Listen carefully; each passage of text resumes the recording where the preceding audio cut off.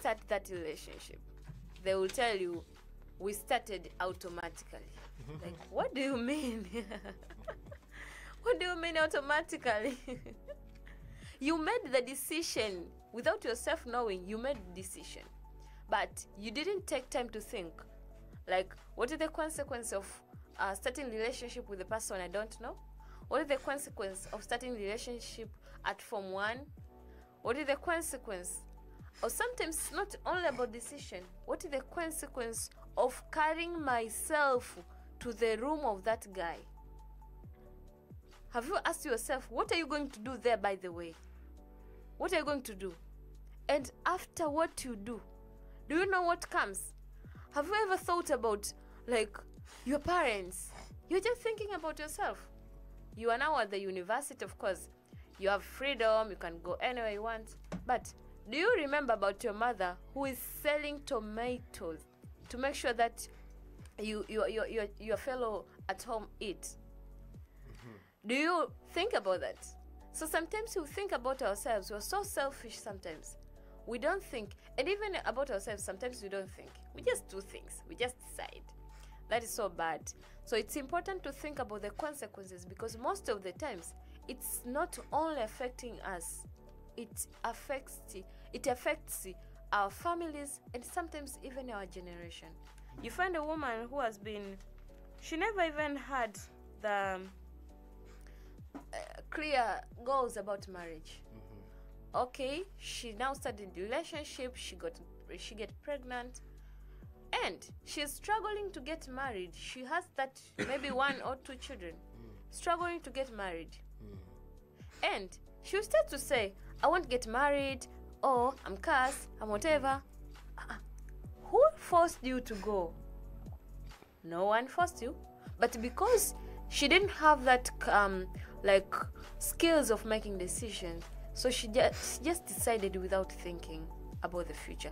And you see that future, like that, the consequence now, it is going even to her children. You start to raise children on your own. Your children lack father figure. They start to behave weirdly. A lot of things happen over the years. So it's good to think. Wow. Yeah. That is very interesting. So I want to highlight something there and ask you something.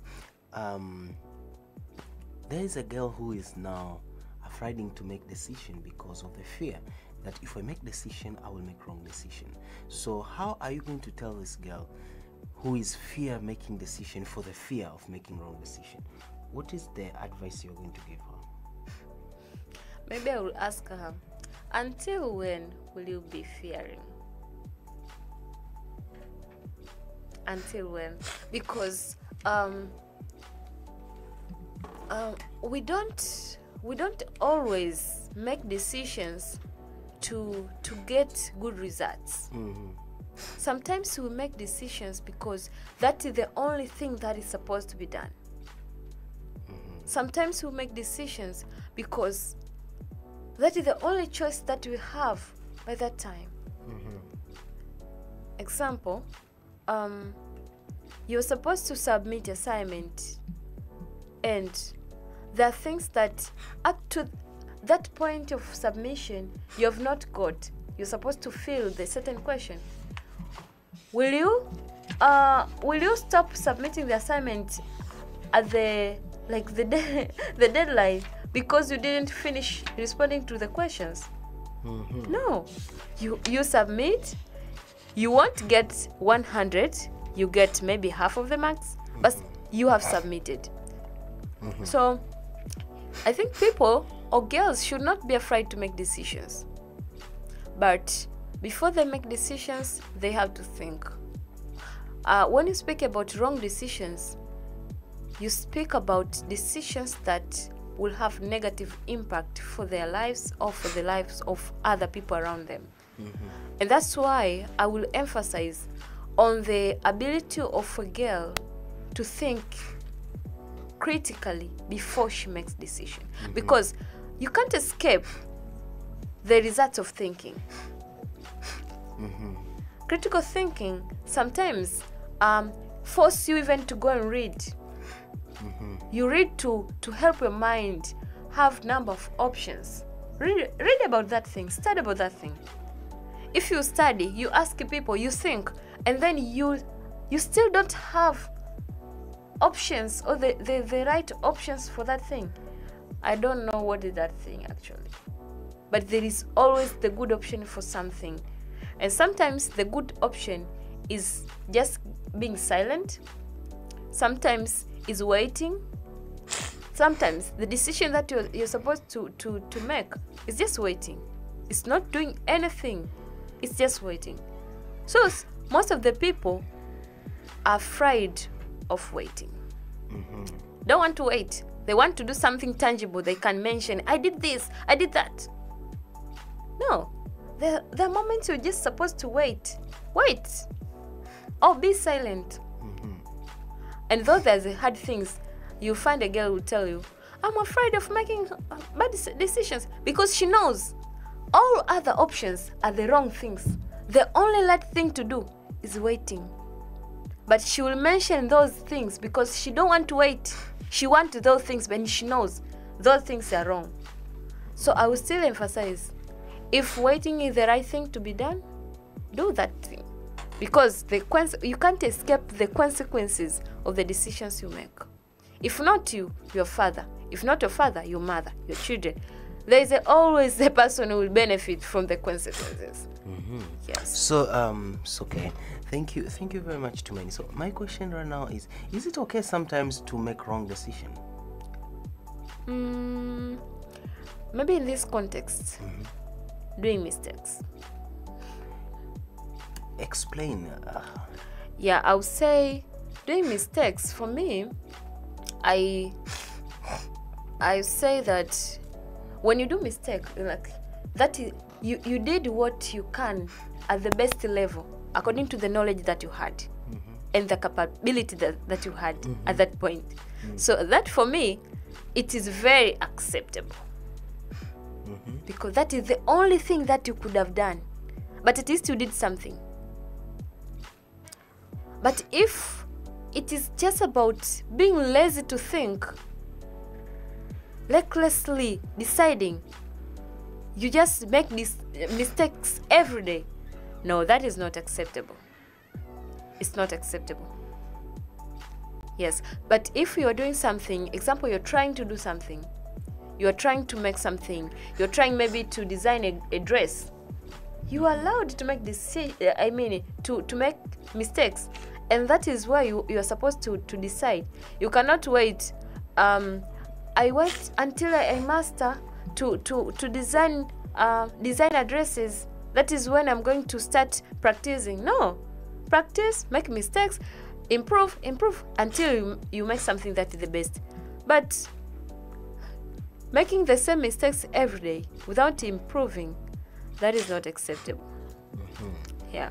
Wow, that's very interesting. So how can you help a person, a lady who made decision prior, and according as you said, it was because of ignorance, the level of understanding, but that decision become a very serious resulted to a very serious negative impact. For instance, she made a decision back then while she was very young, and then she got HIV as the result of the decision that she made, and now she has given up. She don't know what to do. Maybe she was too young, maybe standard 6, she was maybe manipulated in making decision, and she decided to have sexual relation with affected person, and now she's a HIV positive person. She become depressed. She can't make any move out. What are you going to tell this girl who once made a decision and now she's living in a regret of her decisions because she's now suffering the consequences of being HIV positive? Before I tell her something, bring her to me. I want to hug her. Okay, maybe out there where she is, she's listening, she will come for her. Okay, yes. There are those decisions that people make, and they affect our lives, they affect their lives, and it seems like there is no turning back. There are those decisions. But I would say that it's not over until it's over. There is always another decision concerning the decision that you made. There is always another decision that you're supposed to take. But then the situations that sometimes can become hard. They need a person who can be closer to you. They need a person who can handle you with care. As example for that situation.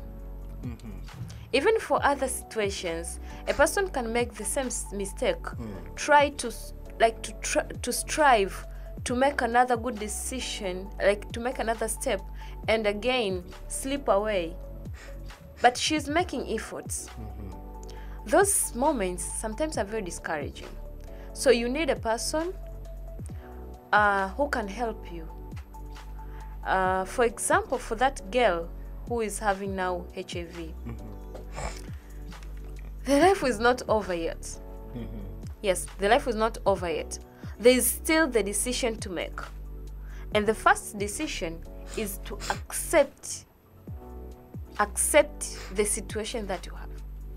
Accept that, of course, yes, I am HIV positive. I made mistakes. She accepted the guy without knowing what she's doing. And maybe over the years, she has been intentionally sleeping with other men so that she can even make other people infected. And now that she's back in her senses, she's crying, she don't know what to do. I'll still tell that girl that it's not over yet. She needs a person, but even if she has a person to hold her hand, to hug her, to help her move from the place she is, she needs to accept the situation. That she made mistakes, she's HIV positive, but she needs to accept that there is a way ahead of her. And there are so many ways, but the first one I would say, it's about emotional settlement.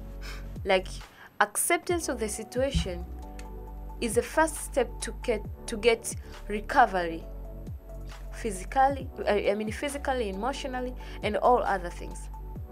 Because sometimes she can be using ARVs, but if her mental health is disrupted already, her body cannot respond well.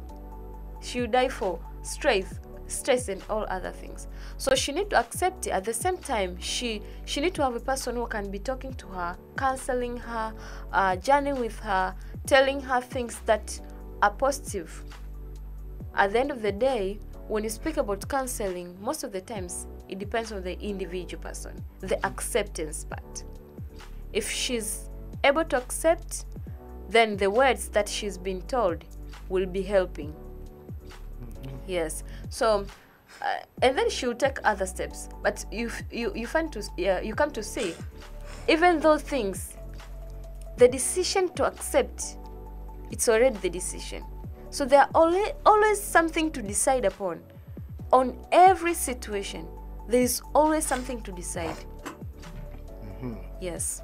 Wow, I really love that explanation for this person who has given up because they were suffering from the past experience of the decision you make. So, Tumaini, how do you help a person who her decision are held by her family? She can't make decision unless her family approve it.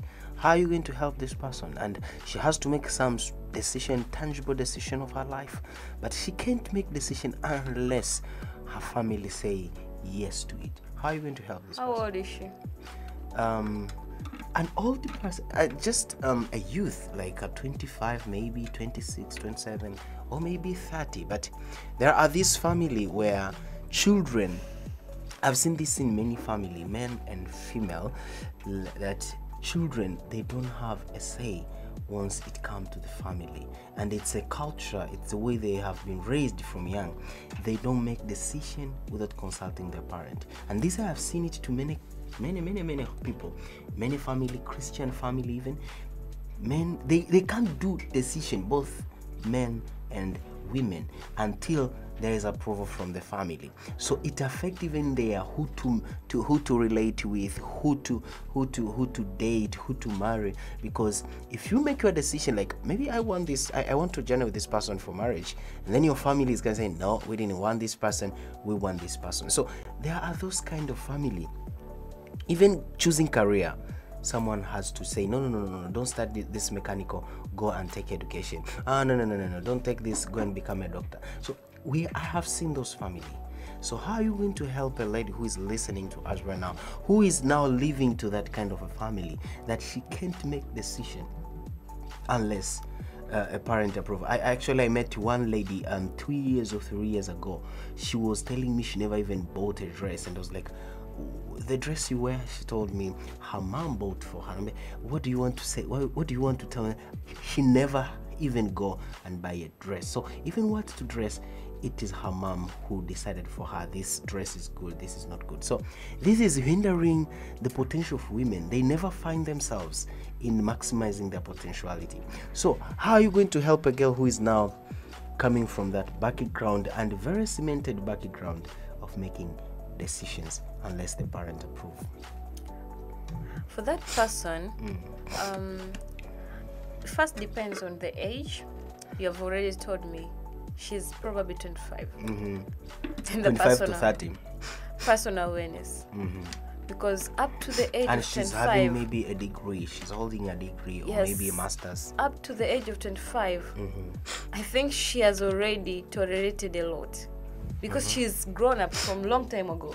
She was supposed to have left home for a long time ago. I think it's high time that she's supposed to now go. She has to sit with her parents, and she has to clarify who she is. Now, okay. I mean, the purpose she has. And then request her parents that, Mom, Dad, I need to make these and these and these decisions, and these decisions are important for my life. And then very politely, if they won't accept, I would say that she's grown up. She's supposed to start her own life. That is what I would say. Because if she entertained that thing, she will be choosing the person to marry. She'll be told where to work. She'll be told which country to go now. She'll be told everything. What is the essence of growing up? If you are being told even the dress, of course it's good for mom to buy me a dress, but it's not a limitation for me not to buy dresses because my mom is buying for me. No. And parents, I think, parents who need to redefine parenting. Before you get the first child, as parents, you need to define parenting for you too, the couple. You need to define parenting. If you decide that you're going to parent that person, you're going to hold that person until they are 40 at your home. If your parents did that to you, I'm not sure if you could have been married. You need to define parenting. Not only parenting according to your background, you need to define parenting according to this current era. This is the era of freedom. People are free to go to different areas. You cannot hold your children at your home, even when they're at their 20s. It's hard. Yes, I think that is what I would advise her. Wow, thank you for that good advice. I believe someone who is listening to us and you're passing on that situation, you can't make decision unless your parent, your family has say so, or it's your brother. That's the culture of your family. You need to be the first one to break out of the cage and own your own life. Okay, thank you so much to Tumaini for that powerful. So the other thing I want to ask you is, how can one learn what's the best approach of learning from the bad decisions we once made? One of the thing that a person can do is don't run away from what you made, like from what you decided. Don't run away. You can just stay apart from it for some hours, for some time, but don't run away. Go back and evaluate what made you to decide what you decided, what made you to do what you did. And then ask yourself, how could have I done better? What could have I done to make it the best situation? And from there, you see, how can I use these best options for the best in the future? So that is the way that you can learn. And sometimes you can have lessons already, but you have not accepted the situation. They call it failure. You have not accepted the lessons. Because the person who have decided and fail is having experience than the person who just sleeps without deciding anything. This person in love says, the moment you finish to analyze and make one mistake, the moment you finish to analyze and make one decision, I've already failed 3 times, and I am doing the best thing ever in my life. So the moment another person is finishing to analyze, there is another person who have made already mistakes. They have learned already. They have moved on. So it's important to not run away from the mistakes that we made, from the decisions that we made, but pick up yourself, go back a bit, evaluate, analyze the lessons, see what can you take for the best for the future. Move on, and that experience will help you. Yeah, it will never be the same. Yes. Wow, thank you so much, Tumaini. Thank you for that insight. So another question about making decision. As far as a African lady is concerned, a future mother or a present mother, a future CEO, but a woman, why it is very important to consider others before making decision? I would say that the life of a woman is accompanied with a lot of people surrounding her, starting with parents, starting with mentioning of the partner, be it a boyfriend or the husband, speaking of children, speaking of siblings, speaking of the fellow worker, speaking of the students, maybe you're teaching students, speaking of the people who follow you. So the moment you're making decision, you need to have that thing on your head. Don't think about yourself. I mentioned this thing earlier, that sometimes we make decisions because we're too selfish. We think about ourselves. We don't think about our parents. We don't think about the people we lead.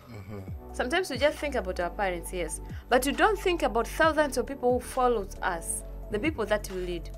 So it's important that we consider all those angles, like all the factors, so that once you make decision, you make decision that you want to regret making, because you considered all other factors, including the people that you work with.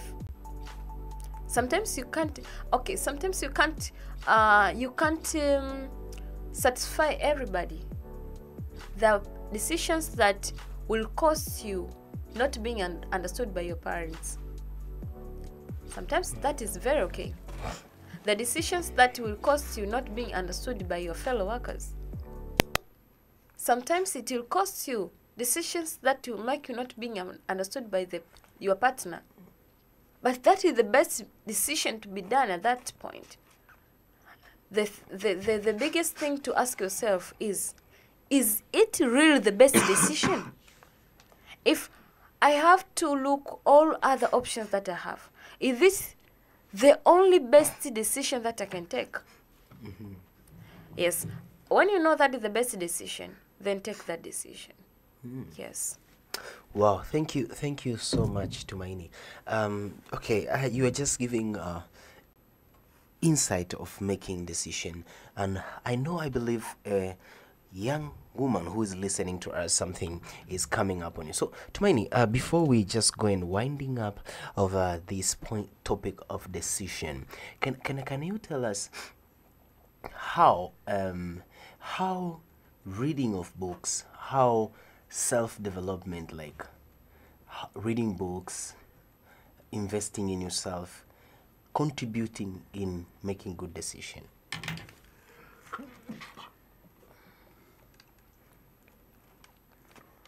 Let me start with reading books.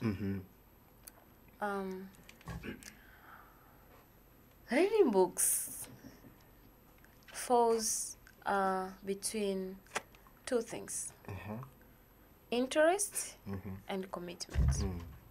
But I see like the rope is being pulled into the commitment part. Reading books is more of commitment to develop mentally, intellectually. Reading books, not only reading books, exposing your mind to new things, to new knowledge. You challenge your mind. You make your neurons to be active to work. Your brain cells to be active to work. So, when you read the book, you get different ideas. Sometimes you read the book, you don't even understand. You are not even enjoying the book. But that does not mean that you gain nothing to your head. You gain something. So when it comes to decision making, you'll always make decisions according to the information that you have in your head. So what do you have in your head? It comprises of the books that you read, the experiences that you have, maybe sometimes the fears that you use to tell yourself, and the plans that you have, the goals that you have for the future. So those things will help you to make decisions. Coming to the book part, it's very good to read books, because when you read books, you invest the clear knowledge, a certain knowledge that is so clear. Be it experience of people when you read the book, be it quotes, be it just sentences, inspirational sentences, be it challenging sentences. You invest in your mind something that is very important. And I want to remind you that when you read books, you engage your mind. You engage your mind more than when you watch movie.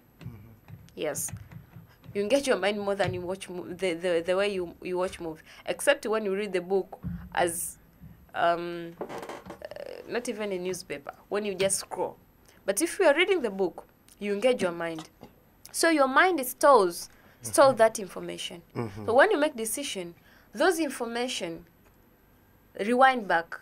They help you to make decisions. So it's important to read books, because the less information you have, the less options you will have when making decisions. Yeah. Wow, that's very interesting to know about making decision. And yeah, congratulations, you are just giving a very powerful insight about making decisions. So I believe the lady who is following us via www.boresha.live is getting something about making decision. Life is all about making decision. Choose today what decision to make. 20. I'll last as to conclude, what things to consider to become a person who always make good decision. They may not be so much conducive, but what things to consider before making any decision, so that when you make decision, you will not regret. As a conclusion to this decision making. Yes, I'll just pin the very important sentence that I said. Consider who you are, what do you want, and the consequence of the decision that you want to take. So that is the thing that I will emphasize on the life of every woman, every girl over there, that before you make decision, remind yourself, who you are. Because the identity that you have defines how you take things. Example, when a person wrongs you, the moment you remind yourself, who am I? I am a child of God. Which kingdom do you belong? The kingdom of God. How do we speak? Not be quick to anger. Be quick to listen. So those things reminds you that you can't to start just murmuring. No. Because you don't belong to that. You belong to another kingdom. So know yourself. Know your identity. And know what you want in life. You know that you want to fulfill the purpose that God have kept for you. You want to please God. At the end of the day, you don't want to have the negative consequences of that decision. So that is very important. Wow, thank you so much, Tumaini, for this powerful discussion, powerful response to the question which were ahead of you. So let me welcome our listeners. We are keep moving. We are still going to the next topic. We are winding up about this topic. We heard all the question. I don't believe if in one way or the other we just come across the question which you had in your mind, and we just helped you to ask them to Miss Tumaini. And I believe that after here today, something will be provoked in you, something new has been created in you, and after today you are going to become a lady who is going to fully exploit your resources, exploiting the potential which God has put in you. So we were talking about making decision. Life is all about what you decide. We really thank you very much for making the to listen to us via www.boresha.live. We know that spending your time there listening to us from yesterday up to today, it's something that we cannot take for granted. We really appreciate for the decision you made, and we promise you that after today you're going to be the source of transformation across Tanzania and the globe at large. Tumaini, yes, welcome to the next topic that I will want you to give us insight from the question that we have. Thank you. How are you? I'm doing well. How is your strength? I'm so energetic, actually. Yes, I think we need to add more than 20 hours. Extra more 20 hours. Yes. Let us see at the end of the day what will be your statement. No problem. We will continue. We are still having many questions for you to respond for us live here on studio. I can remind our listener, you can just visit us on YouTube at BoreshaRadio.live. You can view there and be live with us direct from Boresha to the world. And this is an official attempt of breaking the Guinness World Record for the longest radio interview. This is your host, Nixon Mincha, as an interviewer and Tumaini Monesi as interviewee. Let us continue with next topic that I'm going to present, the question that is on desk, and Tumaini is going to respond all the question. Please stay tuned, take your notebook, take notes, and we believe after this question again you're going to give something, you're going to become something which is the better version of yourself. The next topic is working together, teamwork.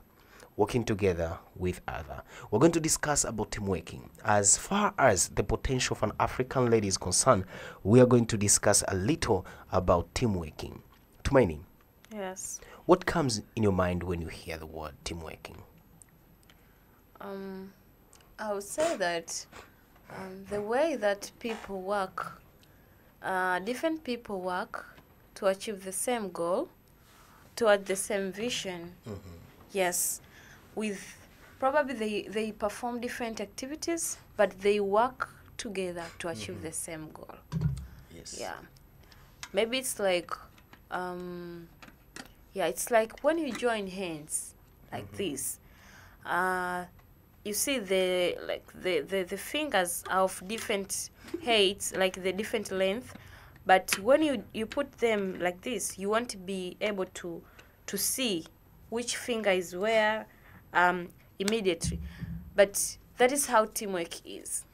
Yes, there's no one who is working independently, separately, to achieve a certain specific goal separate.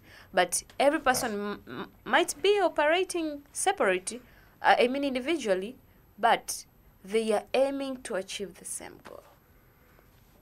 Yeah. Wow, thank you very much, Tumaini. So, why do people work together then? You said it is to achieve the same goal. That's very interesting. That's we are on the teamwork because we want to achieve the same goal. Okay, Tumaini. Yes. How can everyone help when working together? Do you think how can a lady who is listening to us help in a place where there is teamwork?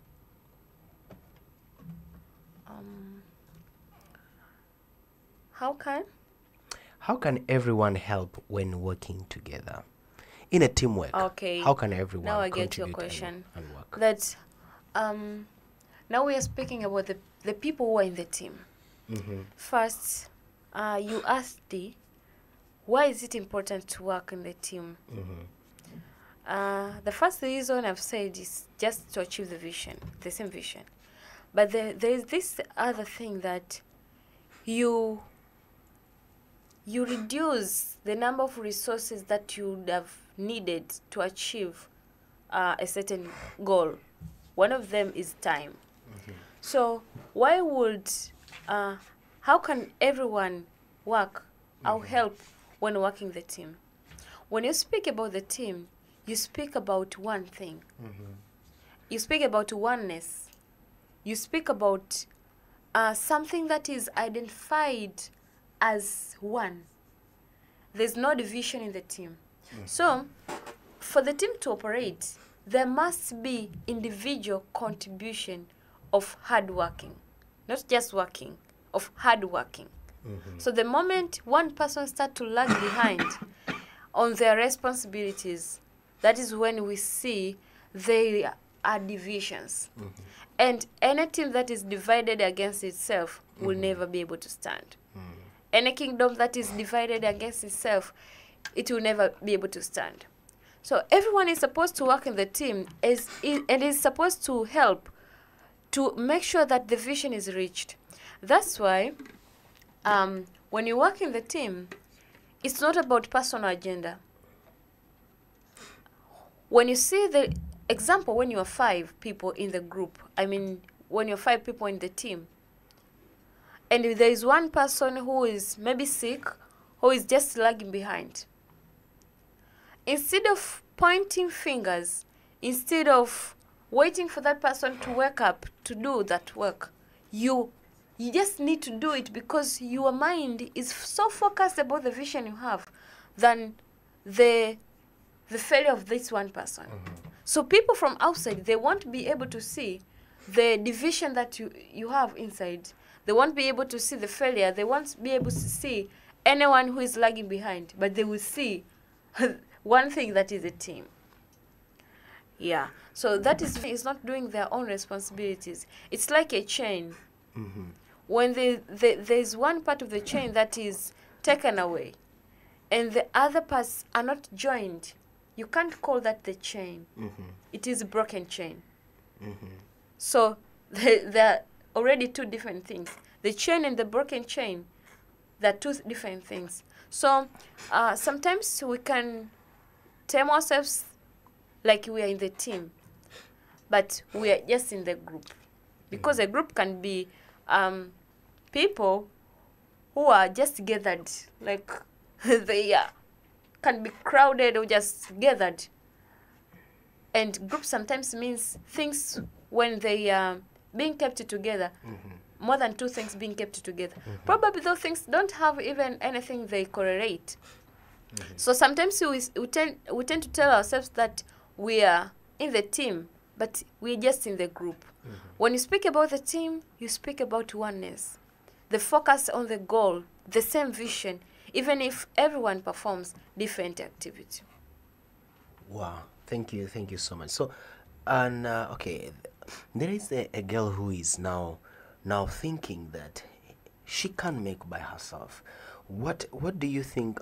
You can tell her she believe that she don't need a team to work with. She don't need a team to work with in explore more about her potential. She believe in herself and her God. What are you going to tell her? Okay, I kind of don't have the contempt on that because it depends on the situation. Again, personal awareness matters a lot when it comes to these issues. Because speaking of a girl who studies at the university, there are those people who never understand when they go to group discussion.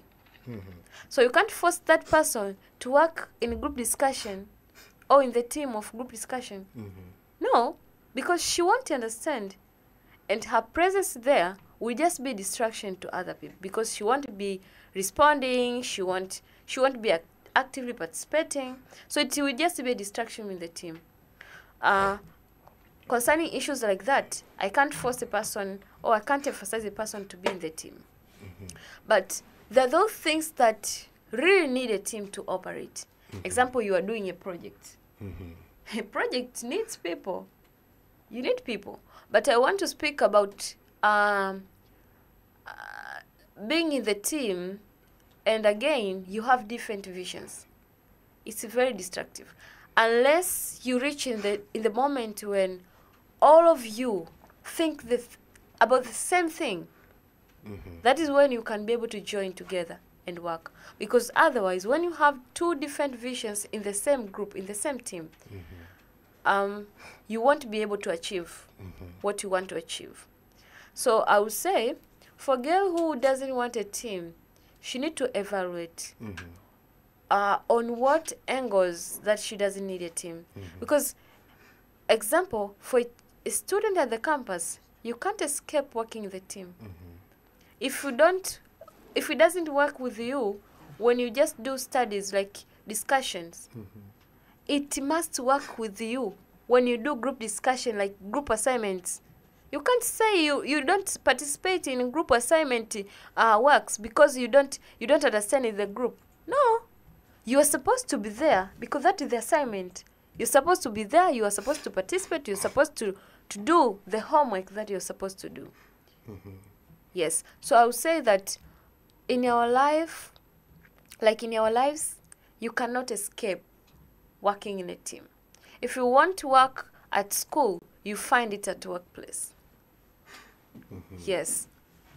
So as our topic say, the potential for an African lady, an African woman, can you tell us how do this relating a team, like how do the team relate to the potential which are in African lady, inside Tanzanian ladies? How do they relate? How can a woman in Tanzania discover her potential inside the team? It's very possible to discover the potential of a girl, especially when she knows herself. When you know yourself, you just know that I am in this group, I am in this team. Being specific, I am in this team. I am not having any reason to be lazy. I'm not having any reason to be just silent. If there is message, I am supposed to respond.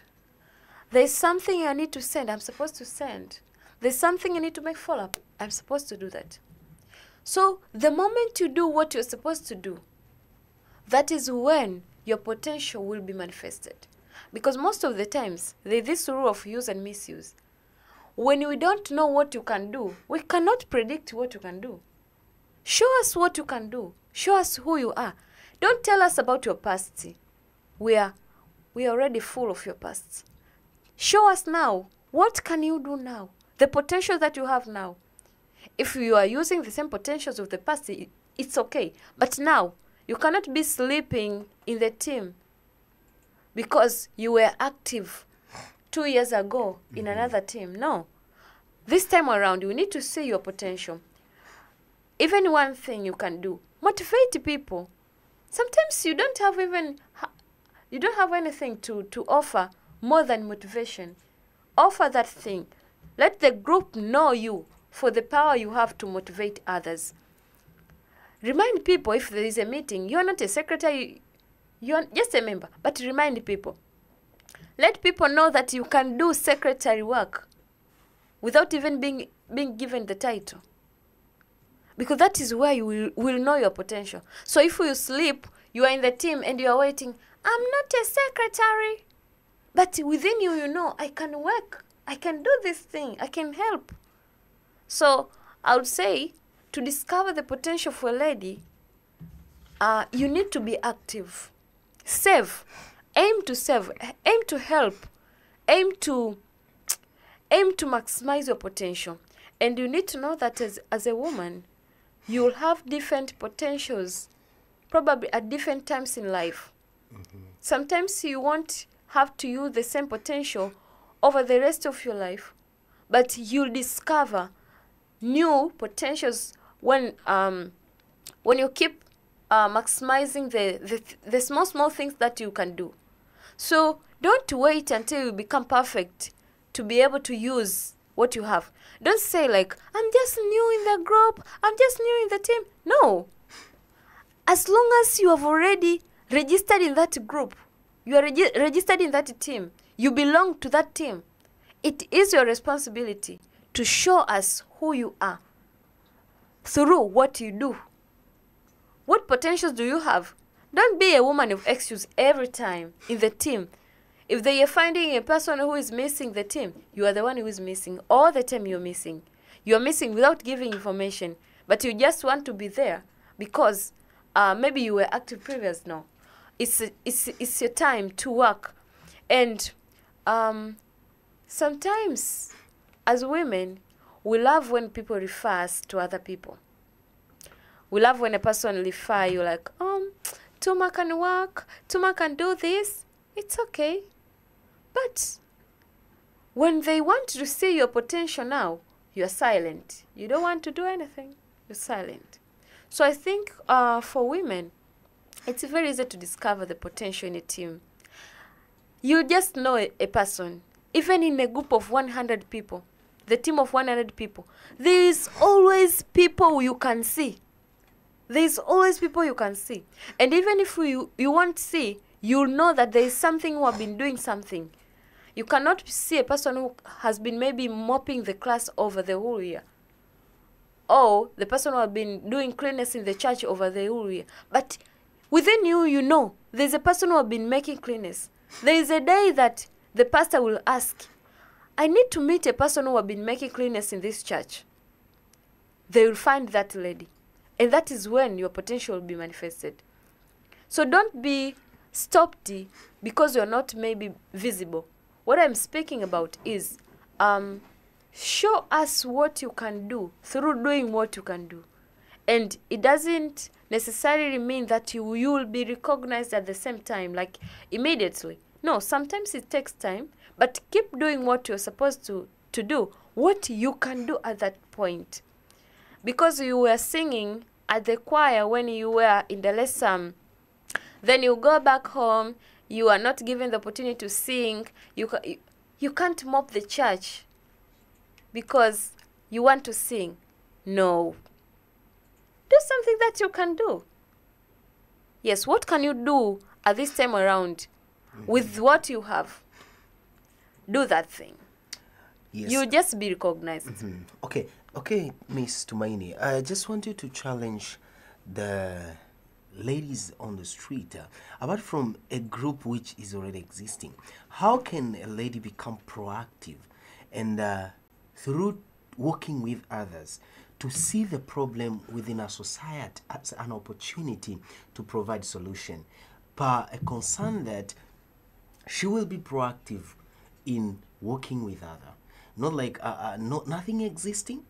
And can you challenge them on how to become more proactive in seeing the opportunity, in seeing problems in the society as an opportunity, and challenge them on becoming proactive in working with others in providing solution? Guessing there are women who are there in the street. There are some problems there. Every day they're lamenting. Every day they just say, where can we get a solution?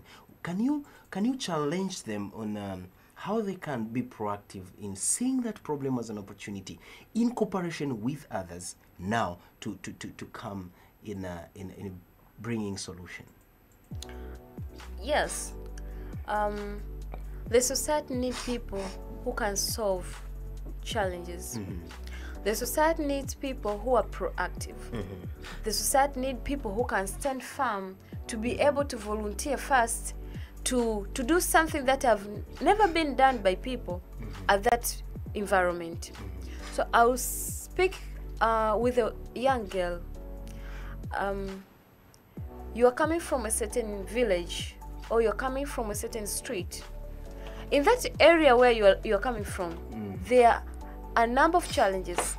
And probably you have already came to Dar es Salaam, you are exposed. So you know a number of ways that you can use to solve that challenge. When you go back home, don't just sleep. Don't wait for people like, I don't know who I can work with. Communicate with people. Ask your mom, I'm looking for the young ladies of this and this and this character. I need us to create this group that will be doing this and this and this. If you don't get that, go to the village chairperson. Talk to him about that. Talk to her about that. Then, after that, when you are given permission, you can start by using that way. Or if you know some ladies, you can just approach them and then start something that you can be doing in the society. You can start small, but then your potential will be seen, because even if you are five, you are 5 people in the team, you are obviously the leader because you are the carrier of the vision. So you're already the leader. So you're already seen as a leader in the society. So you can't hide your potential when you want to solve challenges in the society.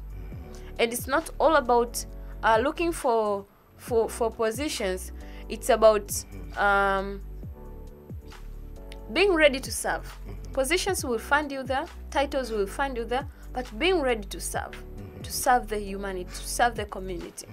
Yes, so it's very possible to be proactive, and it's not necessary to start big. It's not necessary to start big. You can always start small. Okay, thank you so much to my name for this insight. Yeah, so working together. So how communication skill is essential key for working together as far as the potential of women are concerned. How communication skill is a key thing in working together. Let me speak about this thing that is very important. When you speak about the team, any team that it doesn't have communication, that is a dead team. It's a dead team. So when you are in the team, you cannot escape communicating. You are either communicating or communicating. What do I mean?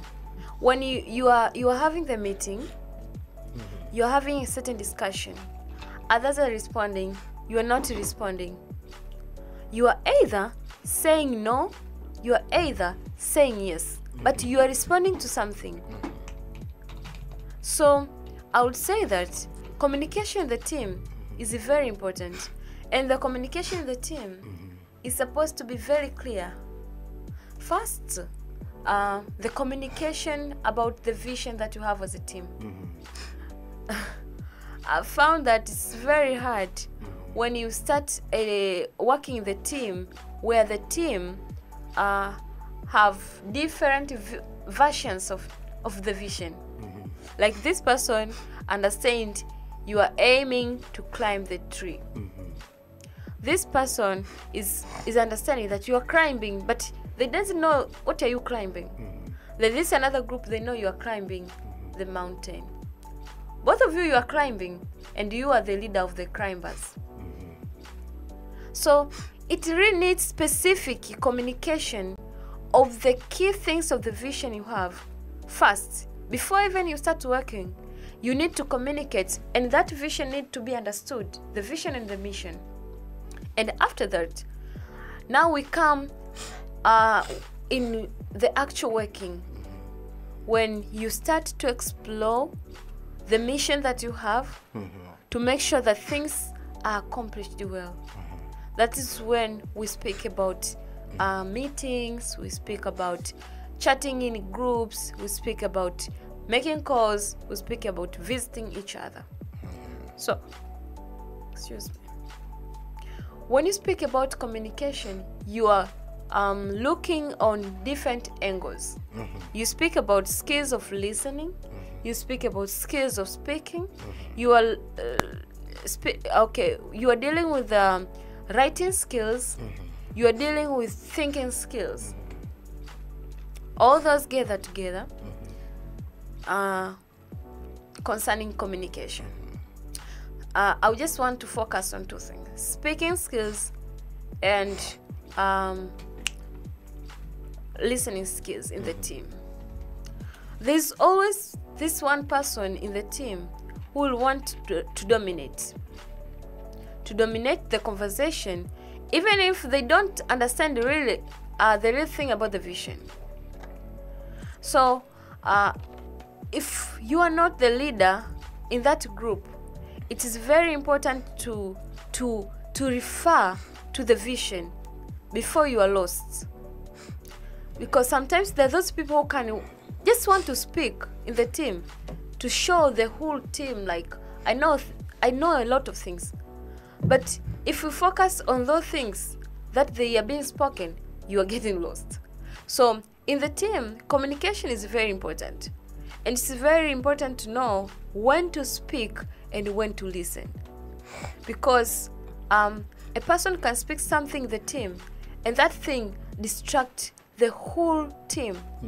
You just start to wonder, why do these people nowadays don't respond?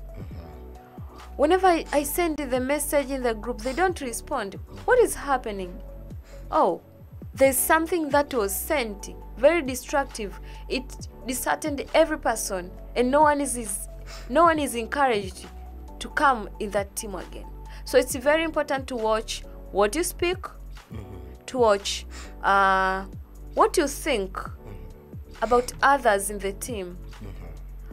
What do you how do you listen? Because most of the times we listen to respond, but we are supposed to listen to understand.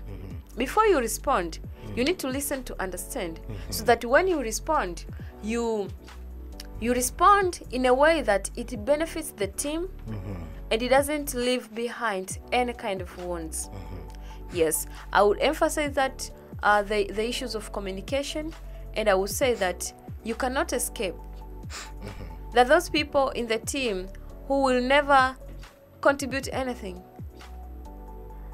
They know that they are in the team, but they will never contribute anything. What do? They stay calm. They won't respond to anything. You'll make decisions, and after time, they will come back. Why did you decide that? We made that in the team. They are like, but I didn't agree. I didn't say anything. So everyone starts wondering, but we are in the team, you were there. So those people, I don't know what to call those people, but those people in the team sometimes are very toxic, because they want you to go back again. You start afresh. Yes. So if you are able to recognize those people, you identify them early, and you point them like, hey, Minja, what do you say about this? So that when you leave from the meeting, you won't have anything that is holding you back. Yes. Wow. So Tumaini, the question that I'm posing right now is, you just point something. Okay, we know women, to discover their potential, they need to stand with each other. So how can a team helping the one who is very inactive inside the team?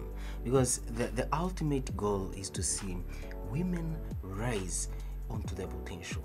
And prior, you shared with us that there is no woman who is not gifted with something. So in a team where only one person seems to be very stubborn in a team, how can the team now investing to this one person and equip her to stand on her potentiality? Because what we look now is this one person to be able to stand. How can the team now contribute to the standing of this one person? Okay, I'll say one thing. Growth should be intentional. Growth of the person should be intentional. Personal growth should be intentional. So you can't force a person to grow if they are not ready to grow. Why am I saying this? Before the focus of the team change from achieving the goal that you have and become the goal to solve the habit of this person, to help this person, you need to know, is this person ready to change? By the way, why did you add her in the team, by the way, like at first place? Why did you invited her? Why did you invite her in the team?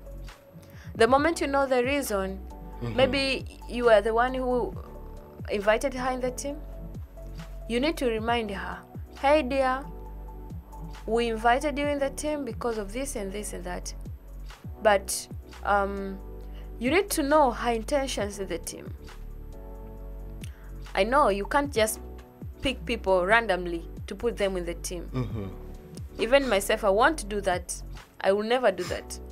Just calling people randomly and put them in my team while I know that they won't deliver. I want to do that.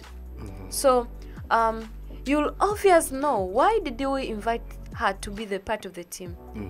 So that reason should be good enough to help you see if she really needs help or she needs to be fired from the group. Before you lose focus from the vision that you had. But in the team, there are weaknesses for every person. Like every person is having strength and weaknesses. So in the team, it's very important to identify the strength, to identify the weaknesses of each other, and being ready to save together to help each other to grow. Yes, that is very important. But if we have that one person is holding the team back, then it's important that to decide that she is not in the team if she doesn't want to belong in the team. Wow. Thank you so much, Tumaini. Another thing that I want, if you can challenge the young girls who are now listening to us for this statement. Can you explain this statement to challenge girls as far as we want them to explore the full of their potential? The statement is that your neighbor, your asset. Can you just give them some clue for women? Your neighbor, your asset. In making sure women are now growing up in their fully of their potential, like seeing your neighbor as your asset. Can you share something there? I'll say that women, we ought to be good people. Yes, we ought to be good people. We are supposed to treat other people so well, because you don't know who your neighbor is. You might be knowing her by her name, but you don't know the kind of person she's becoming. So I'll say that there's always this thing with women, in some groups actually. You find you are in the same team, but within the team there are some subgroups, because maybe you come from the same area, you grew up together, or maybe you're coming from the same backgrounds. Maybe both of you are coming from rich family. So in the team you find there is already some divisions. But what I want to say for women in the team, it's always good to treat every person with the same value. Despite that, you'll be having maybe the people that you're so close to them, but you need to treat every woman around you with the same value, despite of who they are, despite of the positions they have, despite of their backgrounds. Because You cannot predict the future of a person in a second, not even in years. It is God who knows who the person is becoming. So for you to be safe, you need to treat another person with humility, with love, with respect. So even when she will just say, Tuma was not my friend, but I know Tuma is a good person. It has to be that way. And that is very important when you work in the team. It's so bad when you are in the team, especially the team of just a few people, and within the team there are some subdivisions already. That this group that want this, this group that want this. It doesn't work that way. The team should be, whenever the team is together, or even when they are not together, when it is called about the team, it should be known as a one thing. There should be no differences. There should be no division. Yeah. Wow, thank you so much, Tumaini, for that powerful insight. Just a few question to just winding up. Can you tell us, prior we were talking about decision making. I want to bring it up here, like, what is the power of decision in a team? The power of decision, and how far that power can affect the team, and not only the team but the society at large, assuming that the women have gathered and tried to bring solution to the streets, try to discover their potential. What is the power of any decision they will be making as a team, but also as a picture of a community? I'll say that one of the biggest challenge of being in the team is decision making. Like harmonizing everything to be the same, to benefit everyone, at the same time to make every person feel well, not feel mistreated, not feel mishandled just because of one decision that has been made. That is the biggest thing to consider in the team, decision making. So it depends. That those team you find like you are in the team, but within the team you are having a small group of leaders who are leading the whole team. I would say that it's better when you make decisions as a small group first, discuss about the matter in deep, and then you go to the whole group. Because most of the times decision that involves many people, they are so hard to make. You can have variety of options that you cannot even make votes for them. But once you are few, you can be able to make decision and convince yourself about the validity of the decision that you're making. So once you go in the whole group, it's easy to influence those people in the group to be able to listen to you, but also to follow the decision that you saw that it is the right decision. Coming to the team now, it has not been easy to handle the team because sometimes you can be having the same vision, but different strategies to achieve the same vision. Even when you have collective strategies, but sometimes you find a person who is having their own strategies that they believe that the strategies are the best. So working in the team, it's good first for the leaders to listen to people, listen for their opinions, understand their perspectives, and when you have already made the decisions, humbly present the decisions that you made. Because it takes a leader to win influence. I mean, it takes a leader to win a follower. Yes, a follower can do anything a leader wants to do, but it needs a leader to make a person follow. So if you are using force, thinking that through force you're going to make the team work together, no, they won't work. You need to influence them to believe on the vision that you have, the decision that you have made, and ensure them that the decision that you have made is beneficial for the whole group. Even for those who are having different perspectives, then it will be easier for them to understand. So that is what I would say, and I will emphasize that don't just make decisions. Sure, you just share. We have decided this, we are going like this. No. Just share with them, know their perspectives, and influence them. Yes, thank you so much, Ms. Tumaini, for sharing insights about team working together and team working. So I do believe a lady who is now listening, not only lady but everyone who is following us up, is now getting something about a team. There is saying which say, if you want to go so fast, just go alone, but if you want to go far, just go with a team. If you know about Johari's window, do you know anything about Johari's window? Maybe tell me a bit, then I'll continue. Or about there are some things you can't find. Youth people become your mirror. They know about you.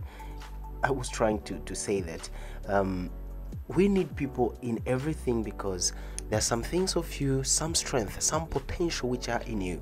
You can't see them by yourselves. You need other people to put their eyes on you so that they can tell you what potentials you have. So, Tumaini, just by concluding about team working, what word are you going to advise young women who are listening right now to you as far as the potential of an African woman is concerned? But also, how are you going to talk to men? Because the role of men in making sure they cooperate with women, because we cannot say we neglect men to make the potentials of women be seen. So the word, a conclusion about team working, cooperation between men and women in a society to make sure we equip women onto their potentials, fully maximizing their potential. What word will you just give as the last concerning the issue of team and working together? There's this one of my famous quote that I created in 2023, I think. I don't know where I got that, but I just love it. That work in a team as if as you are the only person who is responsible before God. Not before people, not before the founder of the organization.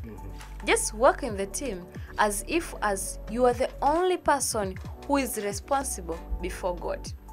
We all know that all authorities on this earth, all of them are being kept by God. Like there's no authority that doesn't come from God. So whatever the work you are doing, do it. Even if you just your role in the office is to mop, do as if as you are the only person who is responsible before God concerning that office. So knowing that you'll work with all your heart, women, may we not be lazy. May we not be lazy in doing the things that we are entrusted to do.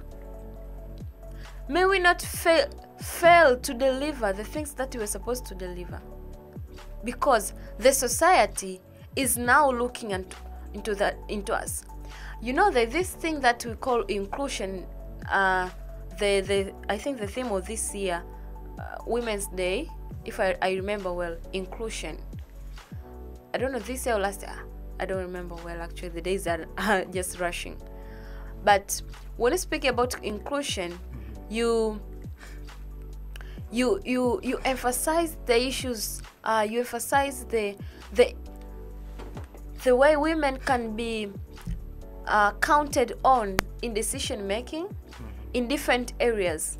But I want to tell you, my fellow women, if you want work hard, if you want have what it takes to be in those positions, it's very hard for people to give us those positions.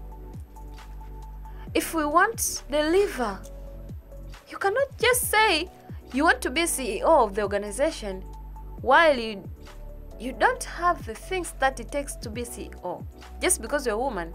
No, it doesn't work that way. So I think it requires women to maximize our full potentials so that we'll be entrusted to hold those positions, to influence change in the society, and to even motivate other people, not only women, motivate young people, motivate men, motivate every person to become the best version of themselves. Because the world is not about competing, it's about every person striving to make the world the better place any person can live. Coming back to men, I usually say that the world without women is very boring, but I think the world without men is messy. So you are very important people in this world. Men, you cannot be ignored. The potential that you have, the capability that you have, but it takes your commitment and your involvement in the working together as a team. Depending on where you are, it depends. It takes your commitment, your availability, your diligence in working in the team to achieve the same goal. Be it to assist women, be it to assist your fellow men, be it you being assisted. You need to work, you need to stand, you need to show up who you are, what can you do, because it's not all about being a man or a woman. It's about achieving, like maximizing the potential that you have in you so that every person can benefit from this world. Yes. Wow, thank you so much Tumaini for that conclusion about team working and working together. Just to remind you, men, your contribution to the fully maximizations of women potential are very key and a very key root in making sure women are maximizing their potential. If men are going to stay silent, then women will also have no a place to maximize their potential. So let us equip them, let us enable them, and let us support them and making our society a better place. Tumaini, welcome to the next session. Welcome. Thank you. We are going to dive more to another topic, and we are going to spend some time here. So I really encourage you to be patient, to keep following www.boresha.live. Don't skip it. Don't turn off your favorite media show. And this is Guinness World Record attempt for the longest radio interview. The next topic, Tumaini, which I want to ask from you and get something from you, is about learning from mistakes. Wow. Yeah, we believe as an African woman, a Tanzanian woman, you have something you can learn from your mistakes. We just discussed about making decisions. We discussed about various issues. Now we're going to see how can you learn from your mistake. So, Tumaini, have you ever make a mistake? Many times. What lesson did you learn from those mistakes? Which one should I pick? Because I think I have many.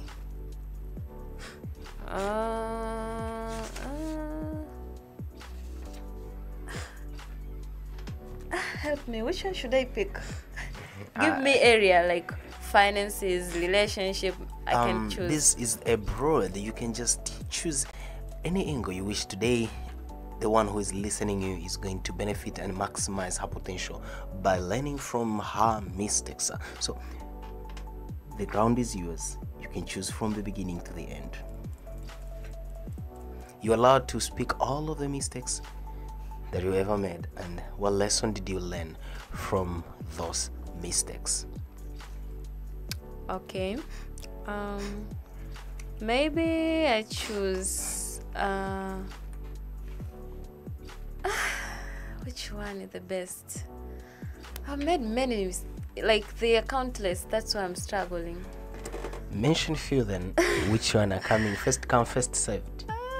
Okay, I love relationship. Let me speak about this. And you tell us how it was a mistake. I don't know if that is the mistake or the error. Anyways, let me share. I once shared this story of mine, but I once had this plan that when I reach 21, I will start a relationship. So when I just reached 21, there's this guy that happened to be, I don't know, a friend. So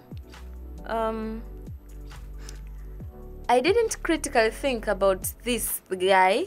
Of course, I saw him like he has all the characters, like the characteristics that I want. Yeah. Okay. So after some months, he approached me. It took 3 days to say yes. I said yes. And how? Do you know what happened? It is a mistake because I count it as a mistake because you can be having goals. I had goals, but I didn't think critically when it came to that guy. So the guy told me that he wants to marry me. Yes, he loves me. And he told me, I give you time to go and pray and think. So after 3 days, I had a dream. I had a dream that he has come to our home, but no one was accepting him. No one was accepting him. I was the only one who was fighting for him, like, I love him, yes. I just even remember the shirt that he wore in that dream. Oh. So it was just crucifixion and rise of Jesus. I don't want to say that it is clarification, guys, because after some time, then I came to know that it was something different. But that time, when he just approached me, I started to catch the feelings. You can understand now. It was like, oh, I'm 21 now. The guy that I've been waiting for, it's time. So, after 3 days, I had a dream. And after 3 days, he came back to me. He asked me, hey, I'm asking about my answer. Yes. Because immediately after I woke up in the morning, I just thought a bit about the dream. So I said, like, I need to fight for this love. That is what that I understood from that dream. I need to fight from this love, for this love. Oh my God. So in the evening, he called me. He asked me, hey, I'm asking about my response. Have you not finished praying? I said, oh, I've prayed. Yes, yes, you can marry me. So we started a relationship like that. What happened? So we had a relationship, yes. I don't want to speak much about that, but I just want to mention that because it affects the way women make decisions. Like sometimes you can have goals. I was having goals. That is the goal for a long time. That when I reach 21, I can engage in a relationship. But how I started a relationship, it was so funny. So I started the relationship with that guy. He was, I don't know if this is being romantic, guys, I don't know. But the guy would call me early in the morning every day. I was so happy because previously I was so lonely. Not lonely, I was alone, I can say. I was alone. So I was not used to those morning calls, whatever. What I know is waking up, going to morning glory, pray, going to class, meetings, sleep, class, meetings, cafeteria. That was my route. So now I started to receive morning calls. So I started to feel like, oh, the guy now is romantic. So after time, I got to know that the guy was mistreating me. He had anger issues. He would call me, I am in the class. Then when he doesn't reach me, when I come back from class, I call him. He will start shouting, "Hey, that's why I don't like women like you." By that time, my heart has already fell into him. So I was ignoring, like, "I'm sorry, I'm sorry." So we continue. And I started to think, like, this guy is romantic. He wants to talk to me every time, whatever. Yes. But then, after some time, I came to know that this anger issue is not a normal thing. But the time I discovered that the anger issue is not a normal thing is the time when he was so strictly, like, wanting to come home. Like, "I want to come to your home, I want to bring dowry, whatever." I started to doubt that time. Like, I'm not sure if I want to get married to this guy. Will I be able to handle? At that time, he has started to tell me, like, "Oh, baby, I don't like when you wear high heels. I don't like when you wear wigs." By that time, I was wearing a certain wig, chuo. "I don't like when you wear the wig. I don't like when you wear trousers." I was starting to wonder, I'm not sure if I will be handling. He has already told me he doesn't like a woman who can work. He wants a woman who can be at home, taking care of the kids. I am busy studying sewer at night. Oh my God. Hey. So I've already started to see things that cannot make us to be together, but he is now insisting that he wants to come home. And at that point, I didn't make the right decision, actually. I didn't make the right decision. It was hard for me to say goodbye to him because he was already in my heart. I knew that is not the kind of husband I want in my life. He was claiming to be born again, I don't know. But I knew that is not the kind of man I want in my life. So I was kind of stranded. It took me some time to say no to him. And I remember that day when I said no to him, when I said goodbye to him, I called him. I told him, "Hey, I'm not sure if we can make this. I'm sorry." By that time, what happened this? I was at home, Iringa. He called me. He told me, "I am on the way. I'm coming to your home. Please share with me the location." I said, "What? You are coming where?" "Oh, I want to surprise you, but I remember that I don't have a person who can connect me to your home, so please just share with me the location." I said, "No, you can't come home." "Who? Me? At university? Bring a man at home?" "Oh." I said, "No, you can't." So that day, it was a bad day because he insulted me, he said bad things about me. I couldn't handle it anymore. I just said, "No,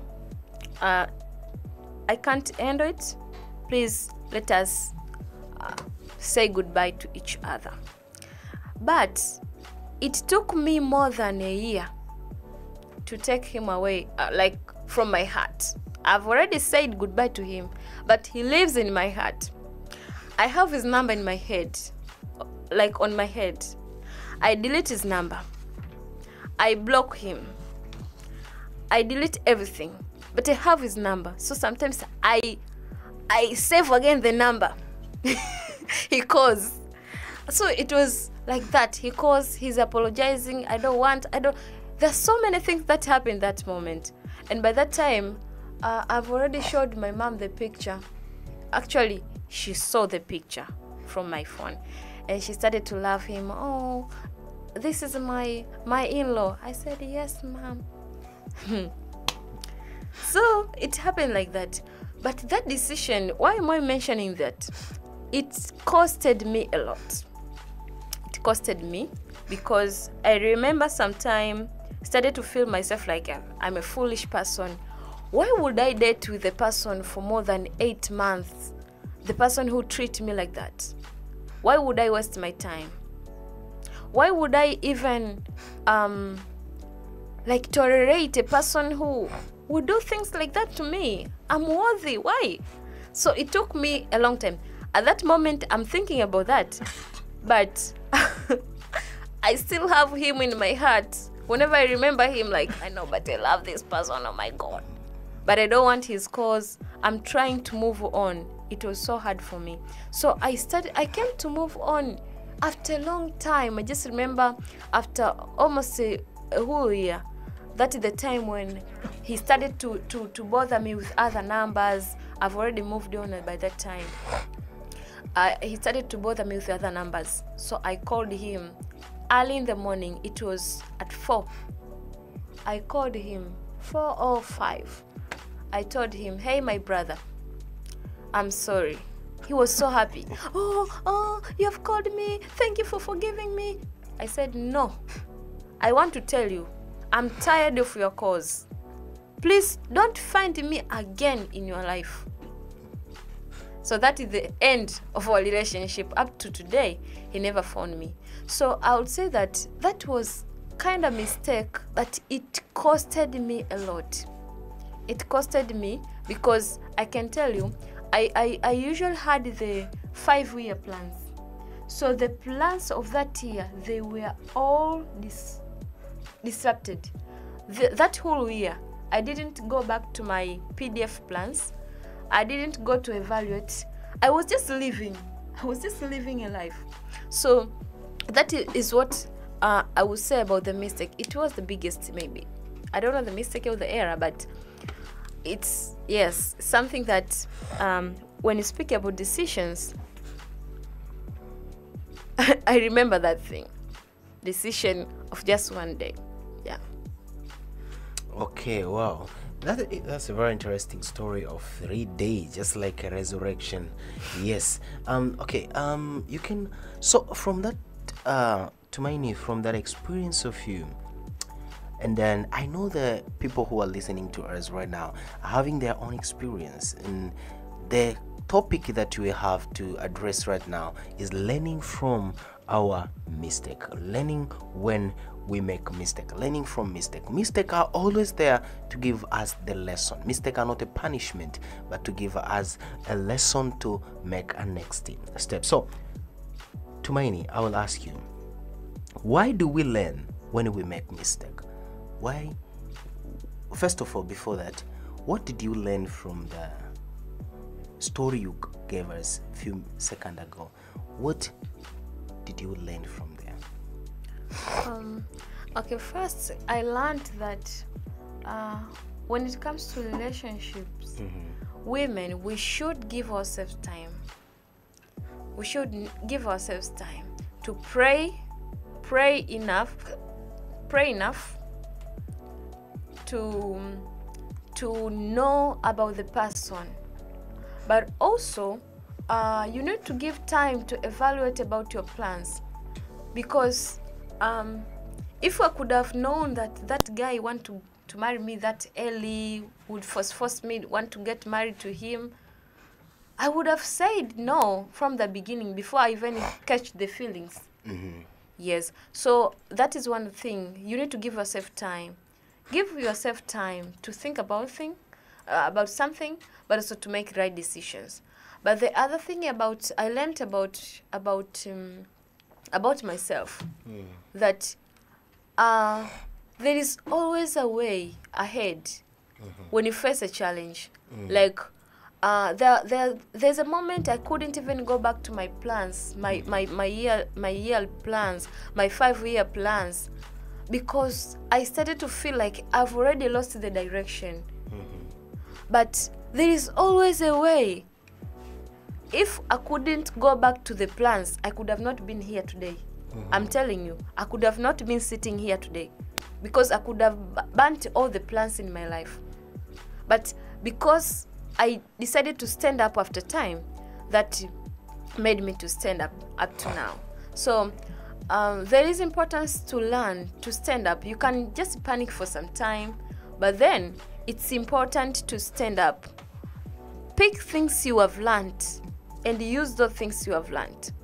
Because I'm telling you, from that experience of that guy, okay, sometimes I used to tell myself, like, I don't know if I ever loved a person like the way I loved that guy. But it's not about love. It was foolishness, I would say. Because for now, I'm not sure if I can put myself in that cage. If I don't see yourself like you're not giving, like you're not coming, why should I stay? Well, that is very interesting. I could have asked you questions basing on the story of stay na kwenda zako, but let me go to the key point. Why do we learn when we make mistake? Okay, it's important. Yeah, we learn because we are growing. And if so, we are growing. How can we make then those mistakes help us grow? Maybe someone is watching us, listening to us, and she or he is experiencing now with a lot of mistakes now. Guilt is now eating him or her. How can they turn their mistake they made in life to the catalyst for growth? I'll say that mistakes helps us to grow when we decide to use them. Like when you decide to use the lessons you got from the mistakes, that is when you start to grow. If you want to sleep, cry about the situation, and you lose focus, you want to forget about the plans you had in life, it can work, but you lose direction. But you can decide to use the lesson that you've got from the from the mistakes, to benefit yourself for your life, for the betterment of your life. So example, if you have learned to set goals, like you didn't set clear goals, in the next situation you'll be able to set clear goals. You'll just be reminded, hey girl, slow down a little bit. Yes. Wow, that's very interesting. So can we, what should we do when we realized the mistake that we have made, we can't fix it? For instance, yes. At your side, you made a mistake which you had ability to fix it. What should we do when we know that this mistake that we made, we can't fix them? Okay, I didn't tell you the part that I didn't fix. I wasn't able to fix. Before we started dating that guy, we were just friends. So he had borrowed me money. I borrowed him money. I mean, he asked me for some amount of money, so I gave him. And the moment when I started to ask about the money, he told me that he's going to give me. That is the moment when we were about to start the relationship. So we started the relationship while he's having my money. Later, when I started now strictly wanting my money, he started to say like, oh, I'll give you, oh, I'll give you, I'll give you. He didn't give me money until the day we have broken, like we have broke the relationship. So I started to fight. There's a moment when I've told you that the moment I was going back to his number, like saving again, because sometimes I was remembering about my money. I want my money back. I didn't give him because he's my boyfriend. I borrowed him. He need to return my money.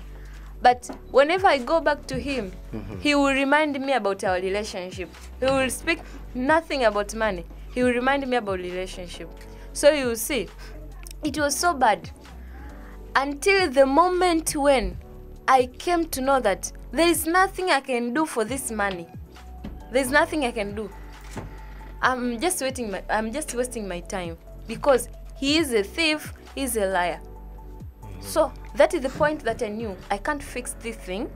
Let me just let go of the money. By the way, money will be found. Yeah. So when you know that you can't fix something, don't force yourself. Don't kill yourself, especially when it comes to money. Money, finances. Sometimes there are those things like maybe you have got HIV, you can't reverse. Just seek to know what can you do concerning that situation? Because otherwise, it will be hard for you to move on. Decide just to let it go. Because for now, if I look back on myself, I'm like, that was a very little amount of money. It was a very little amount of money. But by that time, it was so important for me because I have saved that money for a long time. But it's, of course, it's a very little amount of money. The whole of your saving. Wow, that's very interesting. Not the whole. Yes, I've saved for just a long time. Yeah. So yeah, it's a bit interesting. So you were explaining on the part of the mistake you couldn't fix. Now, what should we do then when we realized we have made mistakes and we can't fix them? What a person should do then? Okay, I've said that when you know that you can't fix something, don't kill yourself. Start to move on. Because the moment you move on, when you come to look back, you'll understand the thing that you were fighting was not even worthy fight to be fought off. I mean, example, you have lost example money. Let me just speak of money. Money will always be found. You'll always find money. If we want to hold that money in your heart to prohibit you from doing all other things that you can do in life, then you're mistreating yourself. You're prohibiting yourself from doing number of things that you could have done. So I think it's important to forgive yourself. Because I can remember the scenario. I can remember the situation. There are moments I was started to think about myself. I thought, I am so foolish. How could I, me, do something like that? That guy. But you've already done. Yes, you forgive yourself. Mention the lessons that you learned. Move on. And that should be the thing that should help you to make the best decisions in the future. Okay, so that's very interesting. I would like to ask this other question. As far as the potential for a woman is concerned, how can one use her mistakes to become a stepping stone for other women to discover their potentials? Okay, now it's like this. The way I'm using this story as a stepping stone. I know there's a woman who is giving her boyfriend money now. I know. I know you are there. Keep giving. But make sure you want to go back to asking for that money. I wasn't giving him money. I borrowed him money before even you started the relationship, but he didn't return. So I'm laying that as a stepping stone. If you are dating a person whom you are not even sure that you're going to get married or not, you're just dating randomly, please make decisions for yourself. Girl, you deserve the best. Don't settle for less. You are so beautiful, wonderful, fearfully made. And you can't just settle for any guy. Settle for a person who is intentional about you, intentional about building future with you, and you are also intentional. Because some girls are just misusing our brothers. So just be intentional. You're interested. Okay, just be intentional with what you want in life. So if you know you are dating a person and you're not even sure when are you going to get married, you guys, you're just dating randomly. Okay, you don't know the vision of that guy. Yourself, you don't even know the vision of yourself. Oh, I would advise you to rethink, reconsider about yourself. Recollect yourself, girl. Sit with yourself. Ask yourself hard questions. Like, what do you want in life? Why do you date this person?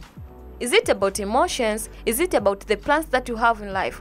What about the calendar in your life? What does it say about you? Is it the kind of husband is it the kind of father of the children that you are seeing in 10 years? Is it the same person? Or you are seeing yourself with another person and now you are dating another person? So you need to make decisions, very intentional decisions about yourself. And when you speak about the things of emotions, emotions will always go. Guys, if I could be having him in my heart here, I could have not been sharing. He's gone, guys. He's gone. So emotions will always go, but what remains is your life. Like the purpose that you carry is more bigger than the emotion that you are embracing right now. That you are afraid to make right decisions because you are afraid that you won't get the kind of man like that. Who said? It's not all about being romantic. There is responsibilities when it comes to marriage. Yes. So yeah, I really like, yes, you are addressing that matter. So the question that I want to point on to you right now is, what should a person do first? The first thing to do after realizing, now I've made a mistake. What should be the first thing to do before passing on the season of regretting, making decision? Because after making a mistake, there are some decisions which are coming next, and it can be worse decision or good decision. So from your point of view, maybe there is a girl out there who has already make a decision which has already made a mistake. So what can be the first thing to do after making a mistake? Okay, I would say recognize that you have made the decision. Yes, you have recognized the mistake. I am done the mistake. What should be the first thing to do? Accept that mistake. And you don't just accept that you have a mistake, you have made the mistake. Accept the mistakes and the lessons that you have learned from the mistake. Because when you just hold yourself into the mistake, you'll always see the mistake. But you can turn that mistake into lessons that you will hold throughout your life, that you will never be able to forget. You'll never be able to forget. Previously, when I was speaking about dating at 21, I was just needing a man who can marry me. Like, I need to start dating, I'm going to get married. But later, after having the experience, I got to know there's aspect of money, there's aspect of emotions, there's aspect of wasting time. Like, you can't be calling me all the time. I'm in the class, my dear brother. That is not love. That is usumbufu. Yeah, that's so very... there are so many angles to look when you learn about through the mistakes, I mean. Well, that's very interesting, but I am seeing that your experience in relationship has make you have a very big story to tell and a lesson to tell. So the question to point back to you, and now, how do you tell people who are hiding their mistake? They don't want to use... Okay, let me put this statement. Your mistake is for others. Your mistake is for others. How can you talk to a lady now by using that statement? Her mistake is for others, that she should not hide her mistake, but using her mistake for the betterment of others. Can you just share from that? Okay, as I have said, I'm boldly sharing because I don't have him in my heart. I won't advise a lady to start speaking outside like what I'm doing. Like, I don't know who is watching, but I'm just comfortably sharing because I'm sharing it to build a certain lady. But I don't advise women just sharing about their mistakes, those mistakes that they have not even healed from. Because why would you share the mistake, especially with the audiences? You can share the mistake with the person you trust to help you navigate through that. But when it comes to the public, things like this, I won't advise a woman to share about the things that she is not comfortable even herself to share. Now you are pointing me to ask you a very crucial question. Now, how can a woman who is now not comfortable with her mistake, now she's not healed, she's not moving on from her mistake, how can she then get out from that mistake? Either fixing it, if not fixing it, get to move on and use that mistake as a lesson to other young girls who will see from her and say, okay, there is this way, if we pass here, we will end in this point. So how can she get recovered from that mistake? As far as you say, if she's not comfortable, she should not speak. We are expecting for her to be comfortable to speak. Even her, maybe she's expecting to be comfortable so as to speak. What can she do so that to become more comfortable to speak?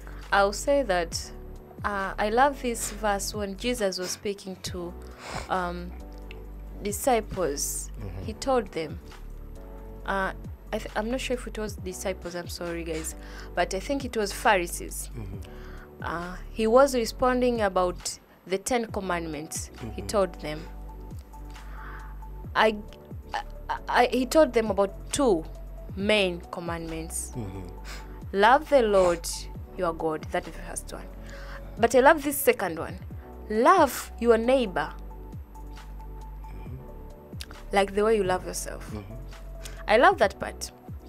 Love your neighbor like the way you love yourself. So before you love your neighbor, you love first yourself. So you cannot tell me like you want to share your story to help other people. You have not healed. The story has not helped you yet because you have not healed. Once you start, if we go to teach other women about probably the story like mine, I would probably teach them like, don't date Christian guys because Christian guys are liars. That by that moment, that is what I knew actually, and that is what I had in me. That I thought you are a pastor. I thought you are a pastor. What have you done to me? The guy was a pastor. You just give a tithe of your my friend. You give I the thought of you your tithe studied theology. That is what I knew by that time, because I was not healed. But now that I'm healed, I can't say that all men are liars. No, it was not just one guy who lied, and probably now he's good with his God. And maybe he's just following. Yeah, probably he's watching. So I can't. When I start to teach women using my angered part, using my hatred, I will always point women into the wrong direction. So I would advise that a woman not to share anything first with the public, like trying to teach people, because there's this tendency nowadays when a person is broken-hearted, is starting to give advice about being broken-hearted through status. We have that and we know. Yeah, and I want to ask you it doesn't work that way. You can respond something there, and I will come to the question which you are not yet responding. I have seen these people, they believe sharing their talking their pain as the testimony, the source of their healing. Like they have done something or something happened to their life, then they go and talk it to the public, preaching it maybe, believing that by doing that it will make them heal. So, and coming back to the first question, now this girl, we want her to use her mistake as a testimony.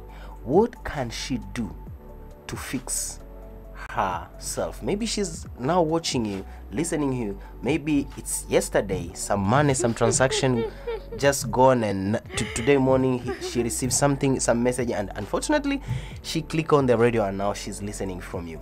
She don't know what to do. Or maybe it's last week, now she's listening to you. What can she do to come out of that thing, to come out, to heal from that mistake?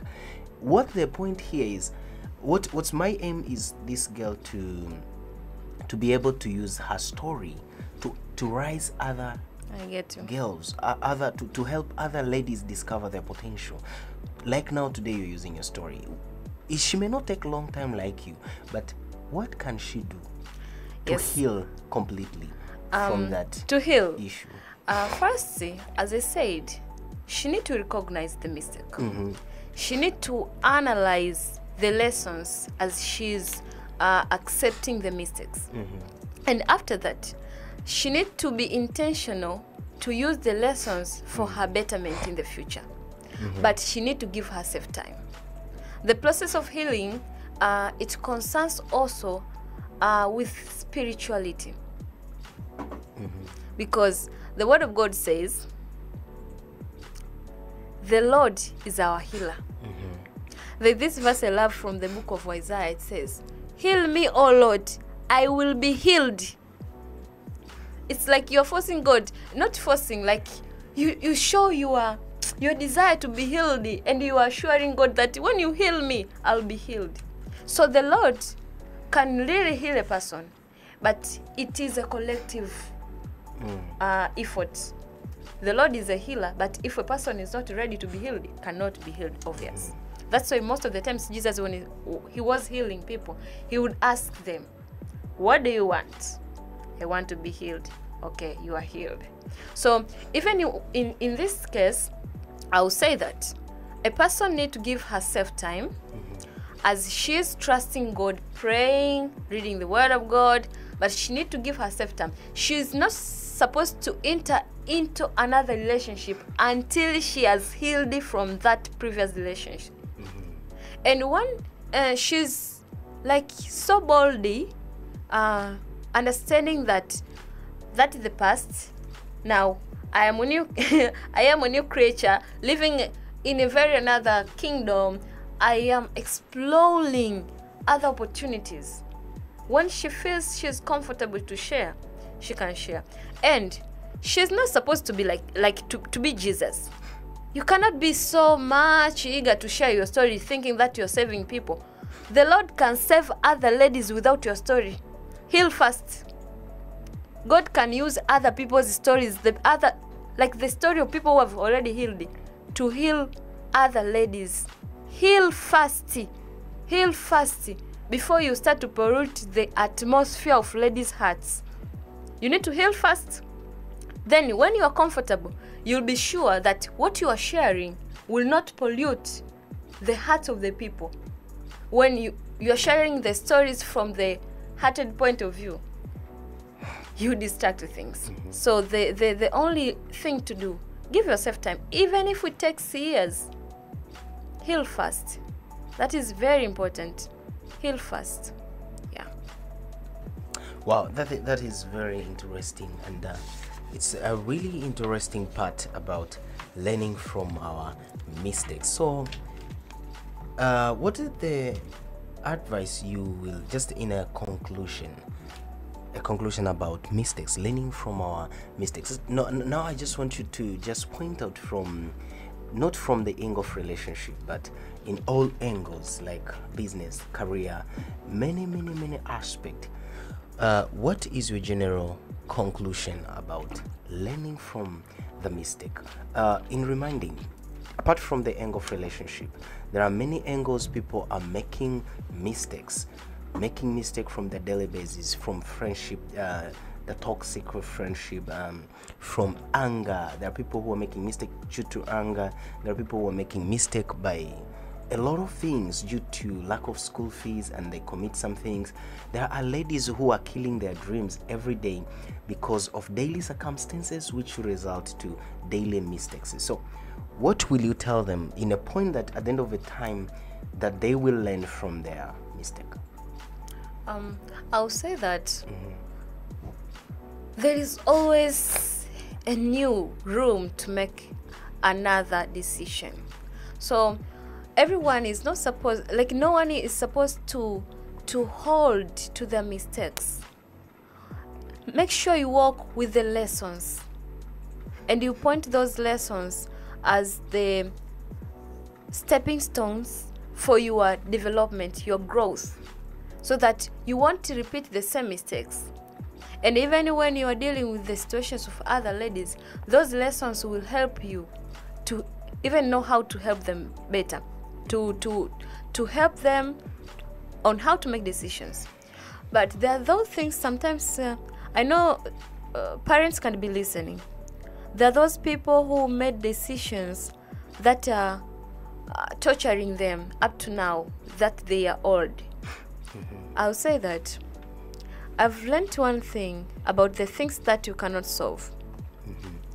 If you have searched, and you came to the conclusion that there is nothing I can do as an individual into this, you have to learn and force yourself to let it go. Because having things in your heart, regrets, those are the things that makes a lot of people to have diseases, especially older people. You might find a person is having stroke, hypertension, but because they made the wrong decisions when they were youths, probably concerning marriage, concerning the number of children they had. So it is killing them every day, every day, every day. But I will tell you again, I just want to encourage you. If you know that the thing that is torturing you, the thing that is making you to be bothered, is something that you as a person cannot solve. You cannot, you cannot solve. And you have even sought other ways. Your relatives cannot solve it. The people around you cannot solve it.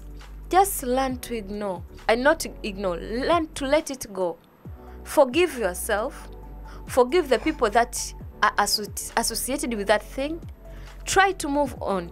Even at your old age. Do not tell yourself like, oh, I will die like the way I am. It's okay. No way. No, you still deserve to live a happy life, a peaceful life. Yes. Wow, thank you so much Tumaini for that insight. Just before we come across another topic, very interesting topic, in making winding up of this learning from mistake, I can just tell a few things that mistakes doesn't mean the end of everything.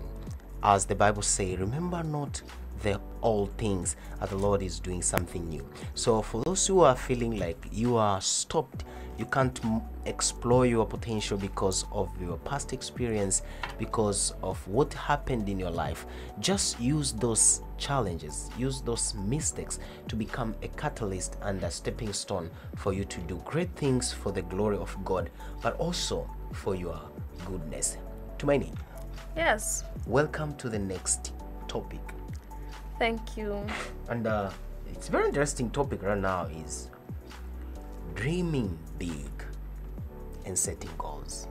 I know prior you just shared on personal awareness. If you can remember, you just shared a little about setting goals. It's applicable in personal development, setting goals. But now we are having time to go deep more in dreaming big and setting goals. And as far as we know that a potential woman is concerned, we want to hear from you. What does it mean when you hear the word dreaming big and setting goals? Dreaming big for me, I'll say, allowing your mind to explore all the possibilities for you to achieve something that relates to your potential. Relates to your purpose. Something that does not consider the potential that you have now. Something that doesn't consider the limitations that you have now. But something that only considers the capability that the Lord has kept within you to serve the purpose that you have in life. That's why I would say dreaming big, it's just allow your mind to dream. Yes. Wow, that is very important. And then why is it important to dream big? First, it's important to dream big because the potential that you have within you deserves to serve the greater purpose. So you cannot be having that greater purpose and then you have the very small, like a small dream. You are misusing potentials, my dear. So you really need to dream big so that you can maximize, you can utilize every potential that you have within you to be able to serve the purpose that you have in life. So how do one person dream? Is that a dream that you go to sleep and wake up, or how do a person create a dream? It depends. From your and I will say this, the ability to dream most of the times is associated with the experiences, the exposure that we have, and the personal awareness. How can a person dream? Of course, there are those people who dream when they sleep at night. But there are those people who just dream when they are walking. So dreaming is not all about, it's not about just sleeping, having a dream like nightmare. No. It is having something, like having that bigger idea that you want to accomplish in your life. Like the vision, having the vision, the bigger vision, of which it's not necessary to come. It's not necessary to come through the dream when you are sleeping. And speaking about background, the things that affect dreaming big or not. Background, the exposure that we had, the nurturing. Yes, those things most of the times affect on how we dream, because sometimes God can have made, probably God has made the great purpose in your life. You have all the potential that you need to accomplish that. But the way your mind think, it is so limited that it cannot go beyond what you know in your environment. Whenever you strive, like you want to think, you can't have any idea, you can't have any picture, because the exposure that you have. And the other thing I've said about the background. Yes, I've also said about the exposure itself. Yes, and speaking about exposure, take a child who has been, since she was born, she has been traveling to different countries, and she's studying in those prestigious schools. The education system is good, maintained, well maintained. That girl, to dream about owning the the company to that manufactures planes, that is a very normal thing to her, because that is her lifestyle. She within a month she's in the flight. But for you, my dear, who has never seen a plane, who you just know the plane of the white paper, the one that you make, you can dream that thing, but the size of your dream can be limited of whatever you know. You can be just having the dream, I want to have this manufacturing industry to manufacture planes. Yes, but the picture of the plane you have this, the one that you hold in your hand. So you can be having the dream, but there are so many limitations when it comes to dreaming big. But I want to say, those limitations can be a hindrance to you to achieve that dream you have dreamed, or cannot be the hindrance. Depends on how you take decisions, because the challenges that you'll face when you pursue the dream as a young person coming from a humble background, who want to build a manufacturing industry, to create planes without even you never even saw a plane. And the challenges that this lady will face are two different things, because she even knows how you enter the plane. You doesn't know, you don't do anything, you just know you're going to have the manufacturing industry. So the challenges will also be different. The challenges will also be different, but the dream that you have cannot be hindered by anything. Yes, cannot be hindered by anything, but can be affected by the exposure, the background, and all other things. And sometimes the background and all other scenarios, the situations, can affect the time that you accomplish the dream. Because for the things that you dream of, but you are not exposed to, sometimes it can be very hard for you to grasp the real dream that you have, because you are not exposed to those things. Yes. Wow, that is very interesting things. So Tumaini, can you tell us how can we then we have already a dream, we have already made our dreams. How can we do to make, what can we do to make our dreams come true? Our dreams come true. First, are you sure about the dream that you have? Okay, that is not necessary to be yes, actually, because most of the times big dreams will always have doubts, and sometimes the person who doubts the dreams is yourself. When I say this, I know what I'm speaking about. Sometimes the person who doubts the dreams is yourself, because you have never been there. You don't have the templates, you don't know, but you know that you are supposed to do that. So how can you achieve the dream? First thing, you need to write that dream down and declare to yourself that it must be accomplished. That step is very important. Having something in your head for many years will never work.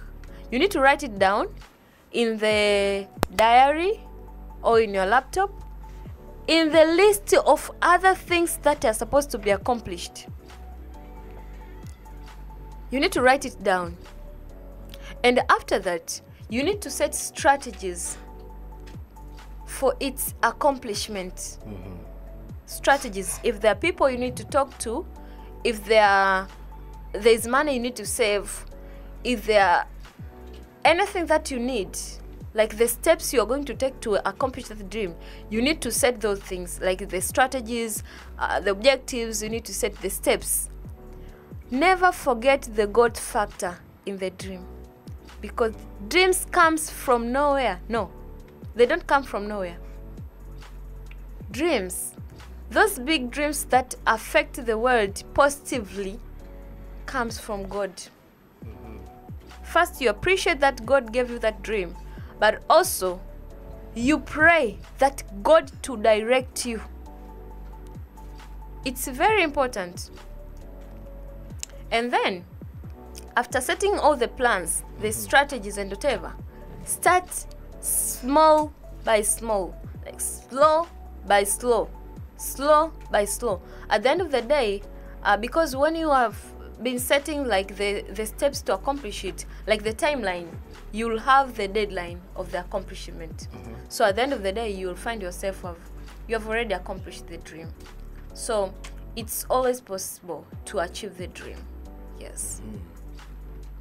Okay, so once you have a dream, you have to set that. You say you have to set the goals so that can help you achieve small to reach your dream, right? So how can one know that the goal she has set are the right goal to achieve that dream? Okay, I would say that before you start even concluding many things about your dream, you need to know that there's nothing that is new on the earth. There's nothing. If there is something that is new, obvious there is something that resembles it. So search for it. Search for the people who did the same thing or almost the same thing. Look at different ideas concerning the same thing. So from there you will know. And sometimes you can even get the steps of like the steps they took to accomplish that thing. Yes, it's not necessary for you to struggle from scratch. You can have the template, you can just put the things. Okay, that is the one way. The other thing I would say, you can set your goals first, of which I will emphasize that goals should be smart. Yes, should be specific, should be measurable, should be attainable, should be realistic, should be time bound. So once you set those, it depends, depending on the dream. When do you want to achieve the dream? Example, you have a dream this year, but you want to achieve it in 10 years. So when you set the goal, the objectives and those strategies, you'll not focus in this year. You focus, like you make the sketch of something that will cover for all those 10 years. So you won't panic, you won't be like frustrated on the way. So when you put all those things together, joining the knowledge from other people, like the experiences that they had when they were achieving on their side. sorry. Yeah, that will help you to know how best can you do. Learn from their mistakes, like what did they do the best, what did they did wrong, what did they do wrong. Point them, see how can you do the best. That is how you can do.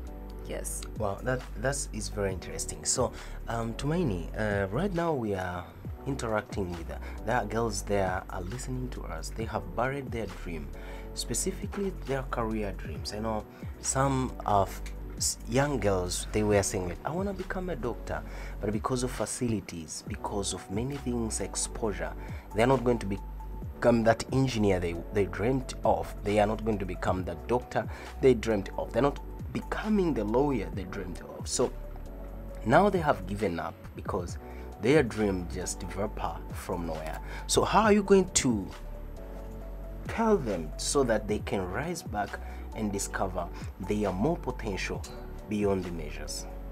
Okay, I'll tell them that, hey girl, your dream is still valid. As long as you're still alive, your dream is so much valid. Stand up, go back to your dream. The dream doesn't die, actually. Even if you burnt all the notebooks, you deleted the files, dreams never die.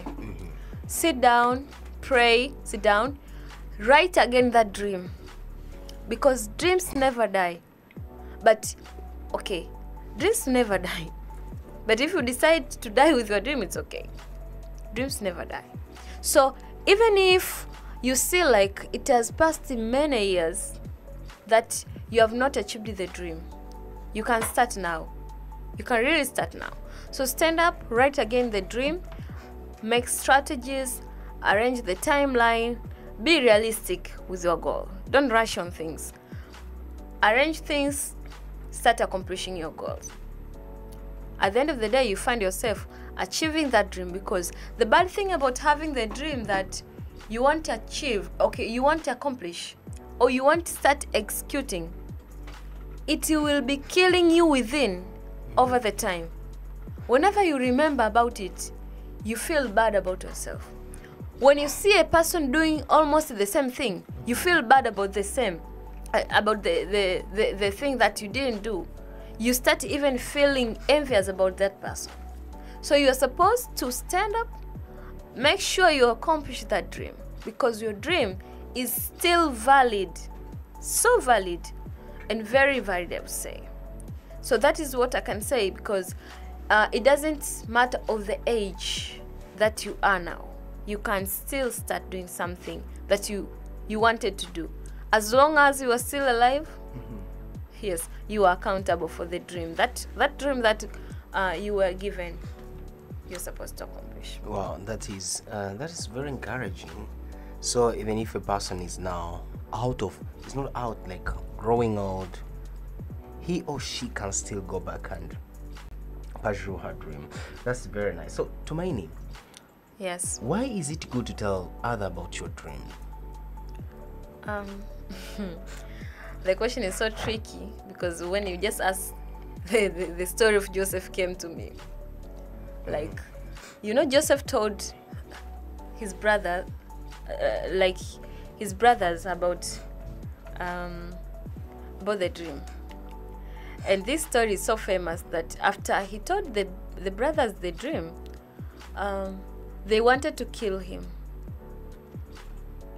I don't want to speak about the perspective in Joseph's story, but I just want to say it needs the wisdom of God for you to know who to tell the dream. Because sometimes you can tell people your dream and you start to be frustrated. There are those people who they will diminish you, like they will criticize your dream. They will tell you, oh, that thing is not the right thing. There are those people, there's always people for that. So you need to have the wisdom of God to know, who do I tell this dream? A person who can keep it for me. Why am I telling that person? But there is importance of telling people about your dream to make you accountable. Very important. Before you die, before before you bury it under the sun, under the sand, you'll be reminded, hey Tuma, you told me that you want to write a book. What happened? When are you going to finish the book? Because you told people about that. They are making follow-up. But you need to tell people, the people that you trust, the people that you know, that they are going to help you to be accountable. Yes. So it's important to tell people, but it really needs the wisdom of God. The wisdom of God, because the devil is after dreams, especially when your dream is about to benefit the kingdom. It's about to shine out the light. The devil is after dreams. Yes. So you need to know, who do I tell the dream? Why am I telling them? Yes. It's very important.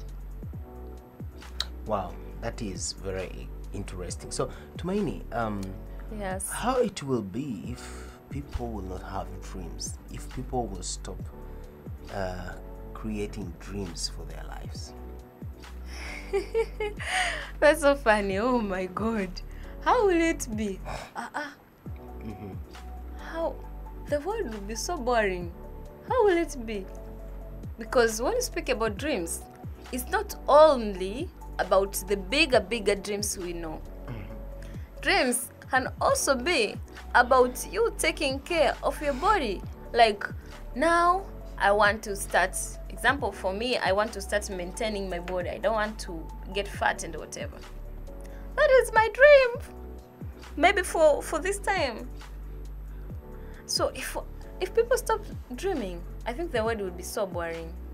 Like, it will be so boring, because the thing that drives most of the people is the dream that we have. The dream that we have in life is what drives people to work. Leave beside the fact that people are looking for money, maybe to provide at home. But most of the people work because they have a dream. So people want to work. The world will be so boring. Yeah. That is what I think.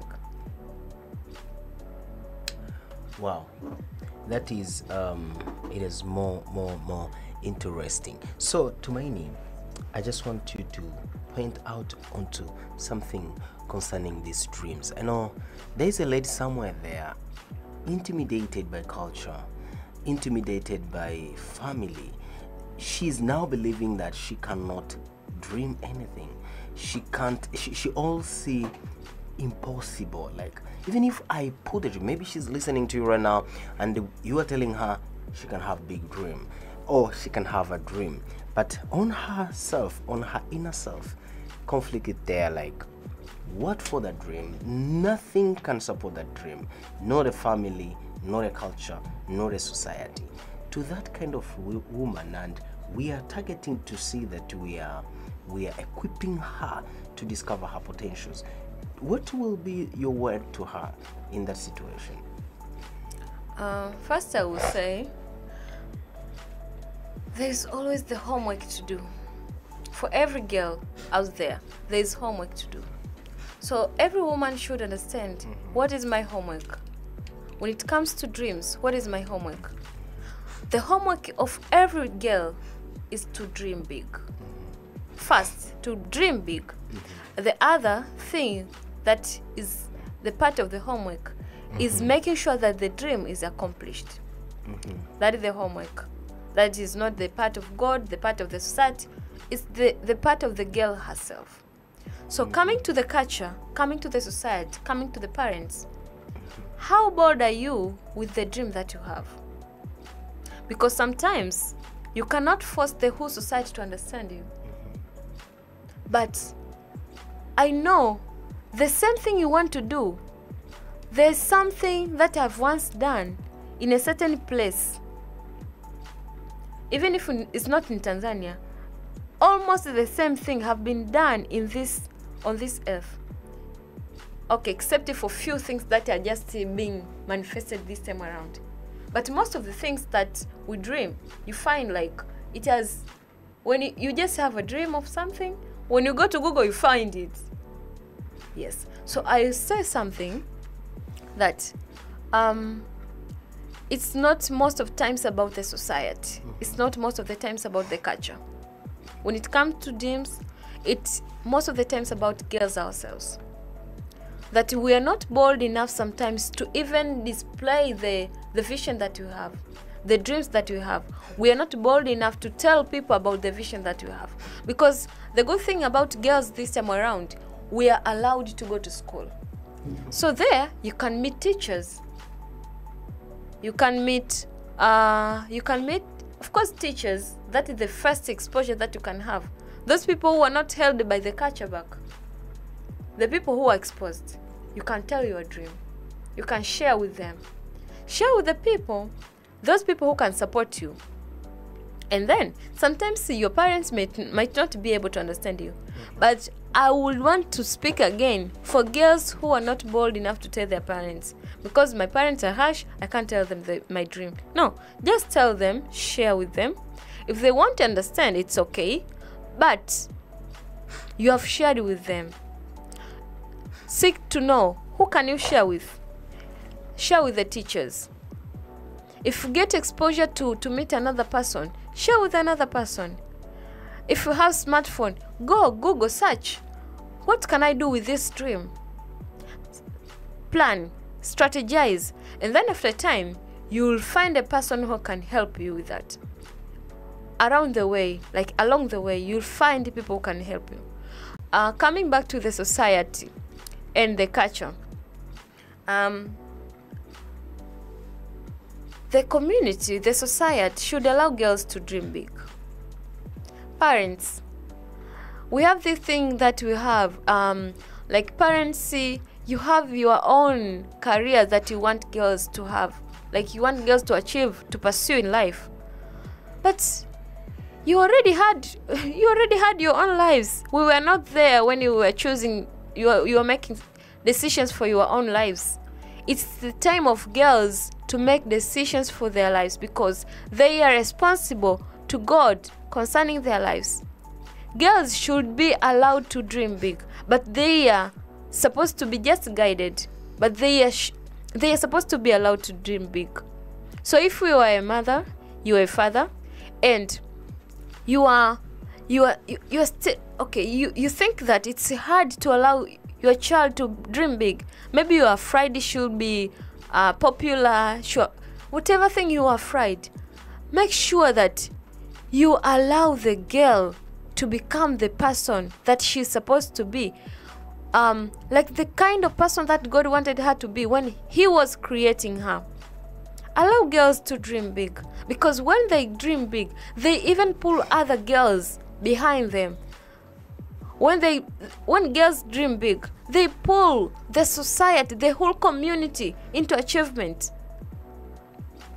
Parents, when you hold your children at home, you are denying them of their very important right to dream big, to become the best versions of themselves. So I encourage you as a parent, please permit the girl to dream. Give her the freedom. Just guide her. Pray for her. Cheer her up. Because your girl can become anything that she wants in life. Just guide her. Yes. Wow. Thank you so much, Tumaini. I do believe a parent who is listening right now is getting something for their daughters. So, Tumaini, how can friends help one person to achieve their dream or to reach their dream? What the role of friendship in accomplishing a dream? Maybe speak about true friendship. Because sometimes you can be having people around you, those people that you think they believe in you. You share with them your things, but they are turning their back against you. There's always the importance of having true friends. The people who can push you towards that goal. And that is the importance of having friends. That they push you towards the goal.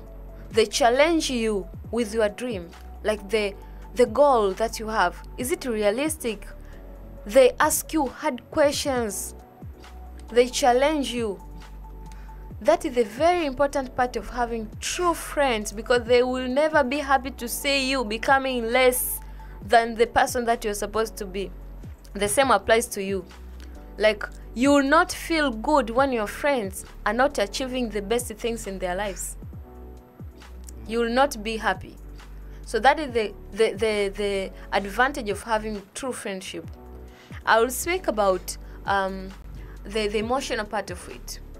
When you are dealing with dreams, I would say it's not as easy as the way we speak about it.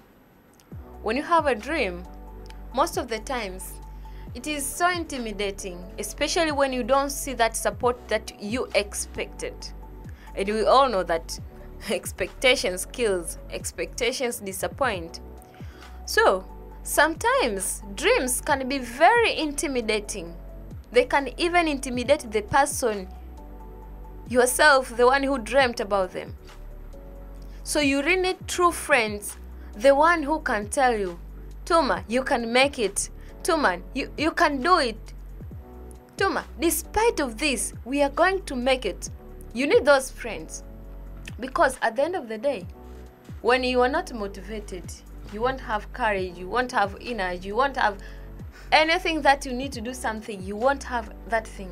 So you need people who can cheer you up, the people who can challenge you, and the people who can pray for you, pray with you.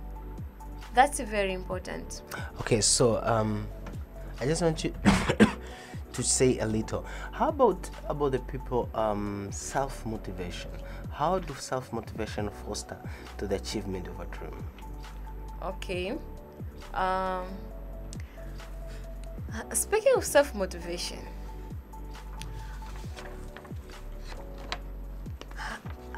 I wonder how I should put this, because it is always important to know what you want in life. You can't motivate yourself from the blank point of view. You are able to motivate yourself from the point of reference, like, you know who I am. I know who I am. I know what I want in life, and this is what I want to achieve. But circumstances might force you to start to believe that things cannot be done. Things cannot go well. So it's very important to motivate yourself. Okay, there are those moments when you'll find your friends, you won't find them. You'll call them, they are not available. Maybe they are at work. Your parents are not available. No one is available. You're just about to give up. You need to stand up. Stand up. Tell yourself the true things about yourself concerning that goal. Do you remember how it started? Do you remember the way you were so motivated? You were so excited to write it down. Remind yourself about that thing.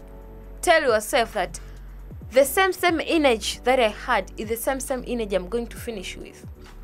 Because not all the time that you'll find the people to encourage you. There are moments you will have to encourage yourself. Surely. There are moments you have to encourage yourself. The moment you have to write yourself messages like hope, stand up. You can't sleep the whole day. You have a lot of things to achieve concerning that dream. You have to stand up. There are moments you have to pray for yourself. Kneel down, pray for yourself. If possible, put the hands on your head, pray for your head. Because those people that you think they will be always around you, sometimes they are not there to help. But you can tell yourself about the positive things. Speak with your mind. Sometimes our minds speak a lot about negative things, especially when you don't see things working. Speak with the mind. Remind yourself of the energy that you had when you were writing that dream. And then make a step. Yes. So it's very important to motivate yourself. Yes, Tumaini, thank you so much for this powerful insight. I have two questions here I want to ask. One, what will happen when a person is now believing in his dream, and what happens when a person stops believing in his dream? These two statements, what happens when one of them is having more power than the other? The person is believing in... What's happened when a person is believing in his dream, and what's happened when a person stop believing in the dream that they had? That he had. Okay, that she had. Now, Okay. as far as the woman is concerned, now we have women who they had dreams. They were believing on their dream. Maybe something happened in between. From nowhere, they had stopped believing in their dream. What happened when the person is now stopping believing on her dreams? Okay, in one sentence we say that the person have given up. Yeah, sure. Yes. So what happens is that if that dream was a true dream, that person, the moment she stops dreaming, the moment when she lose motivation to even do other things, I would say that.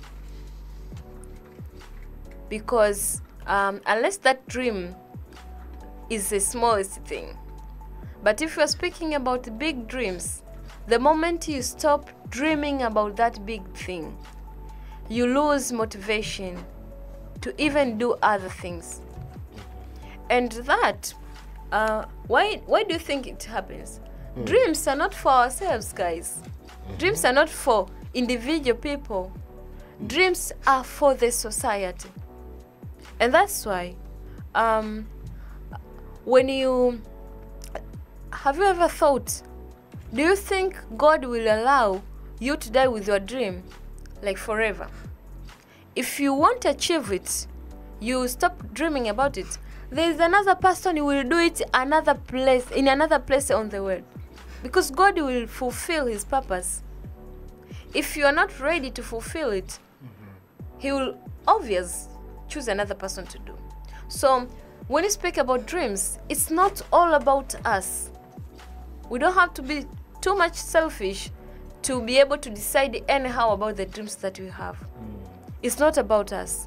And if we know that the dream that you have is not for you, it's for the society, it's very hard to just let it go. Because first, you didn't create it yourself. You were ready to dream and you had a dream. But it doesn't mean it doesn't necessarily mean that you just created the dream. And the other thing, the dream is for the society. It's not for you. It's not only for you. So you can't just bury the dream like that. No. There are so many reasons a person can decide that cause a person to decide to bury a dream. First, it can be lack of motivation, like self-motivation, frustrations in life, lack of support from the people around that she thought they would support her, or criticism. So if we go to all those reasons that I've mentioned, there is no valid reason that can make a person to stop a dream. Those reasons are not valid. Because if we speak about support, there is one person who won't support you. There is another person who will support you. Speaking about criticism, not every person will understand what you want in life. And not every person will understand what you are doing. There are those people who will come to understand the last day, like what you are doing now. There's another person up to now doesn't understand what are you doing, you guys. Until we finish at night, they come, oh, congratulations. If you could have been waiting for that person, you could have not done anything. So it's important to know, cling to that dream, evaluate the reasons that makes you to quit that dream. After evaluating, think critically. is it really the valid reason for me to quit that dream? Like really, like surely? No, it can't be that way. Your parents doesn't approve it. You are responsible for your life at the end of the day, by the way. You need to make sure the systems work. Sometimes the systems come to respond at the end of the day. If you're waiting for systems to respond at the beginning, like everything to respond, it won't be possible. Sometimes you just have to do something that is so hard. I will say that, but it's not good to bury the dream. It's not good because it really brings frustration. The frustration that you had before you bury the dream can be even smaller compared to the frustration that you'll have when you bury the dream, because you'll be having, like, you'll be indebted in your heart. You'll be regretting. Yes. Wow. Okay. Twaini, how do you tell this young lady whom her family is now becoming a source of killing her dream? Like, there are this family that when she tried to dream, they're like, no, this, no one is understanding her, and sometimes they are threatening her, if you go with that path, you're not our children. And you know, that fear, like your parent telling you, if you go, you're not our children, you don't have a way to do. So what will you advise this young woman who is just very young, and she's having a big picture, a big dream, maybe to be a footballer? She's the woman, she wanna be maybe a footballer, but her parent can't understand her, because that seems those things like playing football seems to be men's issues or men's career. So what will you tell her about her dream? And when she's seeing the reality is like she's going to bury her dream in front of her parents, what will you tell this person? Maybe I say 3 sentences first. You are responsible for your life. The other thing I want to say is that your dream is very valid. The third thing I want to say, your parents want to see the clear vision that you have. So if you are trying to explain to them, they don't understand, ask again yourself, is this dream valid? Okay, not valid. Is this dream realistic? If it is realistic, I would advise you to humbly pursue the dream. Do not fight with your parents, honor your parents, but find a way to pursue the dream, because at the end of the day, you are responsible for the life that you are living now. And we need to know that even when it comes to school, sometimes we don't understand. But when we benefit, like when we start earning from the study that we had, from the dreams that we pursue, you'll come to find that parents are the first benefactors of the things that we get. So I would advise a girl to pursue her dream, humbly explain to your parents, and if necessary, invite other people to speak to your parents. But I will stick to that. Pursue your dreams. So she, maybe assuming this girl is a young girl, and her parents are insisting, like, no, if you go for football, you are not our children. And basing on the football, when a person joining late, she will face some complication because of our bones, the way they are growing. So, and you're telling this child to now go and pursue her dreams. Okay, how is she going to handle if her parents are so rigid and say, like, these things are not for our family? How is she going to handle that situation, reminding she's the young girl who has nowhere to run when her family chasing her out? I'm trying to point something there. How are you going to advise her and encourage her? Okay. First, I was not speaking about a girl to run away from home. Not running I'm away. speaking about a girl to pursue her dream. Yeah, sure. That means she continues with studies. Yes. Because you cannot say you quit primary school to go and pursue playing football. No. You just pursue your studies to the level that you can be able to take care of yourself. Not taking care of yourself like university, no. up to maybe secondary, the places where you can be promoted to those areas that you want to go. When you get those opportunities, I encourage you to go, humbly go. So the point here, Miss Tumaini, I'm trying to address how most of our parents are so rigid. I'm talking to a life experience of a person now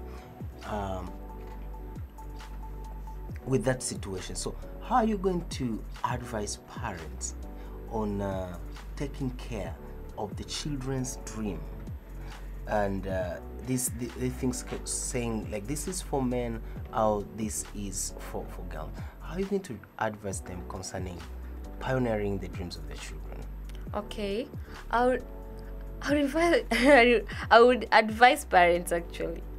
Parents, as I said earlier, that parents, you had your life earlier, like you had your own life. You have already lived your life, and now it's time for your children to live. Sometimes it's very hard to believe on what they are telling you, but I would say it's very important to believe on the dream that the girl child has, because it's not all the time that God can reveal the dream to both parents and the child. Most of the times the Lord reveals dream to the person who is responsible for that dream. So I would advise parents to allow children to pursue their dreams, to just believe, take a small risky for the betterment of their children. Yes. Okay, thank you so much, Tumani. And how does dreaming big change the way we see the world?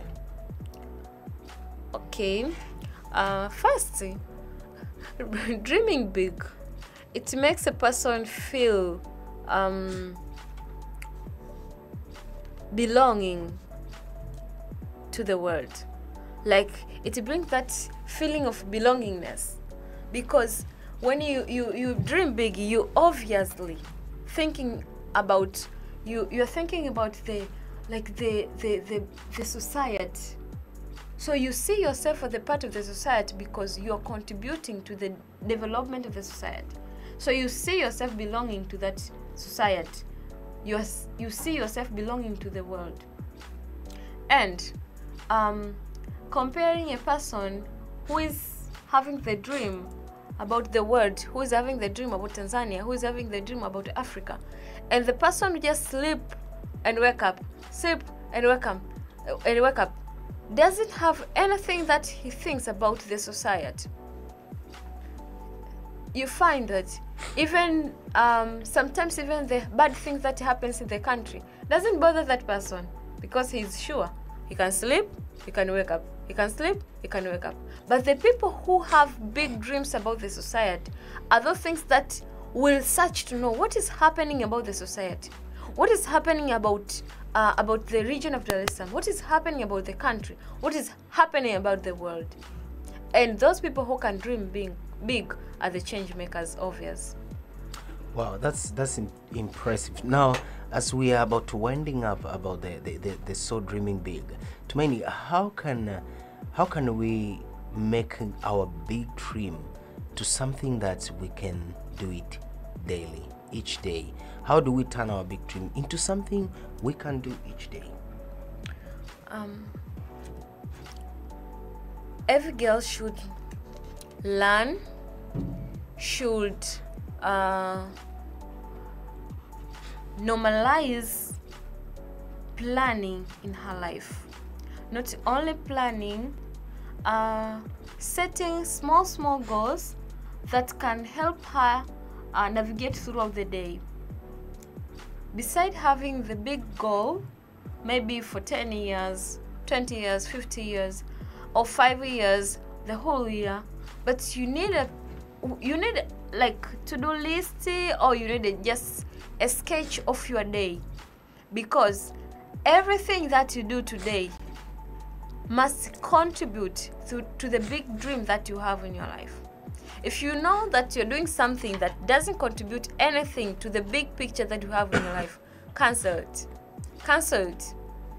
it's very important to maximize the time that you have, to make sure that you open the doors for yourself to be able to approach the dream that you have, because the dream that you have will not wait for you to reach 20 years or 10 years after the day you dream to start executing. But it will require you to do something small every day, or every week, or every month, or every year, to be able to accomplish that big dream. So I would speak to girls. Girls, your day matters a lot. So don't just wake up in the morning and go to any place like you don't know where you're heading to that day. It doesn't work that way. Wake up knowing where you're heading that day, and know that whatever you are doing, how does that contribute to the big dream that you have in your life? Well, thank you so much, Tumaini, for this insight. Just as we are concluding, and we are going to another topic that we are going to have some questions and see how we can fully maximize the potential of an African lady. Just to conclude about dreaming bigger, how can you conclude it in just few sentences, in totality, about setting goals and dreaming big, having the bigger dreams? I'll say you cannot dream beyond what you see. You cannot dream beyond what you see. It's not about what you see with your physical eyes, what you see within yourself, with your mind. How have you allowed yourself to see opportunities? How have you allowed yourself to see bigger things? How have you allowed yourself to see number of the people that can be helpful in your journey? So you cannot dream beyond the things that you see, beyond the level that you have allowed yourself to see. So allow yourself to see things. Don't limit yourself. Don't limit your dream because of the limitations that you have. No, don't limit your dream. Don't limit your dream because of your cultural background, because you are not your cultural background. You are not your parents. You are not your relatives. You are not your mistakes. You are who you are because of the thing that you carry within you. So stand up, go back to your dream, revive that dream, seek people, pray, strategize, start to accomplish that dream. The world is waiting for you. Girl, the society is waiting for you. Like, the people are not resting. They are waiting for you. They are waiting for you to stand up and do that big thing that you think that is so much big to be accomplished. Yes. Wow, thank you so much for this insight. Just in one word, we can say, as long as you are still breathing, all things are possible. You can still make your dream come true today if you initiate some step of faith and start to cultivate the dream that the Lord has given you. Tumaini, we are going to another subtopic, and are you ready? I am. Are you still energetic? Sure. So right now I want us to share a little, to discuss about, I want to ask you questions concerning sharing idea and learning. Yeah. Okay. Sharing idea and learning. Before that, what do you understanding when someone telling you sharing of idea and learning? I just see it as normally as the way we in the society we communicate, the way we tell each other about different opportunities, different thoughts, different ideas, the way you tell other people about something new that you think they can learn, and the way you learn yourself, be it from online, from books. Yes, it's all about learning actually. Yes. Wow, that is interesting. So why is it important to share idea with others? maybe focus on the opportunities, ideas of opportunities, or sometimes maybe a person can be having ideas, just random ideas. You know, sometimes you have ideas, you don't even know how are you going to make use of those ideas. But the moment you start to share with your friends, they help you. You guy, we can do that. We can do this thing with the thing that you're thinking. So you see that the ideas that you had are becoming valid, and you can create goals from those ideas that you had. So I think it's important to share with other people, because sometimes you don't have the picture of what you're thinking of, but your friends can help you to create the skeleton of what you want to accomplish. Yes. Yes, thank you so much. And what happens when everyone share their ideas in a group? What will happen? Imagine every person sharing ideas in the group. I don't want to speak much about this. I'm not sure, but I've experienced this a little bit someplace in a certain group, that you find like there are people who will be ready to share opportunities, who will be ready to share ideas. But there are those people who will never share anything. You just find them, oh, they're already there. Oh, how did you get to know about this? Oh, I just knew. So, I'm just wondering, if every person could be sharing opportunities, no one could be left behind. Like, everyone could have been having the room to grow, because opportunities are there and everyone is fighting for another person to develop. Yes.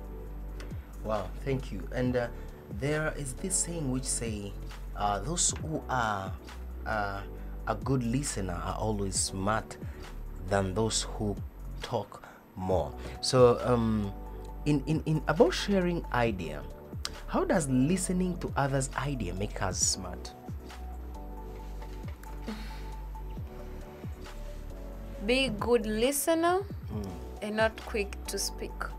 So listening to other people, it's very important, especially when you listen to the people that you once thought that they can't contribute in your life.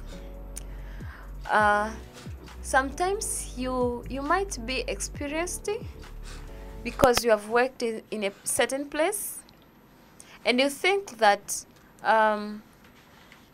those people around you can't contribute anything in your life. But I will tell you, it's very good to listen to them, because their stories they have about the people you don't know, the people that they experienced almost the same thing, like the way you want to do, but they maybe failed, or they won, and you don't have that story. Every person is having something for you to learn. So it's very important to listen to other people when it comes to our ideas, because you are one person. You'll always have one way to think. But when you listen to 3-4 people, they will show you the other possibilities of that idea, or the challenges of pursuing that idea, the consequences of pursuing that idea or that decision. So despite that, maybe sometimes your experience, you are old, you are whatever, you'll always have something to learn from those people. So it's very important to learn, to just being ready to listen, not to listen to criticize, no, just to listen to understand. Yes. Wow, thank you so much. And what can be the good way to talk about your idea with friend? You have an idea. What can be the good way to communicate it with your friend? Because there are people who are struggling from communicating what they have. I'll say, first, before you communicate, you need to know why do you want to share with your friend at that time, and what do you want your friends to do for you? Do you have the idea that you want you together to execute?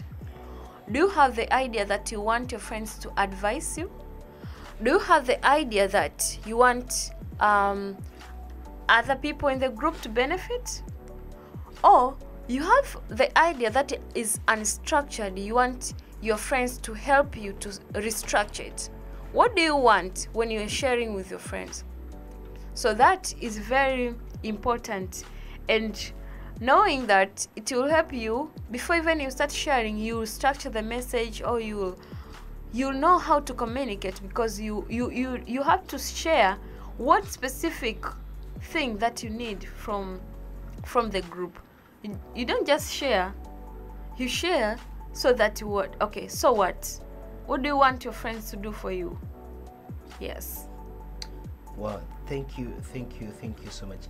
As we are seeing about sharing idea and unlearning, I will ask you this question: how does unlearning is influencing for women to maximize their potential? That is so much important. There's something called the is it learning agility? Yes, learning agility, the ability to learn, and learn, relearn. What is it? Other thing. Learn and learn. Yes, relearn. Learn and learn, relearn. There is that one, what's called learning agility. That is very important for women, especially when you speak about relearning.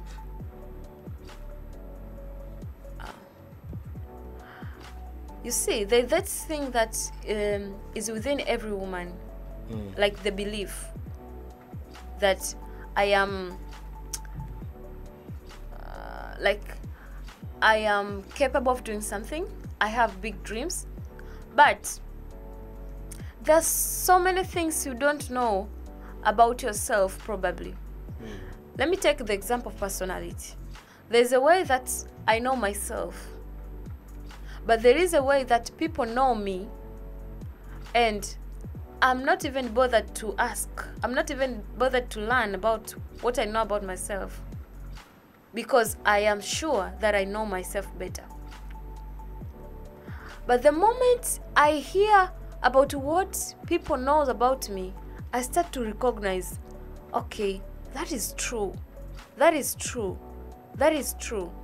So that is relearning. Of course, it's not like I'm deleting the things that I knew about me, but I'm adding things. I'm learning more things about me. I'm learning again about myself. That is relearning. So when it comes to ideas and opportunities, it's very important for women to learn and to learn and to learn. If it's something concerning leadership, you don't just learn like once and forget about it. No, learn again about leadership. And I really love this system of arranging learning according to the month, to the time. Like, I'm planning this month, I'm learning about humility. So the whole month I'll be learning about humility. Despite that today I've learned about humility, tomorrow I will learn another thing about humility, but it's the same thing.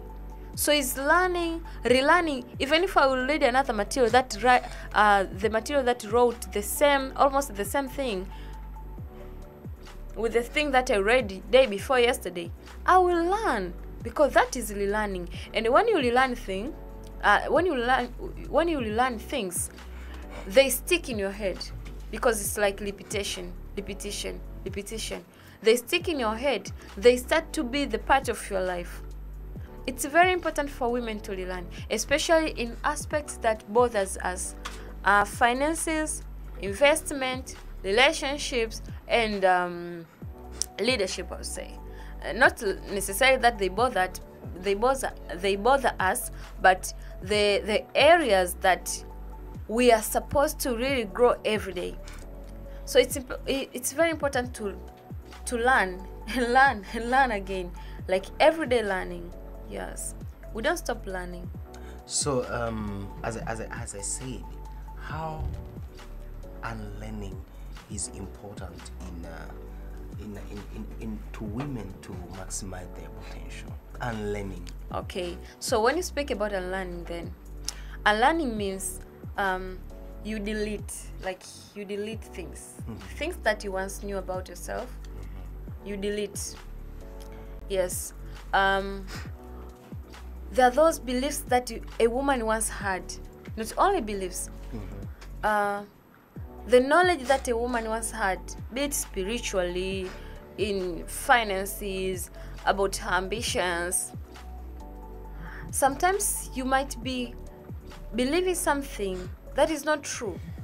But when you learn something new, you don't have to add on top of that thing. You have to delete that previous thing so that you can have a new thing.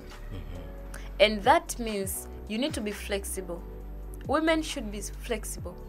We need to be open-minded. Like, you need to be flexible to learn, to understand the thing that I hold. Okay, probably they were helpful previous time, but now I need to delete them because they are no longer helpful to me. Example. Today we have talked about different experiences in my life.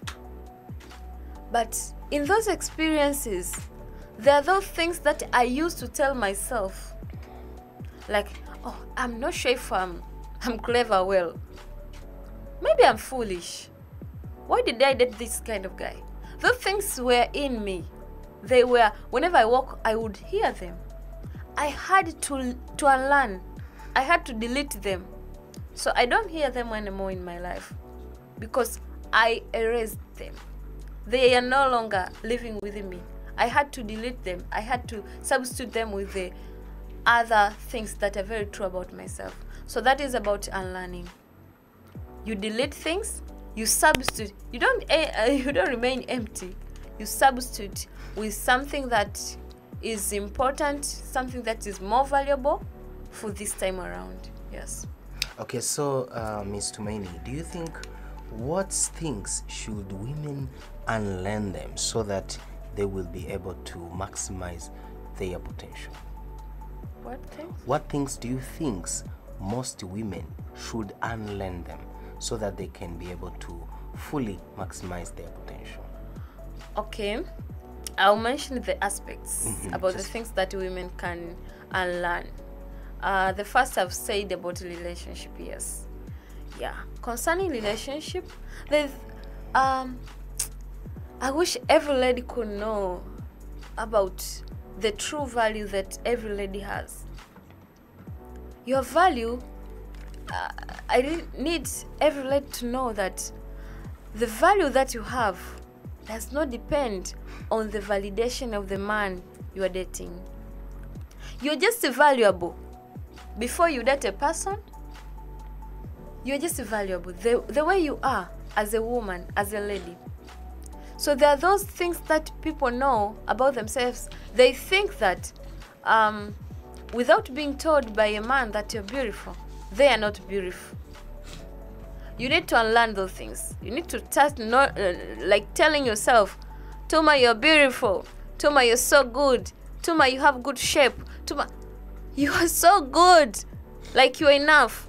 So when you meet a man, it's not like you now start feeling yourself you're beautiful. You've been beautiful since you were born, my girl.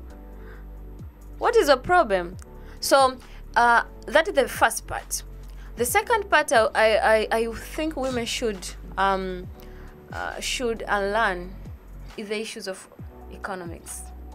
There's always this myth that women can't manage finances, and there are those people who think women, whenever you give them money or whenever they get money, whenever they work, they just think about makeup, they just think about the things that are not important.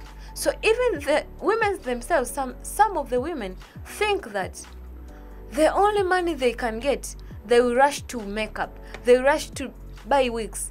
Of course those things are important, but you can still start, okay, you can learn those things and start thinking about building the future. Like think about investment. Think about investment. Because, okay, why would you have like 20 weeks?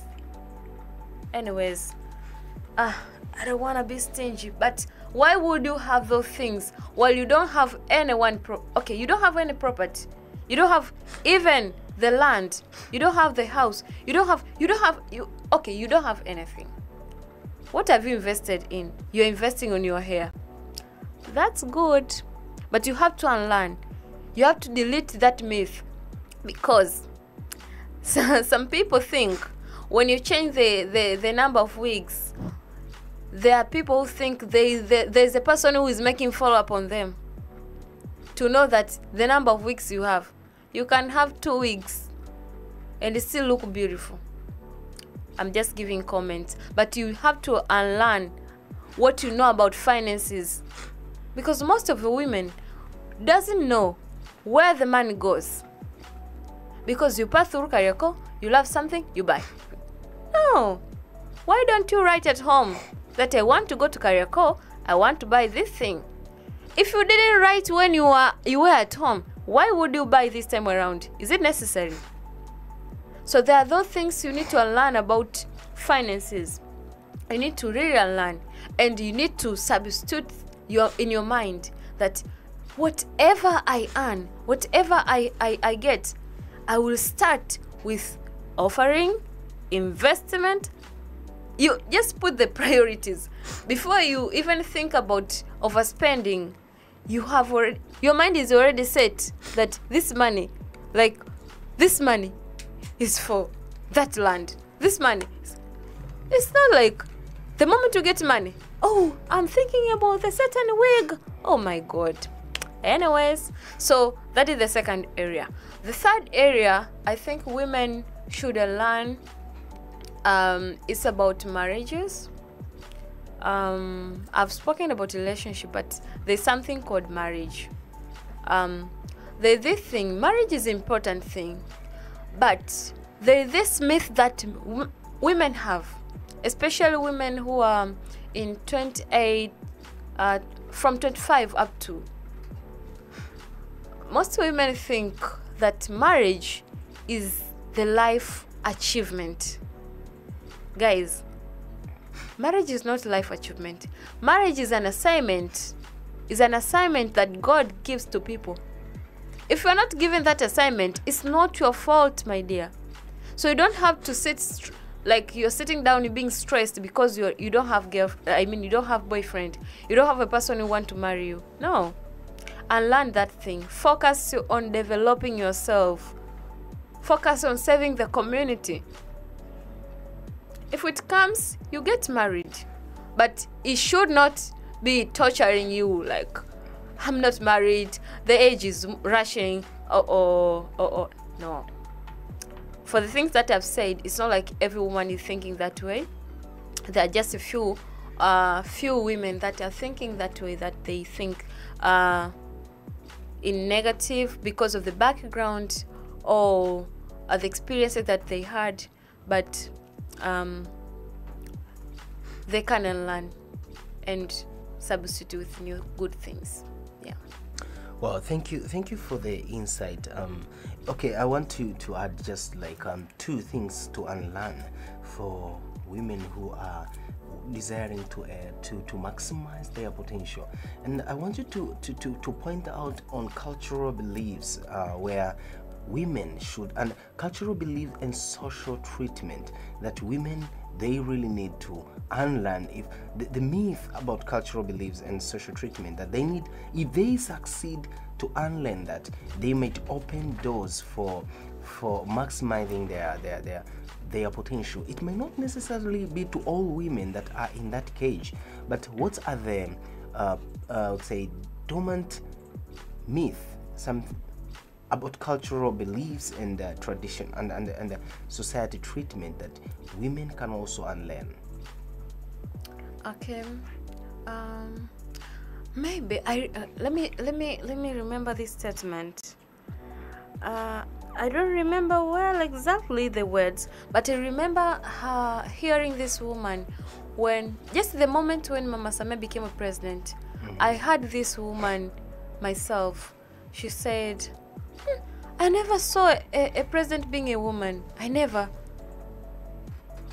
So that thing has never gone away from my mind. I wondered that thing really exists because it is not the part of most of the women.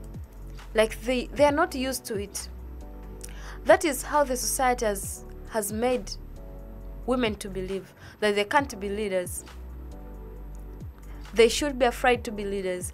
So I will speak about women being leaders. There are those women that have potentials to lead, very good leaders. But when it comes to positions, they are afraid to pursue positions because they know within them that women cannot be leaders. They just have within them. So I'll say that is one of the things that women need to unlearn. Women need to unlearn. Women need to tell themselves about what is true. Yes. Okay, thank you so much, Miss Tumaini. Actually, dear listeners who are following us through www.boresha.live and those who are joining us on YouTube as Boresha Radio.live, we are going for the short break of 20 minutes. When we come back, we will proceed with sharing idea and learning. There are some few things that we're going to winding them up so that we can have a room to go for the next topic. As I want to tell you now, we have already counted down more than 24 hours. This is very impressive. 24 hours down, and we are continuing until we make sure we are exploiting all the factors for Tanzanian women to grow and maximizing their potential. Just for the benefit of those who have joined us recently, you can visit us on all social media. You can just type on your searching engine www.boresha.live. You will hear directly from wherever you are, and also you can turn on online platforms such as on your Play Store and App Store. You can just download our applications in TuneIn, in Radio Box, in Radio Gardener, and in iTuner, MyTuner. And let me remind you, this is our official attempt for the Guinness World Record, and the attempt is for the longest radio interview of more than 27 hours. We are already cutting down more than 24 hours, and we are still moving. As I say, more than 27 hours, we are moving. When we come back, we are going to keep exploring more about the potential of an African lady. See you then.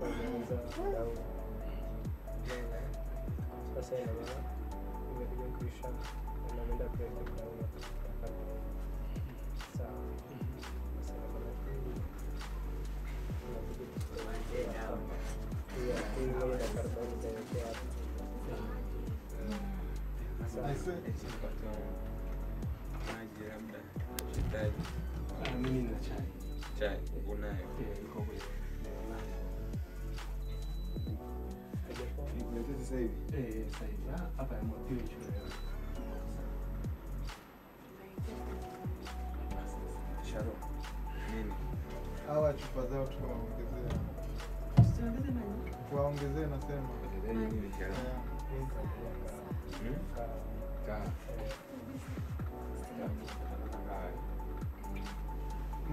Wawekee kabisa. Na huyo mjaze hapo. Mimi na sasa chupa nazikoshaje? Sio ina maji au ina maji?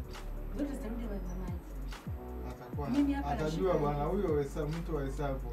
Achana, mimi nishikie hiyo ya Nixon. Mimi Nixon nachukua tu. Nachukua ya Nixon. Kwa hiyo mtumishi. Yeah, kwa hiyo mbona? Kwa hiyo bei hapa ndo Hii ndio taisi ndio Tanzania. hii hapa. Kwa shai. Nene. Unabidi daoga nyingine sana. Kwa hiyo yani starting time watu waki. Yani starting time wakirudi sasa. Tuna kaunti zile za huku za kwa. Sio. Sawa, nimeshapata basi. Akirudi sana maana ni sio hesabu. Sawa. Tumeshaelewa sasa. Kwa hiyo hapa tunaingia toto valdi time ambayo na mada kama ambazo anapumzika.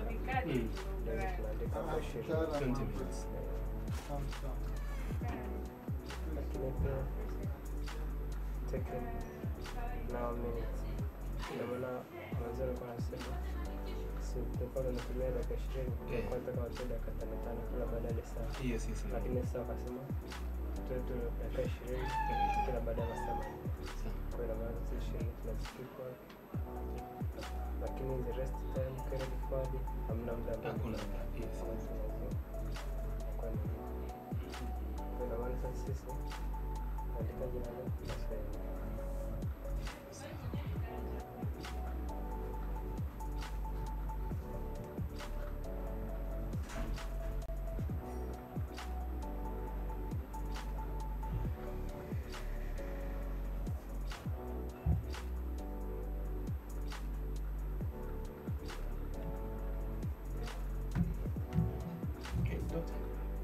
Habari dokta. Amina, samahani niko kwenye kitu kidogo kile kikao. Ndio tumeshi.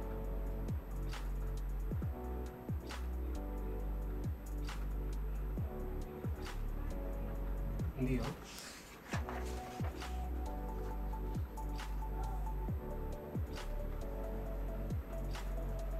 Ndio.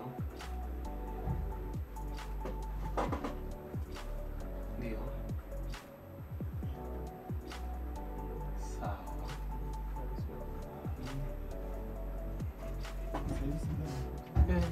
Asante, nashukuru mtumishi. Asante sana.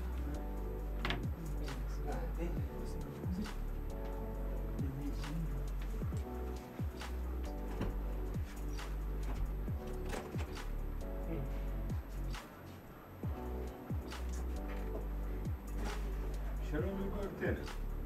Shalom Migo.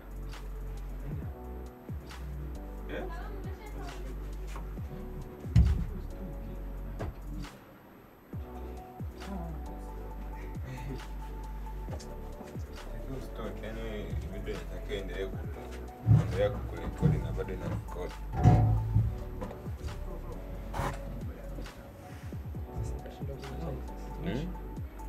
Umeshamaliza sasa. Umeshamalizana na hiyo habari. Umeshakula kimbako? Basi saa 3. Sasa tu jikazi. Makambapo mpaka saa 3 hivi. Au iache au jikazi au sema ni kuombe. Sisi tuko break hapa. Kama tuko break. Jisikie tena hivi. Amenipigia pasta Mwanisawa. Stani Mwanisawa. Amesema kwamba ameambiwa na Pastor Ndoye kamati ya Icon kwamba tulikuwa tuna 10 minutes za kuhudumu on Friday. On school. Yani hiyo ya moto kwa sasa hivi. Nikaanza kumwambia nyinyi mtaambia leo Mungu Jumapili tumeshatawanyika na nini akasema hilo wao hawatakuwa. Sitofanya huduma. Sasa nikasema ni ripoti kwa kiongozi wangu nafikiri tutatoka tena na majibu kwenye discussion kwenye group kwa sababu mimi hata sitaweza kuwa na muda hata kudiscuss hapo, lakini tutaifanya na itakuwa nzuri. Haya, basi nitapata kusaidia kwa group kwa kuambia watu.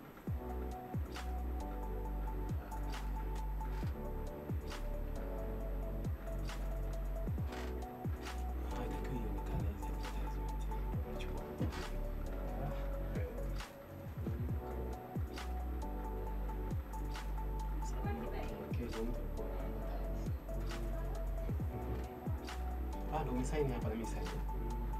Hiyo sasa sisi tutaondoka nayo. Hii hapa Tutaenda nayo. This one tutaiacha mwanzo.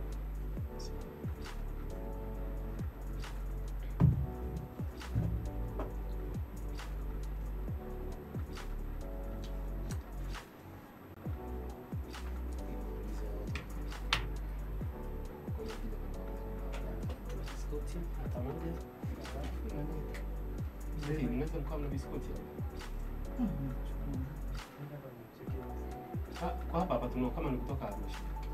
Zinasema lakini basi nipate.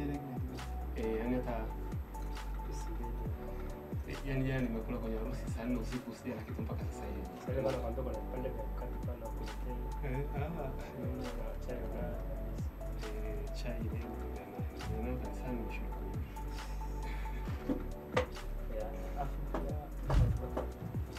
Huku nimeshindwa kujua venue. Venue ni Boresha Radio. Ni sehemu Boresha Radio. Sawa.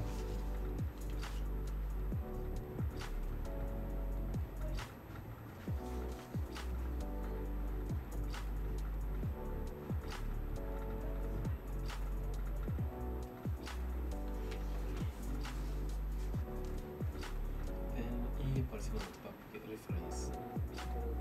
Final measurement. Tukimaliza kabisa leo ndio nasema na stop it.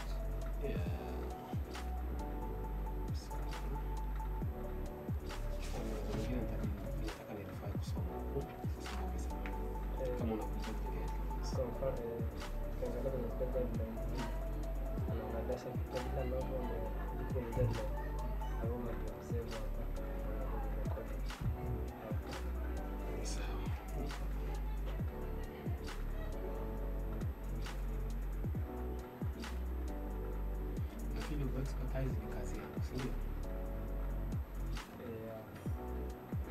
Wanasema kwamba sijali kama unaweza kufanya Sio.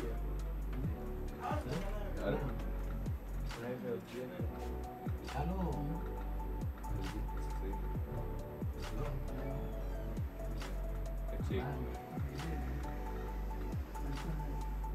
Sorry.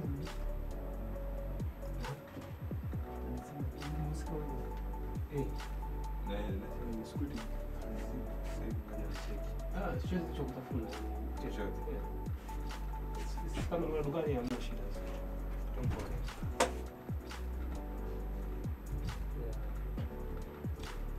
Hapo ni kufanya kwenye kitu alipa mfano baada akasema let's say you are businessman, how do you manage your time when you are in business? Maybe you're saving time when you are at opening our reporting the office money in the evening. You are saving time kwenye meeting na nini. Hasa naunganisha Story yako. Kwenye hiyo timekeeping. Lakini ya witness, what is interesting is not compare witness kwenye interview. Hizi wanaingia.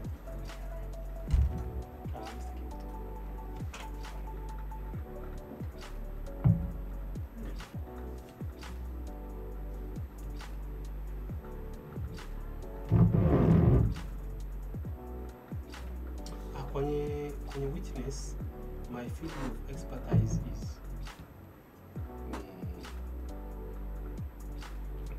Kwenye witness. Yes, kwenye witness. Kwenye witness sasa anasema you need to make people so interesting kwa after witness. Page. Kuna mlango umesimama. Hizo wanaingia. Shangaa mtu ana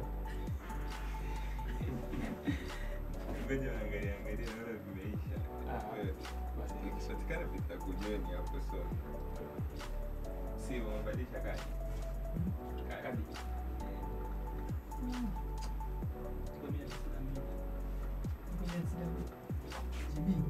Minutes.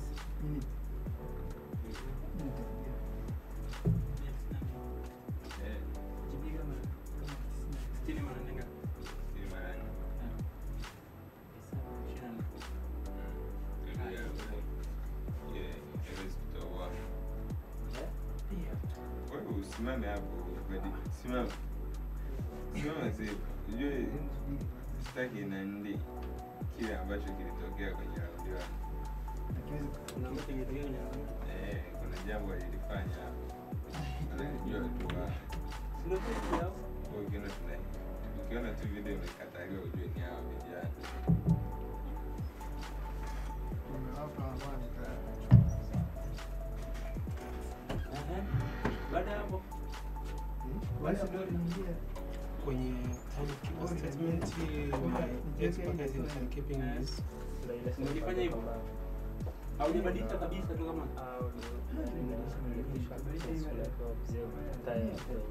Konde uko unafanya hivyo. Ukiweka hiyo na kama baada ya kuchomoa hii inaendelea kurekodi observe time kwenye meeting zako za biashara, maybe kama find delivered. Okay. Okay. Nikichomoa maana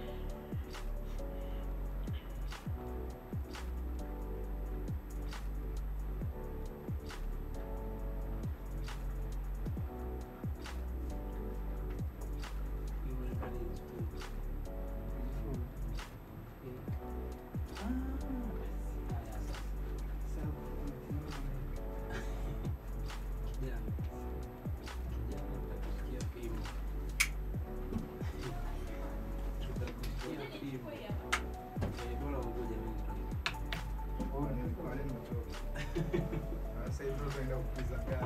tena mmoja malizia ya mwisho. Ya mwisho ndio Ya mwisho ni fupi zaidi. Ninafuata baada ya hapa. Baada ya masomo ninafuata.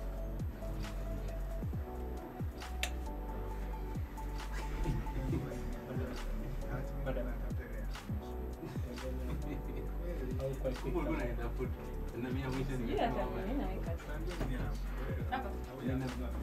Eti kamera pale inafika. basi hiyo nakosea.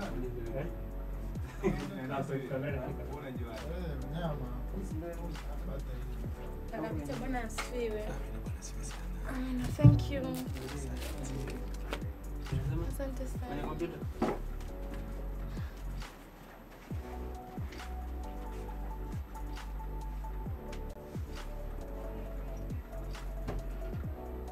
Sema unajua nini? Kwa sababu kama ndo tunamalizia. Sisi tunaweza zikakatwa zote. Kwenye kamera. Iko full. Sasa sijui kama ulizikopi au kuchia tu. Ulizikopi. Una uhakika hakikisha.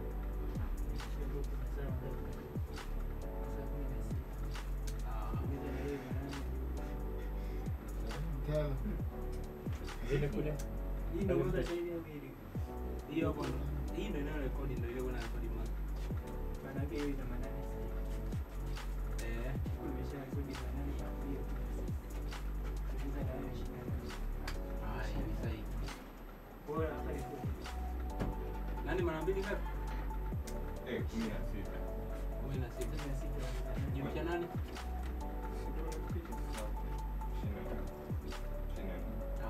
Ni sawa. Bora kwenye PC.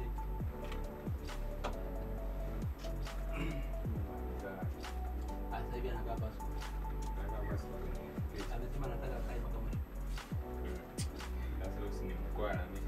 mpaka mwisho ndio tuko tunaambia mwisho. Alikuwa anataka ingia mwisho sasa ataingia format. Uone da. Mimi nakuwa kuna bana sikia. YouTube inaendelea vizuri bila na format ngapi? Na format Unajua neti itatusumbua. Unajua neti itatusumbua kumbe neti inapeleka speed. Neti haina shida kabisa. Yaani inaandika kabisa. Na ile connection excellent.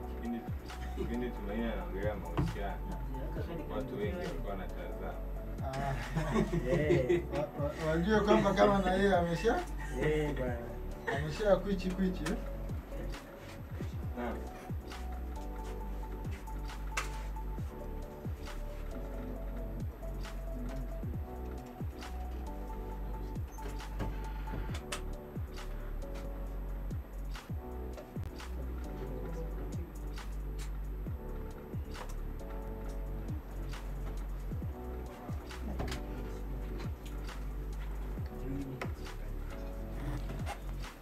Ushaelewa? Utabadilisha basi hapo.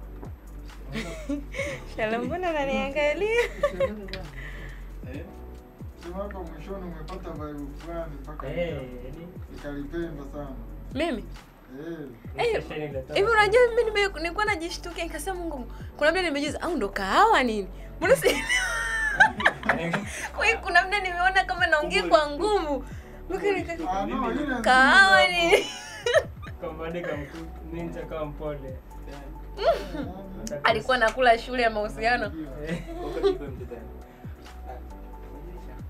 Jana ilikuwa kama anakanyaga gia tu.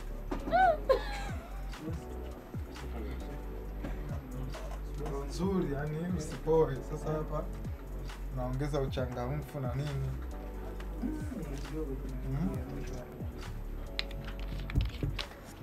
Mimi ndasogeza kitu. Yeah.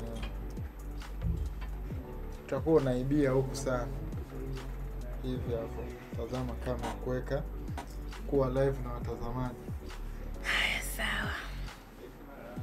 Kuna mtu anamchukua mwenyewe kama mwenyewe. Hii iko static. Iko static. Yaani haitaki kunaniliwa. Anasema hawaoni hawasikii. Haoni hawasikii. Alikuwa anasikia. Sasa hapa vibe hapa tunamaliza kwa vibe, kwa hiyo uchangamfu ule na nini. Kwani tunamaliza hii hapa? Tutatoka break, tutakuja kumaliza. Japo tutoka break itakuwa saa nyingi. Tunataka tumalize hayo hizo dakika 20. Masa alikuwa mfika. Mangapi atakuwa? 30, na mtu ndio 30 na dakika 20. Okay. Sasa hivi tuko masaa ngapi? Sasa hivi tuko 6. Yes. Welcome back to the building. This is Boresha Radio. Hello everyone who is listening and following us online and all over the world. This is Boresha Radio. You can just tune on your radio in www.boresha.live or just take your application on App Store or Play Store and you can download in TuneIn, Radio Box, Radio Gardener, and MyTuner. This is Boresha Radio. You can also follow us on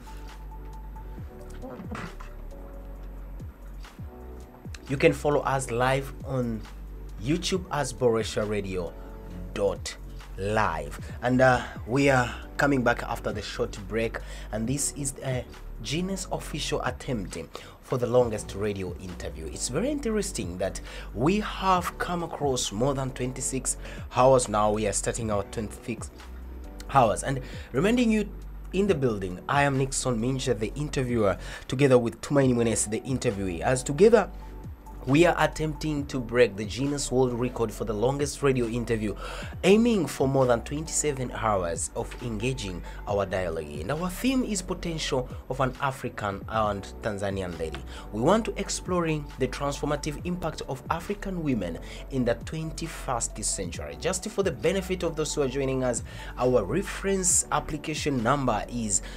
2311063348LRI. Welcome back to the building. You can tune in and follow us live at www.boresha.live. Tumaini. Yes. Welcome back. Thank you. How was the short break. How was it? Refreshing, yeah. Congratulations. This is now you have start counting at 26 hours. Wow, congratulations. Thank you so much. Are you still energetic? Sure. How many hours we are going now? I'm excited. I think maybe we'll add more 20 hours. So, are you ready? Yes, I am.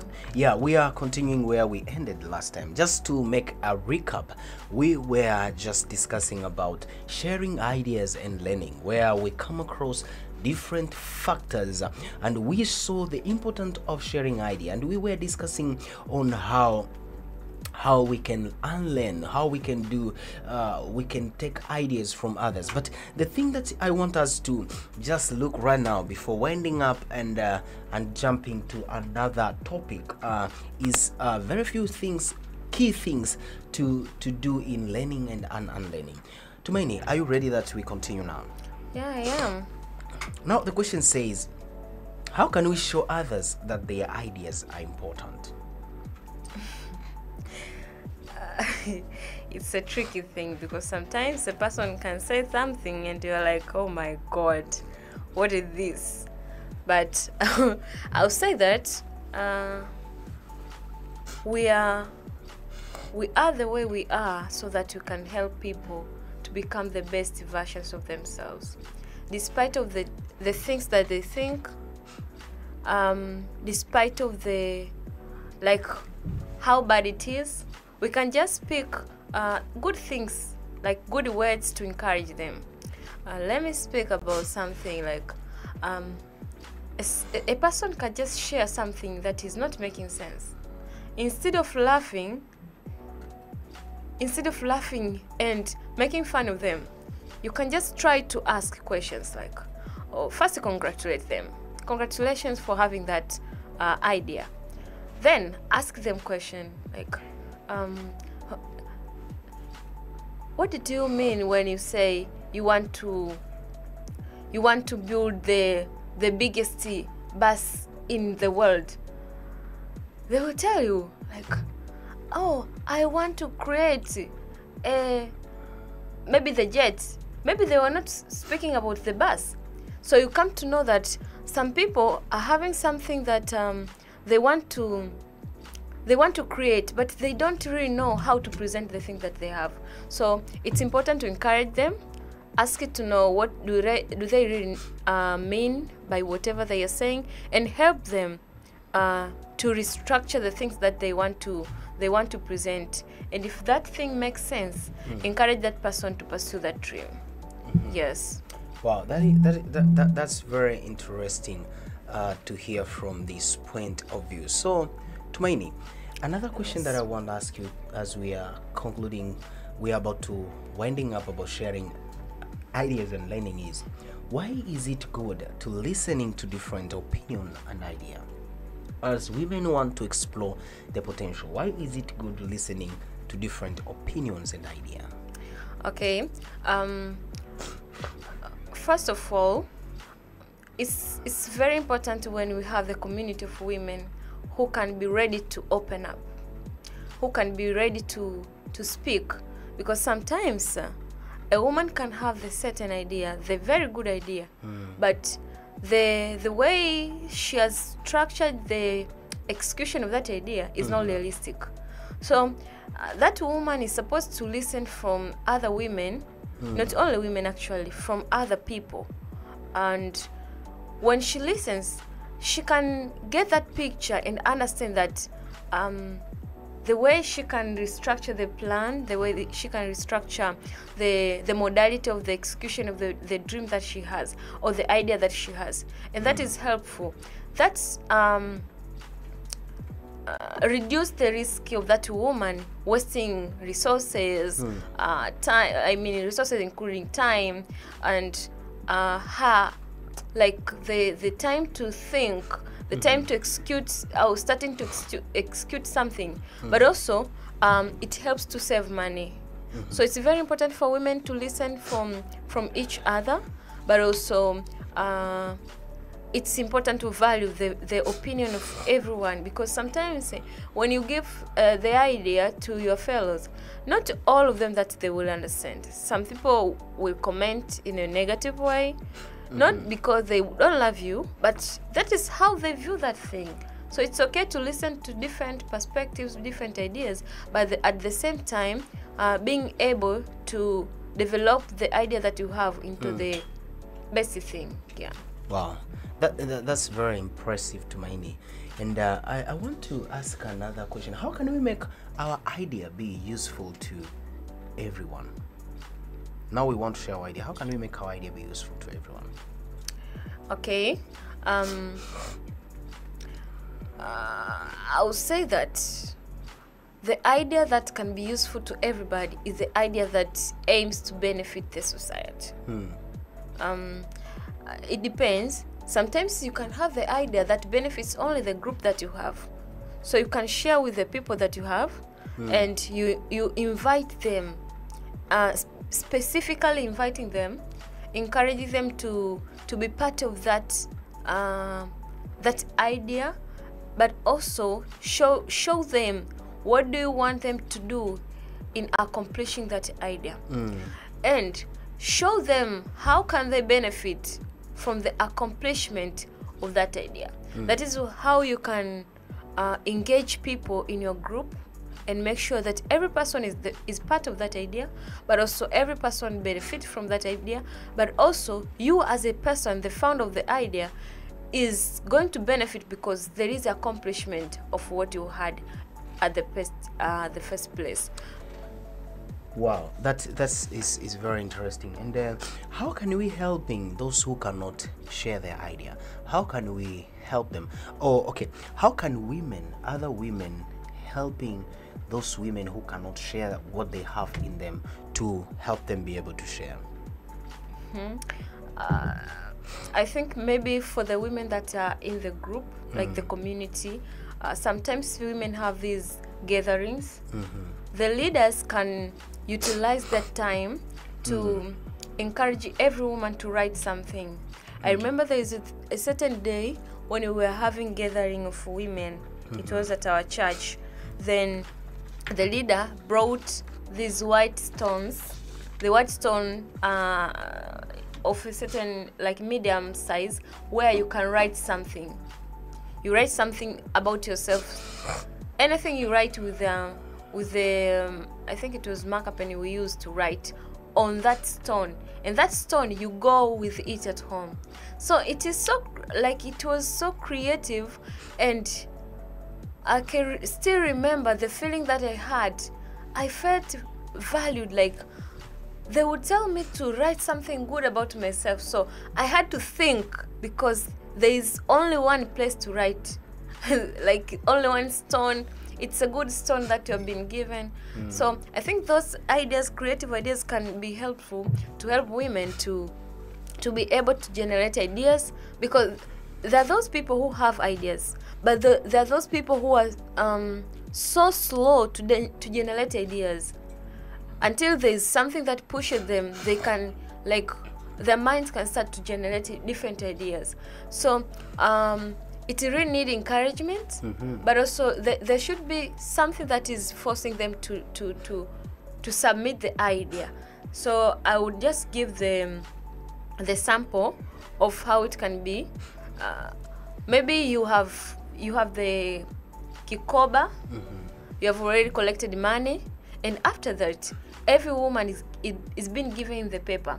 You write something that you think, if you accomplish in 2025, it's going to change your life for the best. So every woman is writing, and after that they collect those small papers, and we are going to read. We are going to read the certain statement, and we request a person who wrote to stand and explain to us. Wow. So through that, every woman will be able to share their ideas, but also it will encourage those people who have never been having courage to share about their ideas, the challenges, or whatever. They feel valued, and because when they share, other women will contribute, they will encourage, they will challenge. So the woman will go back having something tangible to start working upon for 2025. Yes. Wow, that's very impressive. So as we are about to go into another topic, I want to ask this question that we can finalizing it. Why asking question? How do asking question helping people? Sorry.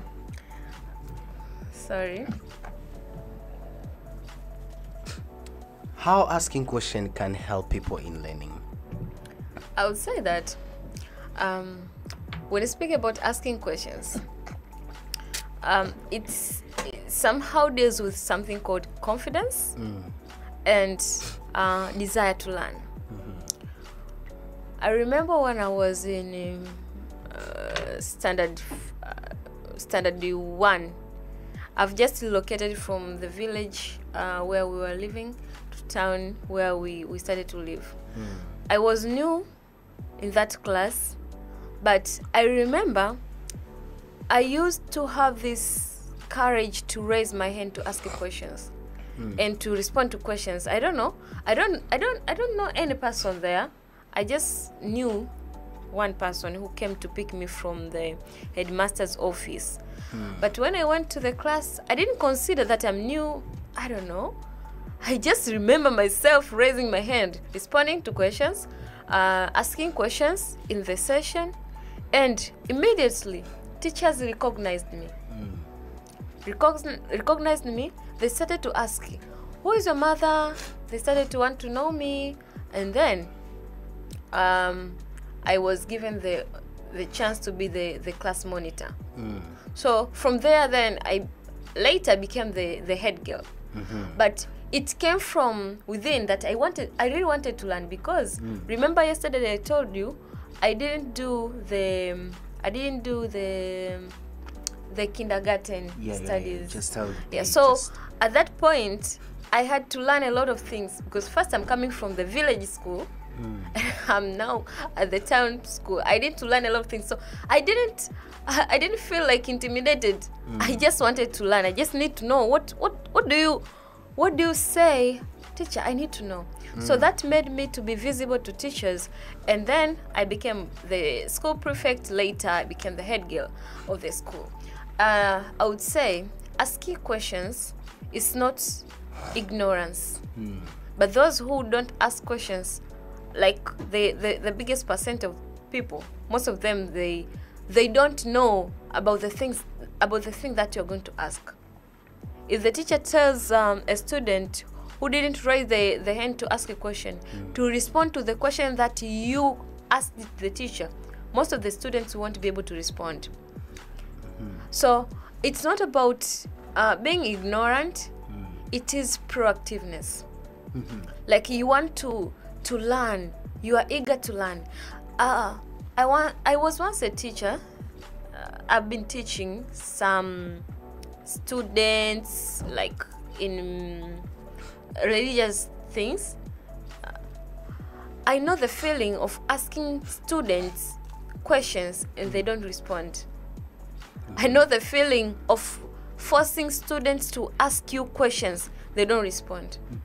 So I've learned that, to me, when a teacher asks, if there is anyone who is having a question, I will have to search a question to ask the teacher, because that is one of the encouragement to my teacher, that when you were teaching, I was here with you. Even if there's something that it's of the next session, maybe I just saw it somewhere, I'll just ask a question. It's not like I can ask every day, but I just try myself to build that character to ask questions, because it is an encouragement to teachers. If you have been a teacher, you can understand what I'm talking about. When you ask questions, when you respond to questions, the teachers that are asking in the class, it's not only benefiting you, it is also building the emotional part of the teacher, because the teacher get to know that there are those people who have been following up. I remember there's a certain day when I was at campus. this madam came to class. We were the class of 450 people. We were mixed the two courses. She asked us about a certain thing. The thing that I've just read, I was just passing through Google. I just read that thing from Google. I didn't know that she's coming to teach that day the same thing. So I just remembered this one sentence. So when she came, she asked us that question. No one responded. She once left the assignment that was almost relating to that question. So I was trying to remember, what did I see through Google that time when I was passing? So I just remembered that one sentence. She became furious because no one was responding. No one knew the answers, I think. Later, I just decided to raise my hand. I responded to the question. She was so happy. She said, yes, you have tried. Of course, I just said one sentence. You have tried. Come here, I want to give you a gift. She gave me the book. There is a certain book she got from the Ministry of Health. She gave me that book. She was so happy. So later, I went to think, like, what happened? Like, why would she do that? I got the answer that it was not about students reading about something. She just wanted people to show cooperation. So I would say that answering and asking questions is the skill that has to be built within women, because despite that you are adding the knowledge to yourself, but you show cooperation to the person who is leading, knowing that one day you'll also be a teacher, you'll also be a leader who you'll expect that same cooperation from people. Yes. Wow, thank you very much for sharing that a very encouraging testimony. And do you have the book until today, or you just the book? I gave my friend actually. You gave a friend. Yeah. Wow, that's very interesting. So Tumaini, there's this saying, just by concluding, I will allow you to conclude in learning and sharing idea, but you can conclude by encouraging Tanzanians to keep asking questions. This is specifically to women in Tanzania. They don't ask a question. It's not our culture to ask a question. There's somebody say there is no a foolish question, but also always we can have foolish answers. So I will want you to encourage, as we are winding this, then we are going to the next topic. I would like you to encourage Tanzanians, specifically young women whom they have potentials in them, how they can develop the habit of asking questions, not to get the answers. Getting the answers, they can get them later, but the habit to dare of asking questions, because when they have issue, they don't ask. When they don't understand, they don't ask. When they understand, they don't ask. As you experience about teacher and a student, many of Tanzanian, we don't ask question. Can you concluding by also encouraging them to learn the habit of asking questions? Yeah. Asking questions is something that is supposed to be within every woman. It requires courage. So I'll tell, there are those people, maybe you have been struggling.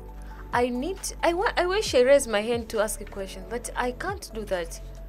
It's something that need to be built over time. It's something that need to be developed. So I will encourage you, if you get the opportunity this time around to ask any question, ask. It's not only when you are in the congregation, but sometimes ask the question about the people you're following through Instagram.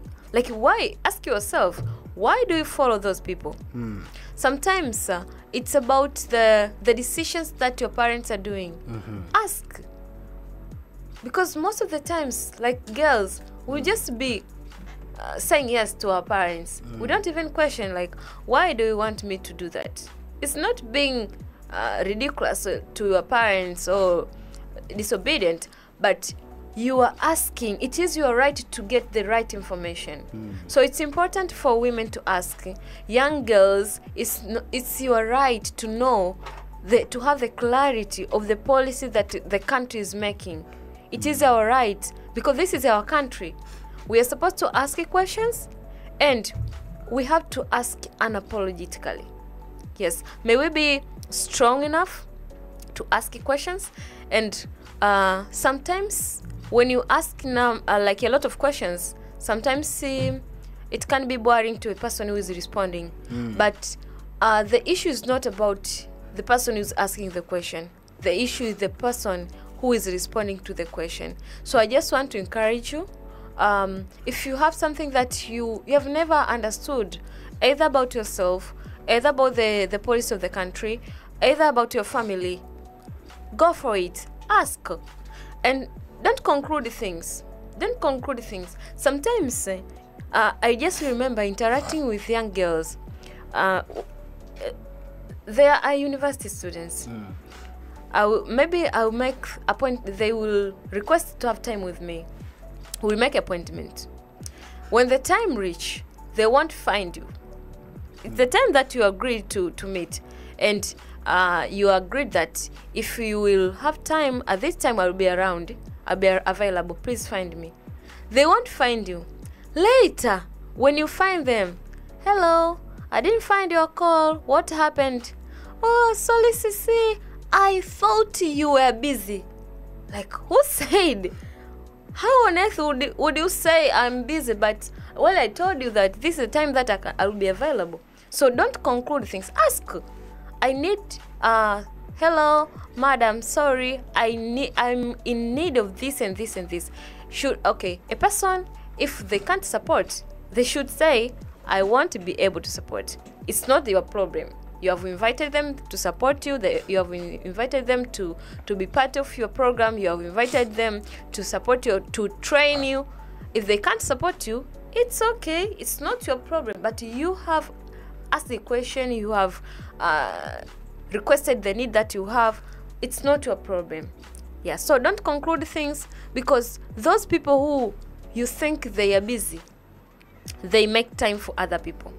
They make time for other people, they make time for other things. So the same person can still make time for you. Yes. Wow. That is very interesting. So as we are winding up about sharing ideas and learning, it's very important to making ourselves being ready to learn every day. Asking question and get the answers. Don't ask yourself and answer yourself. Somehow, somewhere, you may face some challenge. So, Tumaini, yes, allow me to take you to the next topic, very interesting topic of giving a room for Tanzanian women on how they can explore their potentials in the land, in Tanzania and in Africa.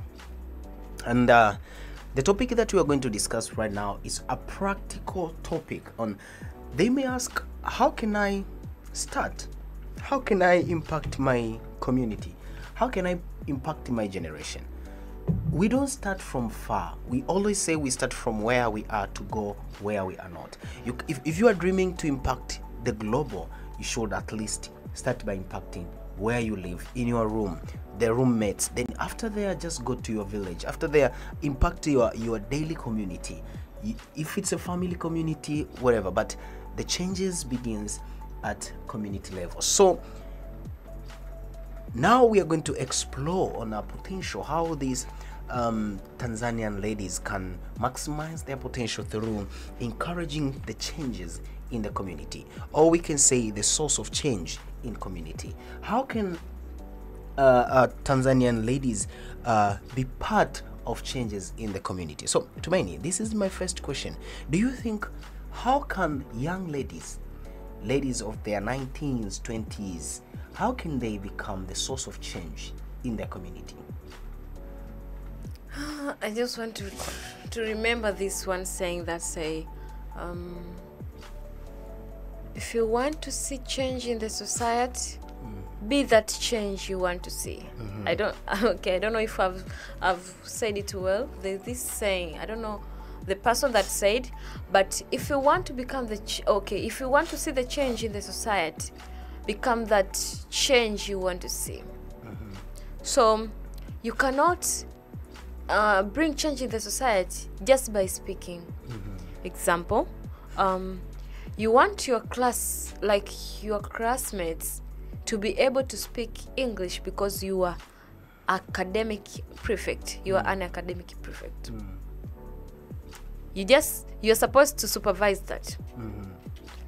But the fact that you have the ability to punish those people who speak Swahili does not give you the mandate to speak Swahili while you force others to speak English.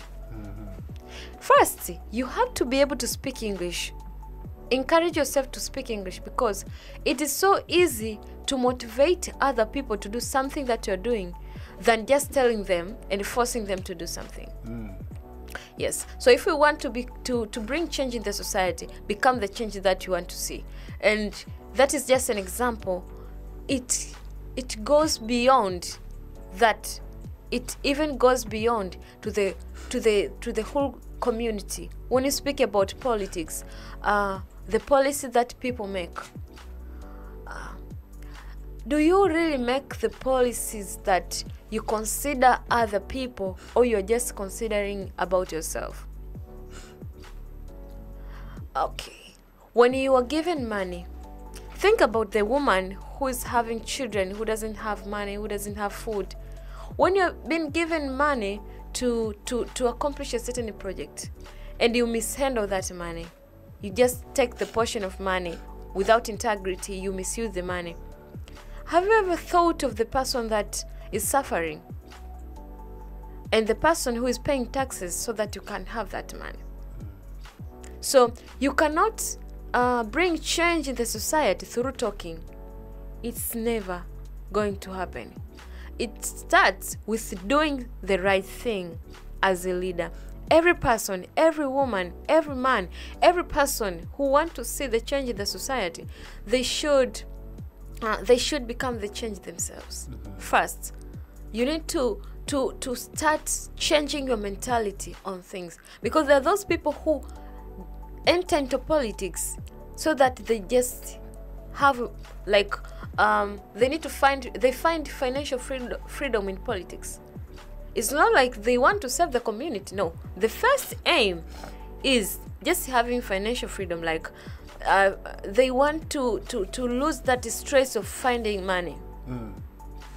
But do you think through that way we'll have development in the society?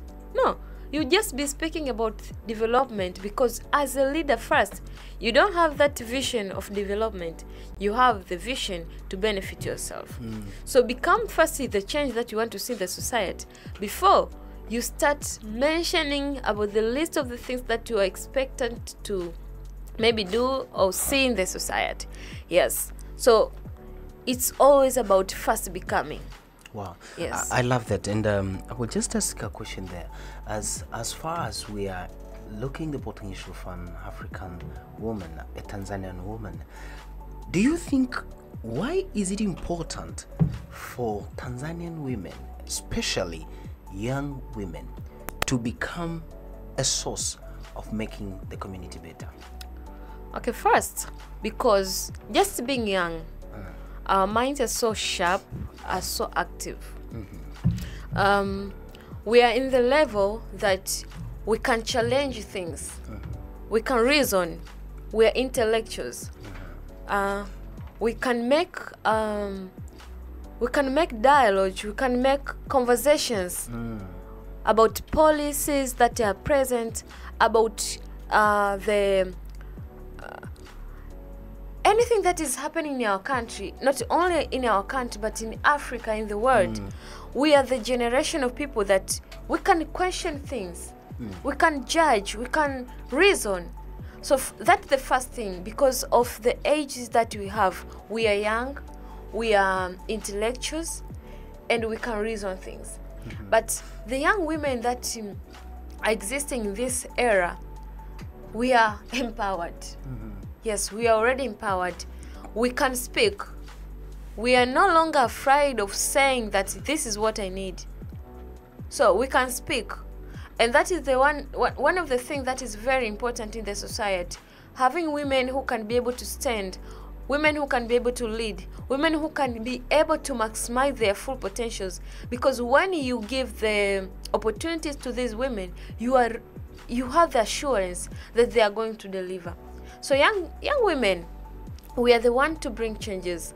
We're the one to question things. We're the one to initiate things. We're the one to advise the government. We're the one to speak things about what we really need as women, and also what the society needs, because the society needs women, and we are the mothers of tomorrow. Yes. Wow, I just love that. I know there is one person, a lady of her 20s, who is listening to us, and she's asking herself how can she become the source of change to her community. Okay, when you consider there are different elections coming soon, but not only about the election, but she's asking herself the question, yes, she's ready, but how she can become the source of change. Look at the opportunities. Yeah. Look at the opportunities that are present in the society, especially at your community. It's not only about politics. Sometimes it can only be about volunteering. There is a challenge probably at your school, the school that you studied. There is shortage of teachers. Why would you sleep at home during holiday while your young brother, your young sisters are suffering at school? You can help. You can help, volunteer, teach them. So that is the change that we are speaking. It's not only about being in positions, but sometimes it's about doing things that cannot be counted as important sometimes, but they bring change, they foster development. But when you speak about politics, young women can become leaders. Yeah, so they can just desire, they can plan, they can aim, but also they can dare to go and contest for the governmental positions. I mean political positions. So it's very possible. It doesn't matter where you're coming from. Your voice is very enough. It doesn't matter where you're coming from. Your voice is very enough for you to have that position. And even if you want to have that position, if you're interested in politics, don't be hesitant. Just go for it.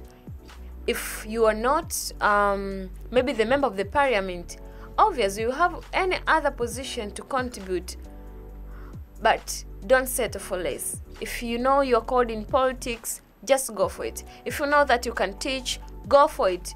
Just do it. There's nothing to be afraid of, because you have the potential, like you have everything you need to become whoever you want to be. Wow, I love that, like a lady who is now listening to us and wishing to become the source of change, you can grab the opportunity.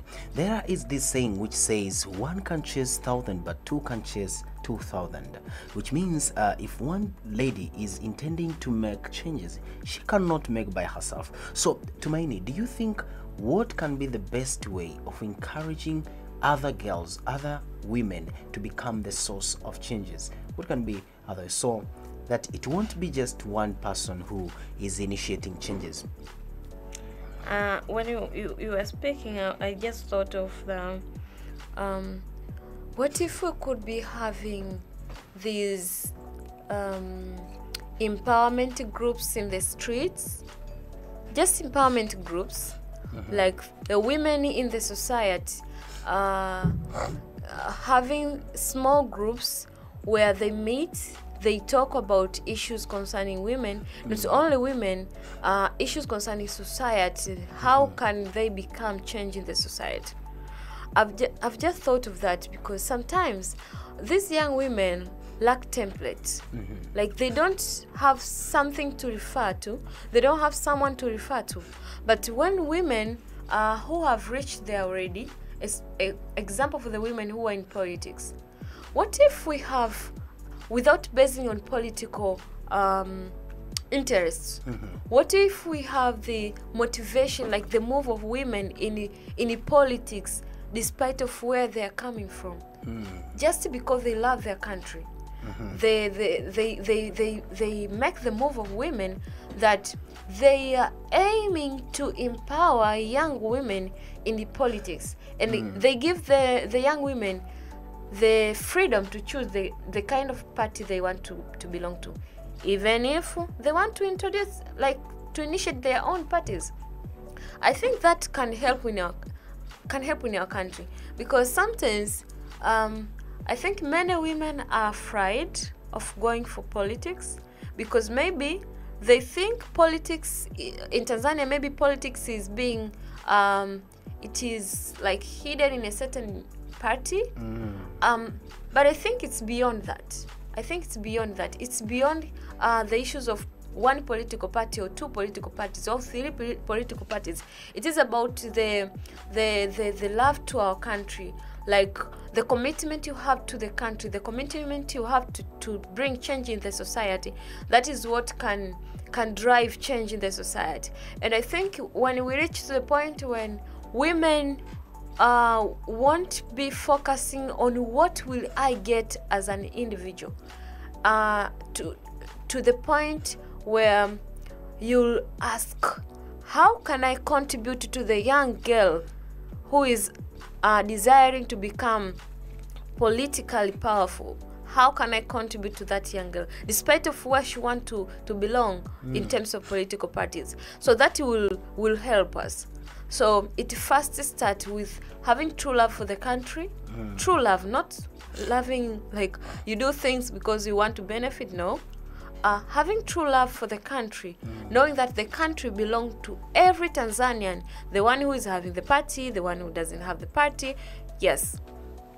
Wow, that's very interesting. So you are speaking so profound. I just want to ask something which is kind of not far from what you were talking.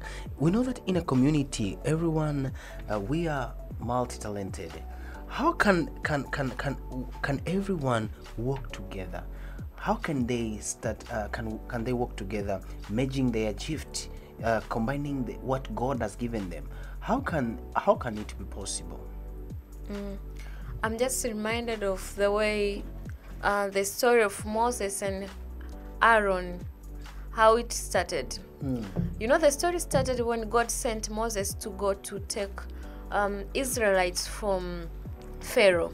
Moses told God, I can't go, I can't speak, I'm still young, I don't know. He gave a lot of I don't know if we spoke about being young, but I just remember he spoke about being stammering.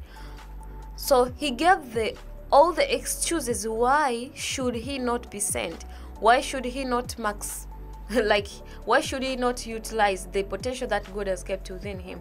He gave reasons, but I just remember God telling Moses one thing. When you read the book of Exodus, I think chapter 1 or 2 or 3, I don't remember the chapter, but somewhere behind there, between there, you see how God responds. He says, you have Aaron your brother, he will help you with everything that I want you to tell Pharaoh. So you can see the power of collaboration. You can see the power of having one another. And you can imagine Moses going to Pharaoh for more than 9 times, like 10 times going to Pharaoh, like, God wants you to take Israelites, to release Israelites. The first time, the second time, with Aaron, and then Aaron, because Aaron was helping Moses. So the same example can be applied to the society this time around. When you speak about women, sometimes it's very difficult for one woman to achieve what she wants to achieve, and not only sometimes to achieve big things. It's very hard to achieve it while you are doing it alone. But once you work in the community according to the potential that everyone is having, it's very easy. Before you go to hire a person, you have your friend.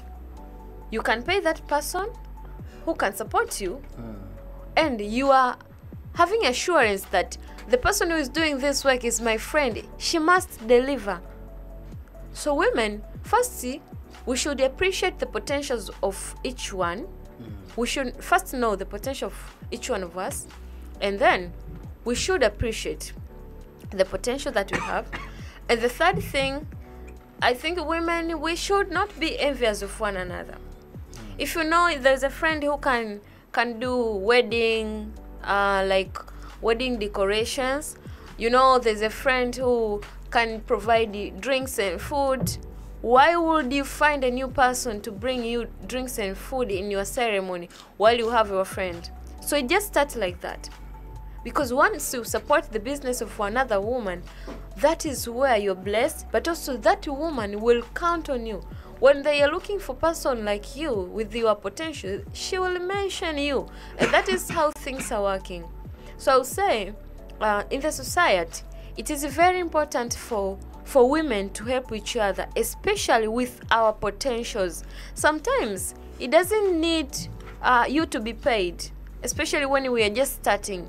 Sometimes everyone is looking to be paid, like, how am I going to get from this? How am I going to be paid? But for women, I think it's very important to support each other. Because sometimes you might be looking for the person like, oh, I can't do that because I'm not paid. But you know, that person someday will become influential, will become a great person. We remember you. We remember you that when I was not having anything, you were there for me. You were there for me. And that is how we can raise each other as women, supporting each other, encouraging each other. You know, there's a friend who is doing this business. There's a friend who is selling curtains. At least one day, post about their businesses. That is how you support each other. Yes. Wow, I really love that, and yeah, it's so profound. So, Tumaini, we really know that for us to have the explorations of the potential which are in you and in women's, security should be concerned. And if there's no safeness of the people in the community, means we cannot navigate in utilizing the resources which are indwelt in women. So do you think, how can a society, how can a community now, women involved and men involved, engaged in ensuring the community is safe, community is a safe place from their basic point of living? How can they ensure that? I would say about the desire of every individual in the society to maintain peace and security. That is the role of every citizen, to make sure that there is peace and security. Of course, that is one of the things that policy officers are maintaining in the society, but it is the role of every person, every individual in the society, to make sure that there is harmony, there is peace. I'll speak about recreation. Sometimes we are not considering about other people. You just go to clubs, you just drink, you are just dropping the empty bottles on the road. You just dumping everything that you had, and you make noises sometimes in the night. People are sleeping. You frighten people. But why do you do that? Because you don't think about other people. You're thinking about yourself. You're thinking about your desires to drink. And through that, sometimes you even invite robbers. Because sometimes people tend to tempt even robbers. Why would you overdrink as a woman? Why would you do that? You come back home very late, so you are very drunk, and your peace, your security is at stake. Why would you do that? And we find sometimes women being raped. Sometimes they're just I don't know, they're just making reckless decisions because of the things that they love in life. But there are things that you love in life that doesn't benefit you, doesn't even benefit the society. So we need to decide when it comes to peace and security in the nation, in the society. We need to decide that every person is supposed to be responsible for everything that is going on in the society. Like when you pass through the road, why would you just spread all those broken glass bottles on the road while you know there are children who are passing through that road? Why would you do that? Because that frightens the security of children, because it can cause accidents. So simple things like those can show the heart of a person when it comes to the society. Everything that we do should focus to benefit ourselves and the society that we are living with. And speaking about young men who are found in the society, I encourage young men to go and work, because sometimes they don't want to work during the day. At night they just want to go and steal things from other people. You guys, you can work and get money. You can find another occupation than that. So it's very important to make sure that when you do that thing to another person, when you go, you broke the doors of other people, you steal. Okay, what if they do that to you? What if they do that to you, to your mother, to your brother, to your young sister? What if they rape your young sister? How would you feel? So it should be to that level, so that every person in the society is considerate about another person. You think about the young child when you destroy maybe the home of a certain family. Think about those young children, like, why would you steal everything from their shop? How do you expect them to be fed? So it's important that every person is intentional about maintaining the peace and security in the nation, but also in the society. But thinking about what would happen if the same thing I'm doing would have been done to me. That is very important. Yes. Wow, that is so interesting. So Tumaini, to add where you were ending, when you talk about security, we also means about health. We means a community is safe when it is free from sickness. So how can also women together with men, how can community engage in making sure the community is clean, so that to avoid this communicable disease, it's communicable disease like cholera and other diseases like malaria and all that. So how can we make sure, how can community ensure that the community is clean? Yes, the first thing that is very profound is loving the environment. Knowing what is environment and loving the environment is very important. It's not only about the surrounding at your home, like you are just taking care of the flowers at your home. No, even when you pass through the road, you find a person driving with a car, he will just drop the bottle outside. Why would you do that? Why won't you wait until you find the trash bin to dump the bottle? So it takes the intentionality of every individual in the society to make the environment clean. Sometimes it's not only about cleaning, sometimes it's about maintaining the presence of trees in the society, in the compound that you are living. Maintain the presence of trees. If you can plant trees, if you can avoid cutting trees, that is very important, because that is involved in conservation of the environment, conservation of the soil, conservation of soil, conservation of the environment, making sure that it's not only about the place that you live, but also about the universe, about the whole country. Yes. And sometimes I think we can just spare some time, volunteer in this community program. Sometimes we have Saturdays that we do cleanliness in the society.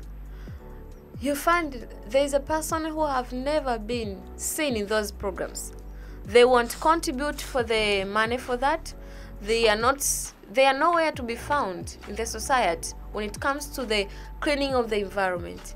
So it's important that every person is involved. Every person is involved in making sure that the environment is safe for every person, including young children. Yes. Wow, that is so important and profound. So again, I want to turn you back there. In a community, how can women, together with their small business, together with men in a community, how can they make sure that the community, they eradicate poverty? And by taking care of the need and analyzing the need in a community and providing for those who are in needs by reducing, they may not eradicate poverty 100%, but they can reduce poverty in that certain community. What initiative community members can undergo to make sure they eradicate poverty? As far as woman potential are concerned, remember, if poverty is around everywhere, there is a woman, a girl who will fail to go to school. There is a lady there who will fail to deliver in labor because of hospitals and all that. So as a community level, before coming to the national wise, as a country wise, how can a community make sure they eradicate poverty within their community? Okay. First, when you speak about no poverty, that is one of the aim that the world is having, like all the nations in the UN community. They are aiming to make sure that they eradicate poverty. Not only poverty in the global scale, but also in the these small communities, like from every individual person. There should be no poverty mentioned in the society. So coming to the society that we live, our community, our local communities, there are so many things that can be done. But first, I think there should be love for one another. Yes, because sometimes leaders can announce, you can contribute for the children, whatever. But if there is no true love, there won't be helping one another. I just remember hearing about this. There is this certain organization, I don't remember, the organization that is responsible to provide for the food and some aids to the HIV positive, HIV infected children. I was so young, maybe standard 2. That is the time when I heard this story that they said, oh, they usually bring the aids, but most of the aid is just being used by the people who distribute it. That is when I was young, guys. I'm not sure if that still exists, but I was young. I remember that story when hearing from one of the child who has been receiving those aids. So if there's no true love in the society, it's very hard to think about those people who are suffering from poverty, because sometimes we can be having people who have volunteered to support, to give, but the support is not being delivered to the right people in the society. So I think the love should start first with the leaders, to the community they lead, and also love of one person to their neighbors, because you cannot wait for the chairperson of the street or the chairperson of the village to come to tell you that, oh, Mr. Minja, please, we beg you to give food for your neighbor. Why would it be like that way? Don't you see that your neighbor is suffering? Why won't you wait? Why would you wait for the chairperson to come to beg you? Well, you see that they are struggling, they are suffering from hunger.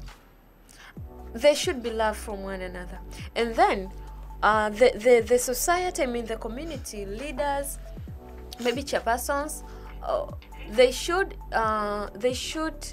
identify the households that are having hunger issues.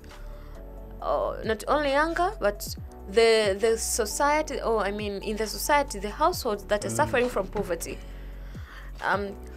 Clarifying specifically the needs that they need, and they should mobilize the society. If it's about the village or the streets, it's about the district, people should be mobilized, because there's those people in the society that can really contribute to help the society, to help the households that are suffering. And when we mobilize for the people to support others in the society, sometimes it's not only about food. People can volunteer to pay school fees for one of the child in one household, and that reduces the burden to the breadwinner of that house. So it's very important. First, there should be love for each other, leaders to the members, but one person to the neighbor, and leaders should be able to deliver what they are entrusted to deliver to the people that they lead. I would say that way. Wow, this is very interesting. I just want to keep you remaining there at community change. We know when we need to explore about the potential of African, or no, a potential of Tanzanian woman, and then there is no moral value, we cannot fully explore them. So I want you to share, in your point of view, how do you think community can foster to the existence of moral value and eradicate the immoral value, as women becoming the wings of pioneering the existence of moral value? Okay, first, when you speak about moral values, it's like every community, every society, they are having their own standards when it comes to moral values. But there is this, we say it's like there is general moral values that we have as the country, the things that we have been growing up knowing this is how it is in our country. I would say that when you speak about morals, we can see there is like eradication this time around. Like nowadays, it's very hard to find a child listening to a woman who's not her mother.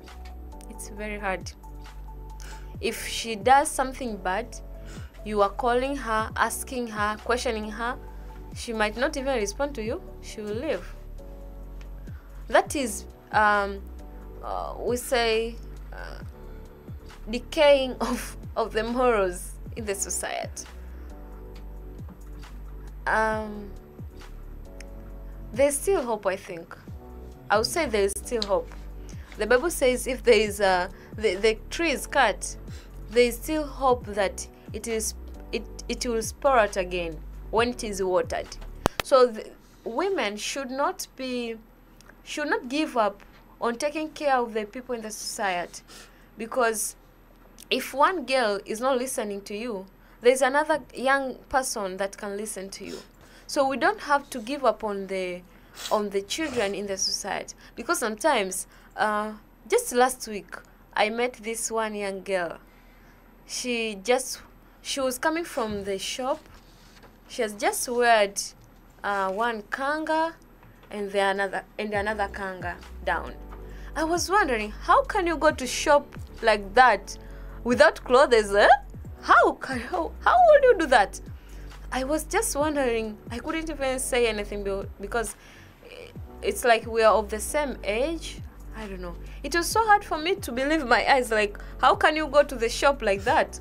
But that is where we are right now. Like, girls, not only girls, young people, young men can do anything that they want because they see in social media.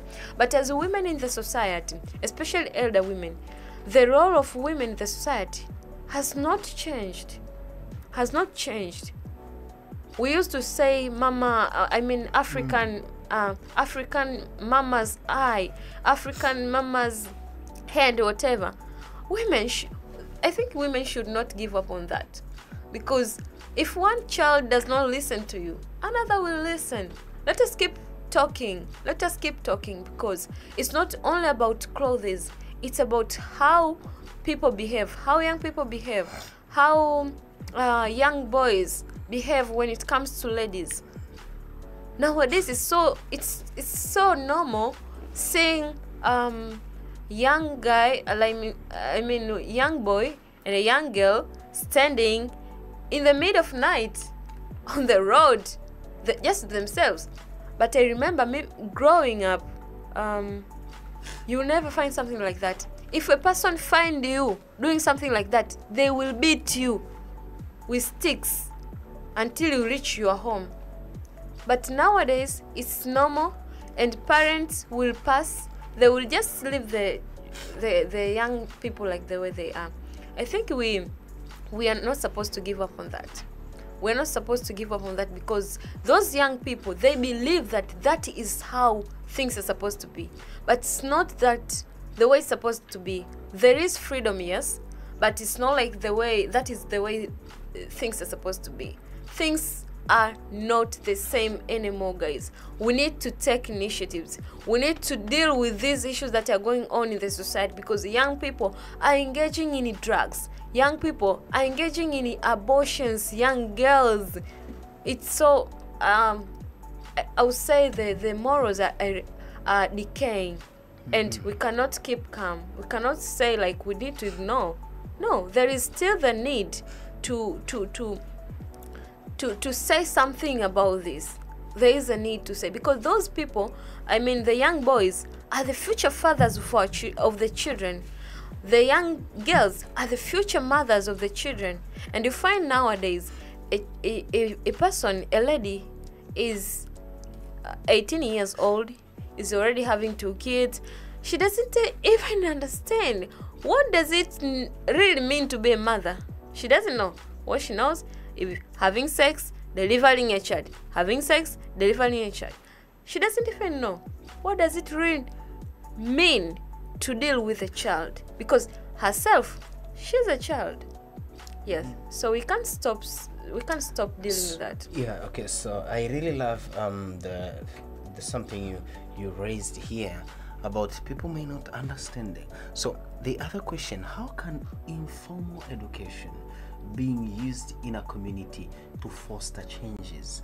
As far as many people might happen there, they didn't go to school, they are there is a number of illiteracy and all that, but how can informal education, which involve practical education, field education, how can informal education used to foster changes within our community? I just think of maybe preparing bonanza, something like that, because sometimes when you just collect young people nowadays, like, you need to tell them why you're calling them. They can't just come. Preparing something funny, then through that thing you start saying, teaching them about personal awareness, teaching them about their values, teaching them about the future, that there is something called future. It's not ending here. So I think it's easier maybe when we prepare something like that, sports and games, and yes, because sometimes you can't find those young people in village meetings. You never find them. Yeah, sometimes it's very hard to find them. Or maybe we can use social media as the society, because that is where they are currently. That is where they are. But the issue is maybe for them to give you the air to listen, because there are those things that they are interested with. I'm not sure if they are interested to hear your teachings or whatever, but we can still do something in the society. Yes. Well, okay. I do believe it is still possible. People, they can see opportunity in taking informal educations and different skills to communities, so that to eradicate the number of young people who are very, very cheap who are resources, who are manpower for the current generation. So the other question that I want to ask about community engagement is, do you think, how can community, from its structure, how can community level of community stabilize its leadership structure so that to fully utilize every resources which are around the community, including women as one of the raw materials, one of the potential asset within a community? So how in your view, do you think, how can a community stabilize its leadership structure in fostering this development? Okay, let me speak about the involvement of young women in leadership positions. I think the government may put this like desk or the position that deals with women, young women. I'm not speaking about the party system. I'm speaking about the village system, the street system, that there should be leadership of women, of young women, that is only dealing with these young women, probably under 25. It should be only dealing with the affairs of these women, despite of the political party that they are coming from. Yes, and I think those positions should be held by those young women, because that is how they can be engaged. I remember one I don't remember well if it's Boko or where, but I once heard this thing called Rede. They do Rede competition or whatever. You'll find young women gathering to do sports. I think things like those are good initiatives because they engage young people, especially women. So through those engagements, we can have maybe simple talk with those girls, encouraging them, empowering them, and inspiring them concerning the future. That is not all about living in this street. It's also concerned about your future. What do you want what do you want people to say about you after 30 years? Yes, it's not only about you being around in the street. What would you want the nation to remember you for? Yes.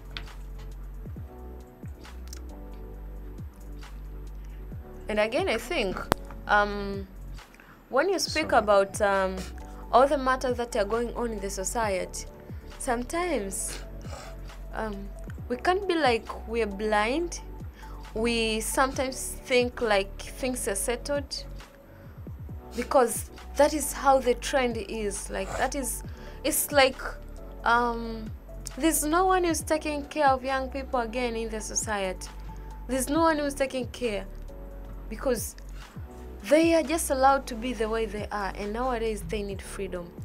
I'm just thinking of the role of women in the society. Mothers, I mean.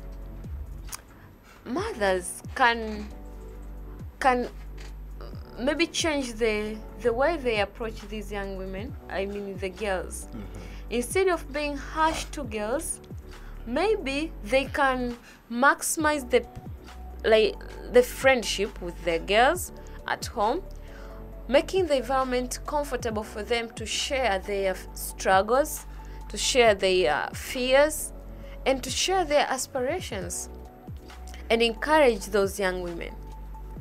Because sometimes you see, if a mother at home is so harsh, the dad again, the same applies. At school, teachers so harsh, then the lady will be hanging behind, like in between school, home, school, home. That time when she's hanging around between school and home, she'll find boys, maybe men, find wrong friends, and those will be bad influence for her. So I think you can still utilize that thing. Okay, thank you so much, Tumaini.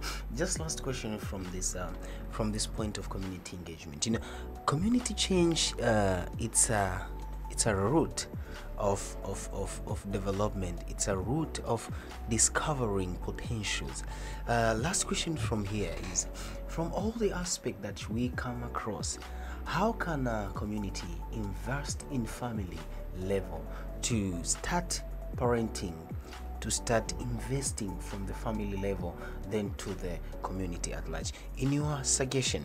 Because if I remember, some hours ago you just quoted some scripture and you say the kingdom which is divided it cannot stand, which equally saying the family which is divided cannot stand. So do you think, how can community involve family from their parenting level, taking care of their children, controlling their children, to bring better community? Do you think, what can community do concerning family? And this can be the conclusions on community change. Then we will proceed with another topic. Yeah, it's when you speak about morals again, you can't leave aside the family factor, the family institution, the very we say the basic institution in the society.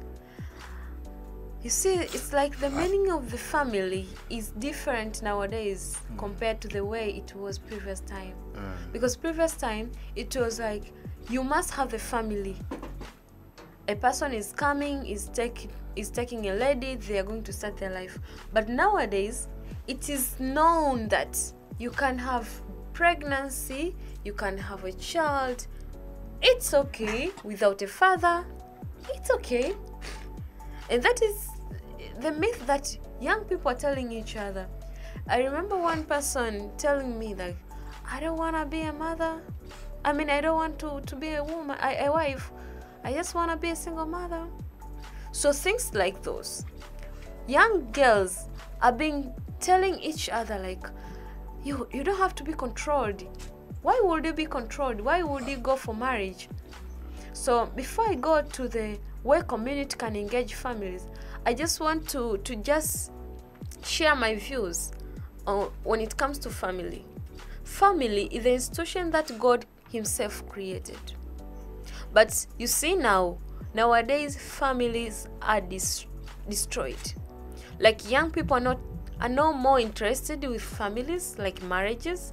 They are comfortable. I can have my kid, I can go on with my life. Then boys, I can just give a person, I can impregnate a person, I can deny a pregnancy. If she doesn't want to abort, it's okay for her, she'll take care of the child. It's no more about building the society. It's about pleasure, it's about sex. It's no more about raising kids. It's about pleasure of sex, and after that, whatever the outcome, anything will come. It's okay. But why do I mention these things? Because the meaning of family is changing nowadays. The family nowadays is treated by young people as, it's no more about father, mother, and the children. It's maybe father and wives, or not wives, a father and the women, or the mother and the kid, or the mother and the children. So the definition changes over time, and it doesn't feel good, guys. It doesn't feel good kwa sababu because the foundation is being destroyed over time. And I would say that the society need to recheck on this.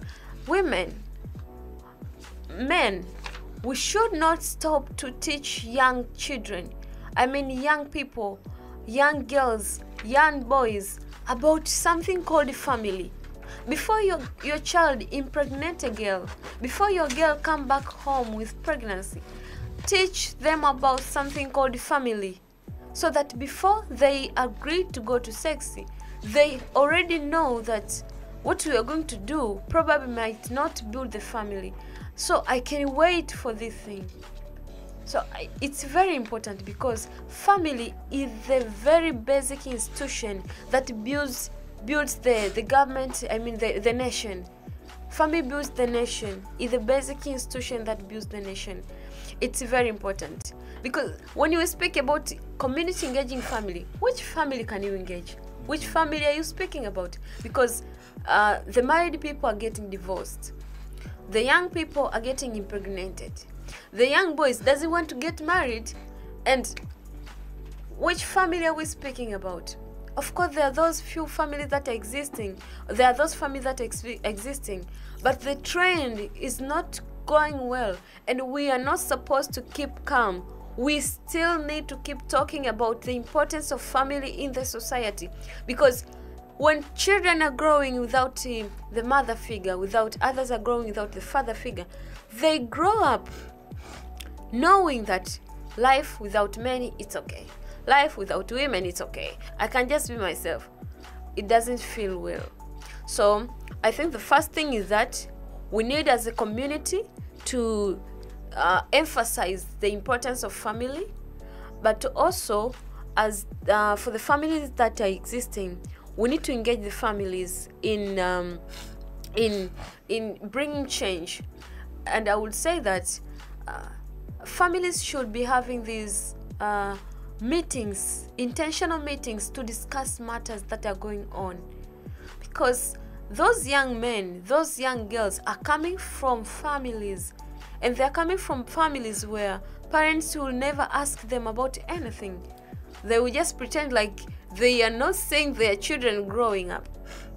But it's high time that it's high time now when parents should be intentional about the way they raise these young girls, these young boys, telling them the truth that, guys, we know you are in the period of having sex. Yes, your bodies are so hot, but you know, when you do this thing at this time around, this is the effect of what is going to happen.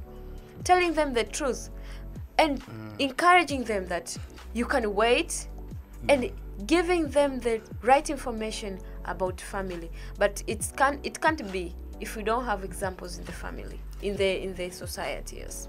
Well, this is so profound and so rich. You just covered many aspects, and to which at the end of the day we'll come to say community change is a responsibility of everyone. It's not a woman responsibility, neither a man responsibility. It's everyone responsibility in making the society, a community, a better place. To many, thank you so much for highlighting so profound insight about community change. I believe your community is blessed to have you there. So welcome to the next topic. Thank to you. respond. And this is very interesting topic. It's not far from the topic that I was asking you about, the community change. Now this is now going to a lot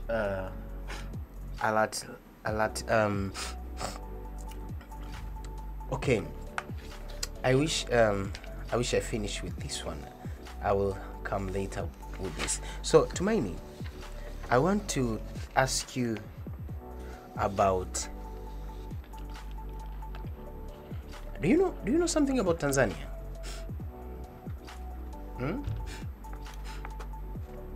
Something about Tanzania? What do you mean?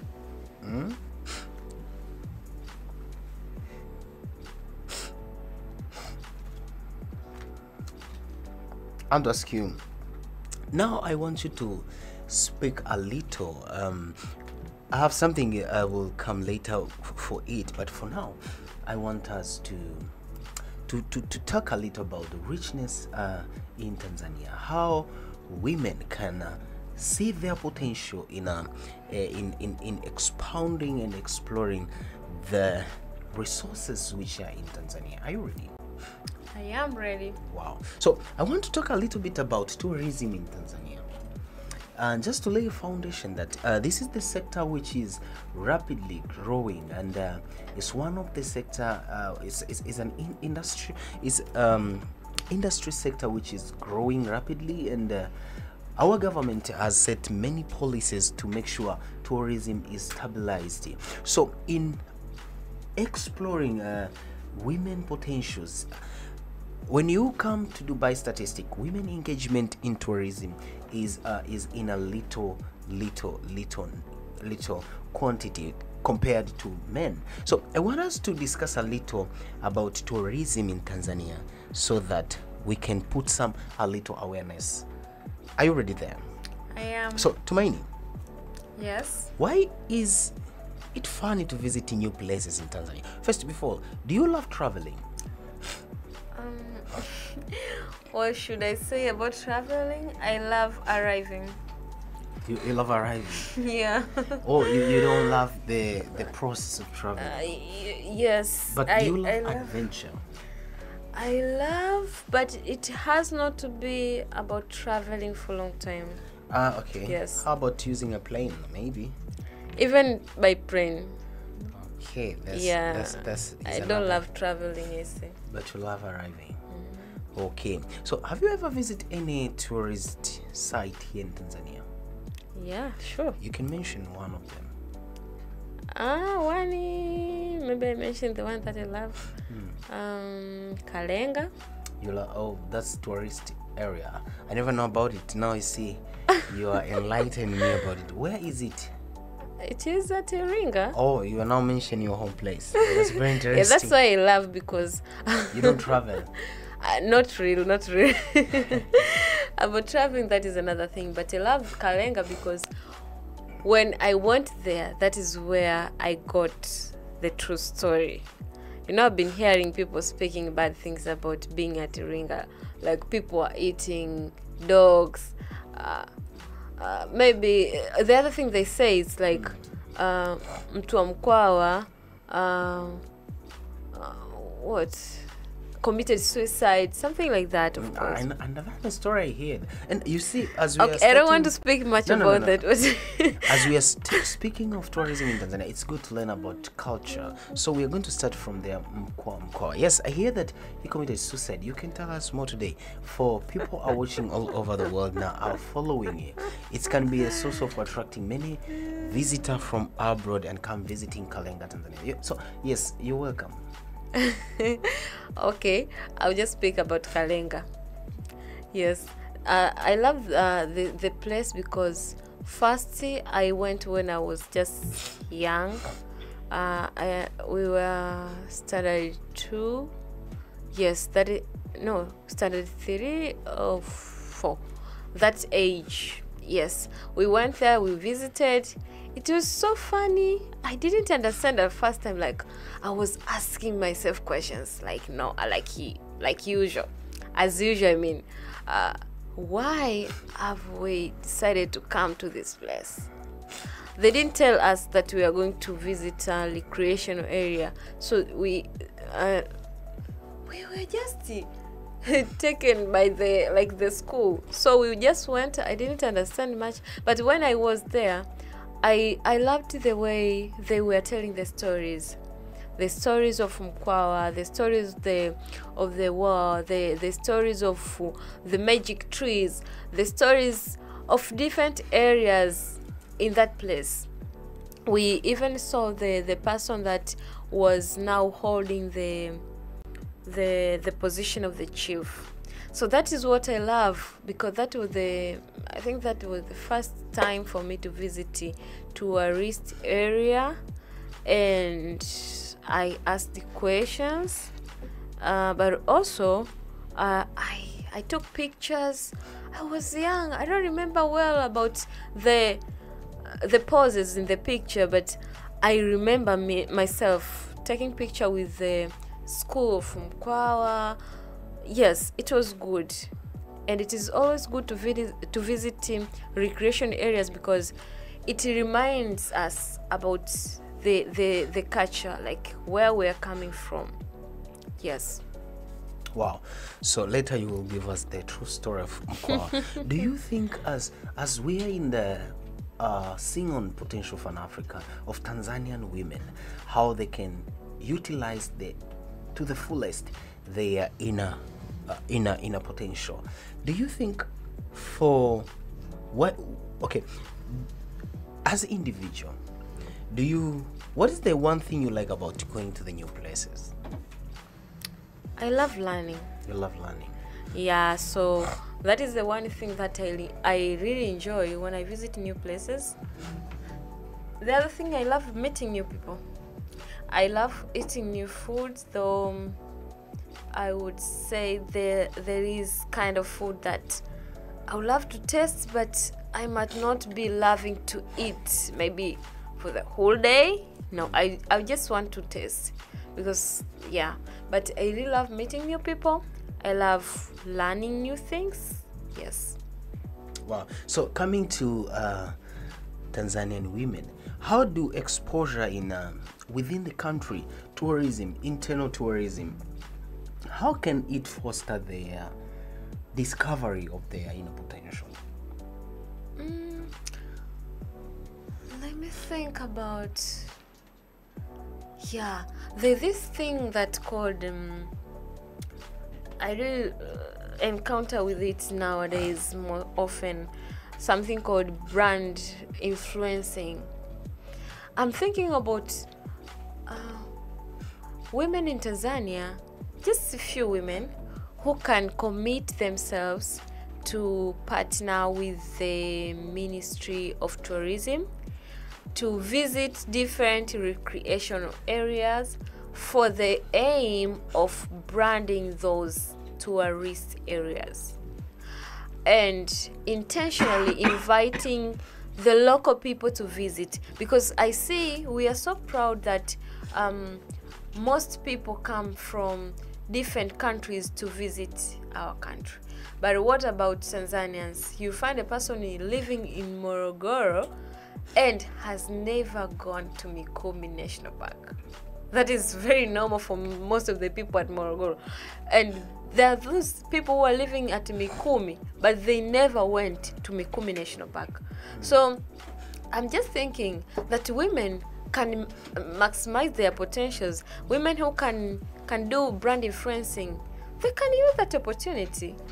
Okay, even for those women who can do hospitality industry, if the tourism industry grows, that means there is open doors for more opportunities for women to provide services, including hospitality industry, fashion industry. So you see, like, women will develop in the businesses, the engagement in tourism will increase.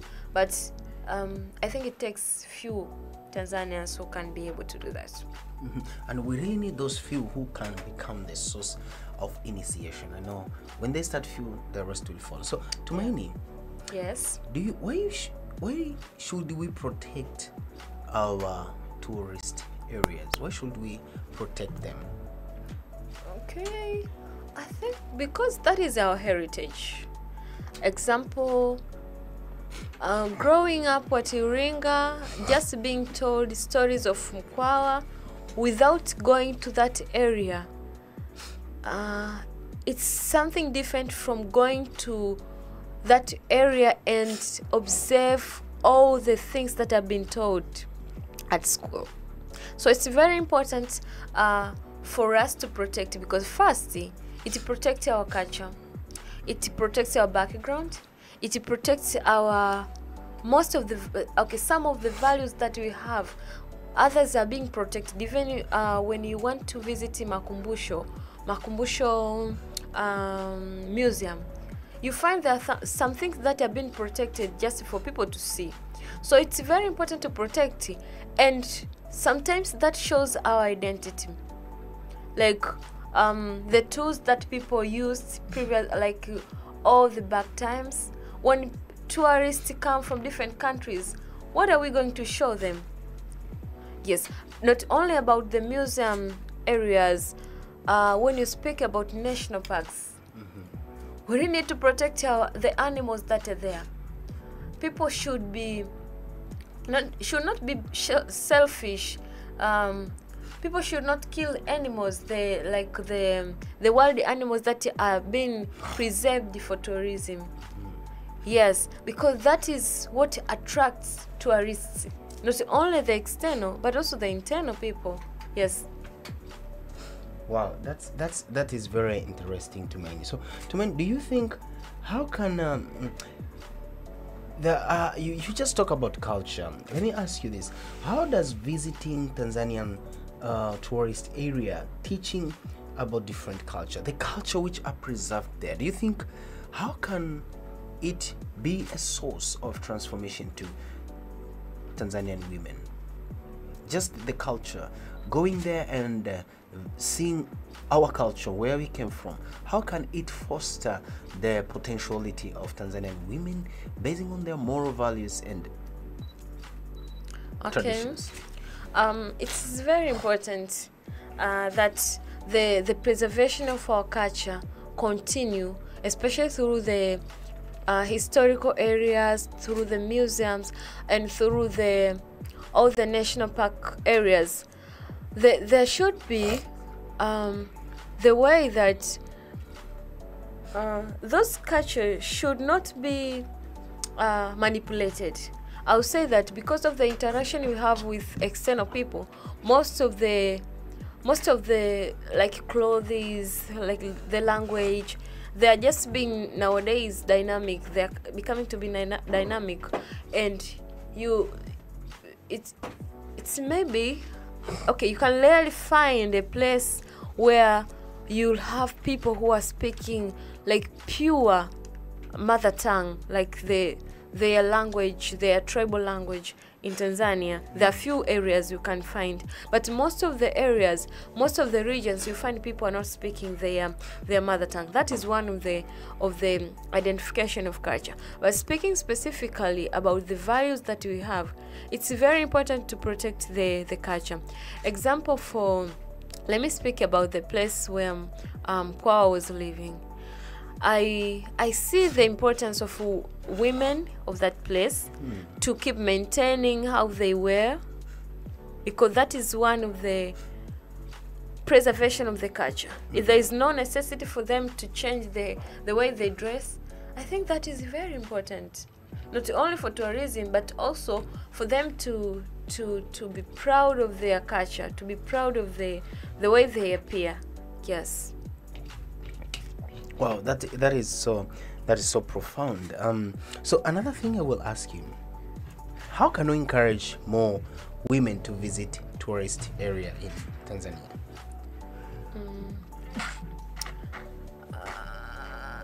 Publicity should be done.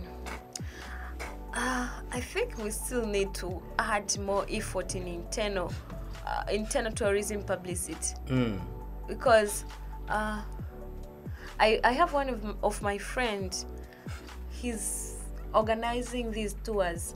If you want to go to a national park, he will just give you the budget. You tell them the dates that you want to go. You mention the areas that you want to visit throughout the country. He gives you the possible schedule and the possible budget. We need more people like that in the country. Those people who can emphasize on tourism, especially on internal tourism. So when it comes to women, we need to be like intentional to mobilize women for that. Not only for the sake of culture, but also just for recreation and just for emotional stability. Sometimes women, we need to get time outside of home, outside of work. Yes, for relaxation. So Tumaini, how does tourism help local business in Tanzania, specifically women who are seeing this opportunity of tourism? How can they help? How can tourism become a source of their local business development? Okay, of course, up to now, there are those women who are doing business into tourist areas. Women are selling those cultural things. They are selling cultural clothes. They're selling pots. They are selling baskets, the caps, and the shoes. So there are those women who are still doing that. But I don't think if the business is that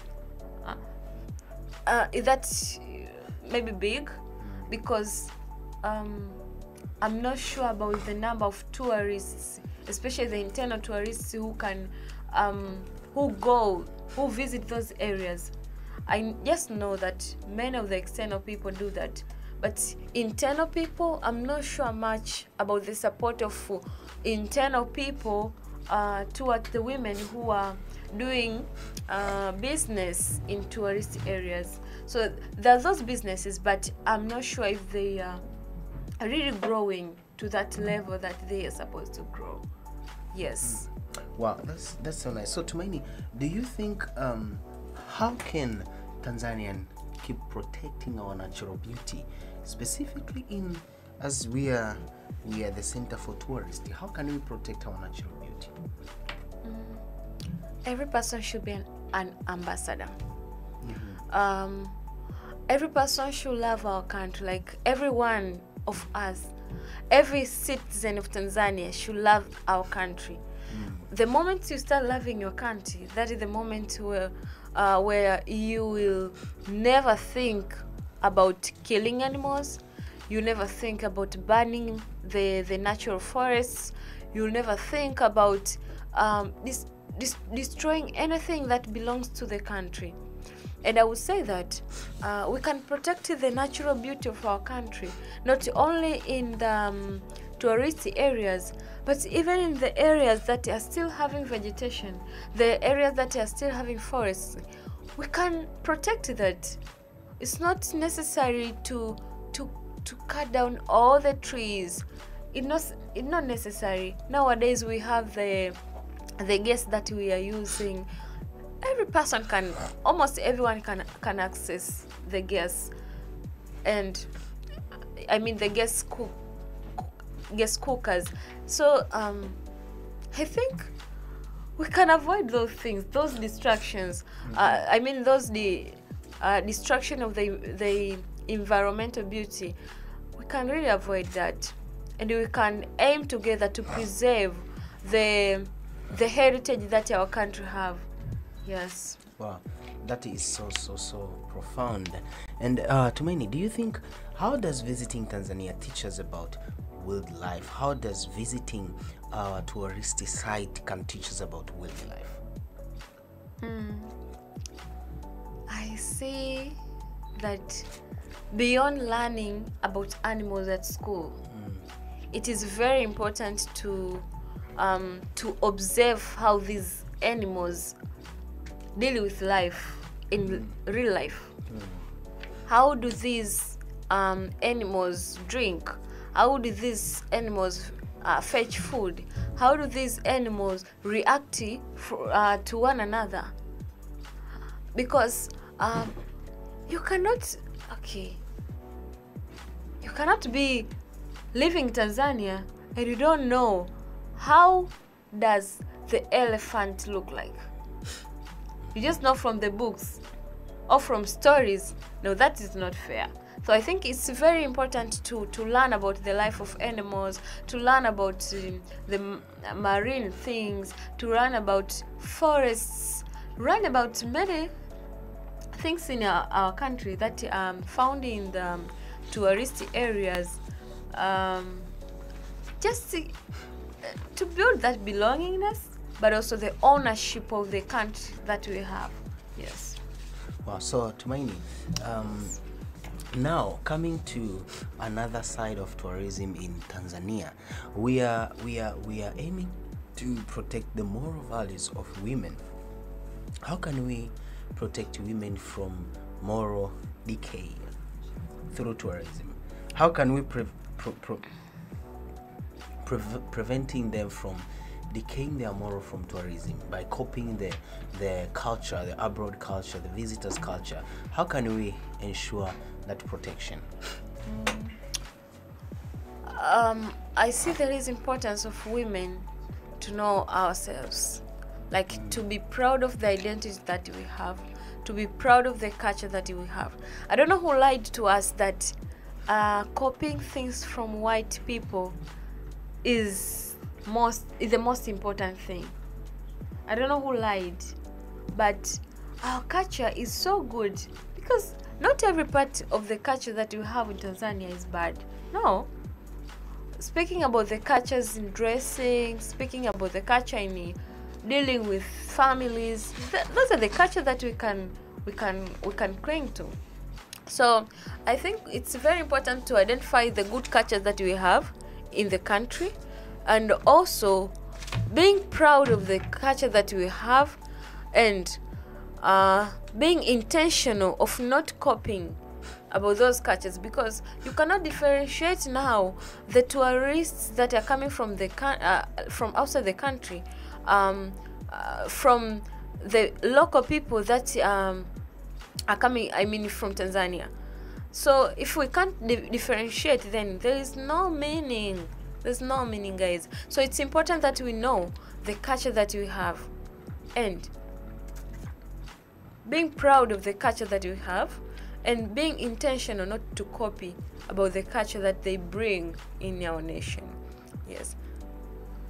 Well, that's very interesting about tourism in Tanzania. So, in one word, what will you tell people as an advice for them to visit Tanzania, but also for women in Tanzania to engage much more in tourism sector? What are you going to tell them, just in both two groups, Tanzanians, women, to engage in tourist sector, but also the visitor who can come and visit Tanzania for tourism? Concerning Tanzanian women, including myself, we're supposed to stand up, value the things that we have, because we are living in the very richest country, which have number of recreational areas like tourist areas, national parks. We're supposed to be proud of the country that we live in, the country that we belong to. And one of the things to be proud of, one of the way to be proud of our country is being able to support the tourism industry, because the cost to visit those recreational areas is very cheap compared to the external tourists. But you find that many women doesn't even remember about the presence of those areas. So it's important that we value the things that are in our country, and we start visiting intentionally. But also for those who can do brand influencing, can partner with the Ministry of Tourism to make sure that the industry of tourism in Tanzania is growing, especially for the local people. Yes. But speaking about people from different countries, I want to encourage you, I want to invite you. Tanzania is a very beautiful country, and Tanzania is a place that you want to go. You want to leave the country. The moment you come, you want to visit another place, you want to go to Zanzibar, you'll never want to go back. But it's a very wonderful country.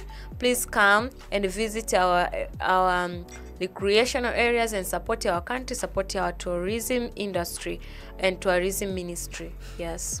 Wow, that is very interesting. So we are giving an invitation to all Tanzanians and all over the world. Just visit Tanzania to see the beauty and the natural beauty of Tanzania. Tumaini, I want us to just shift a little to another topic. Are you ready? I am. I want us to discuss about, we're in this generation, talking of women potential, the potential of an African woman or a Tanzanian woman, and then leaving behind technology advancement is something is missing somewhere. So I want to go and hear from you about technology and digital literacy. So this is the topic I want us to come through. I will give some questions to you now. So about technology and digital literacy. Are you ready for that?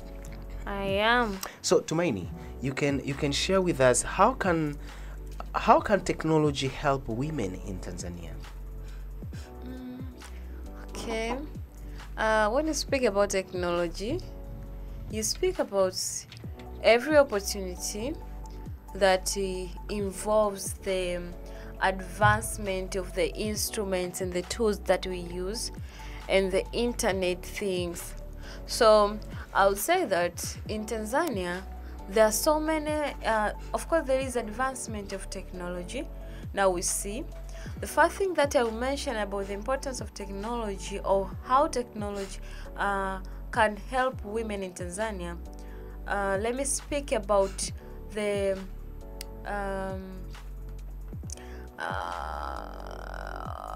how do I put it? The way technology helps women to utilize well the time. Like, it helps women to save time.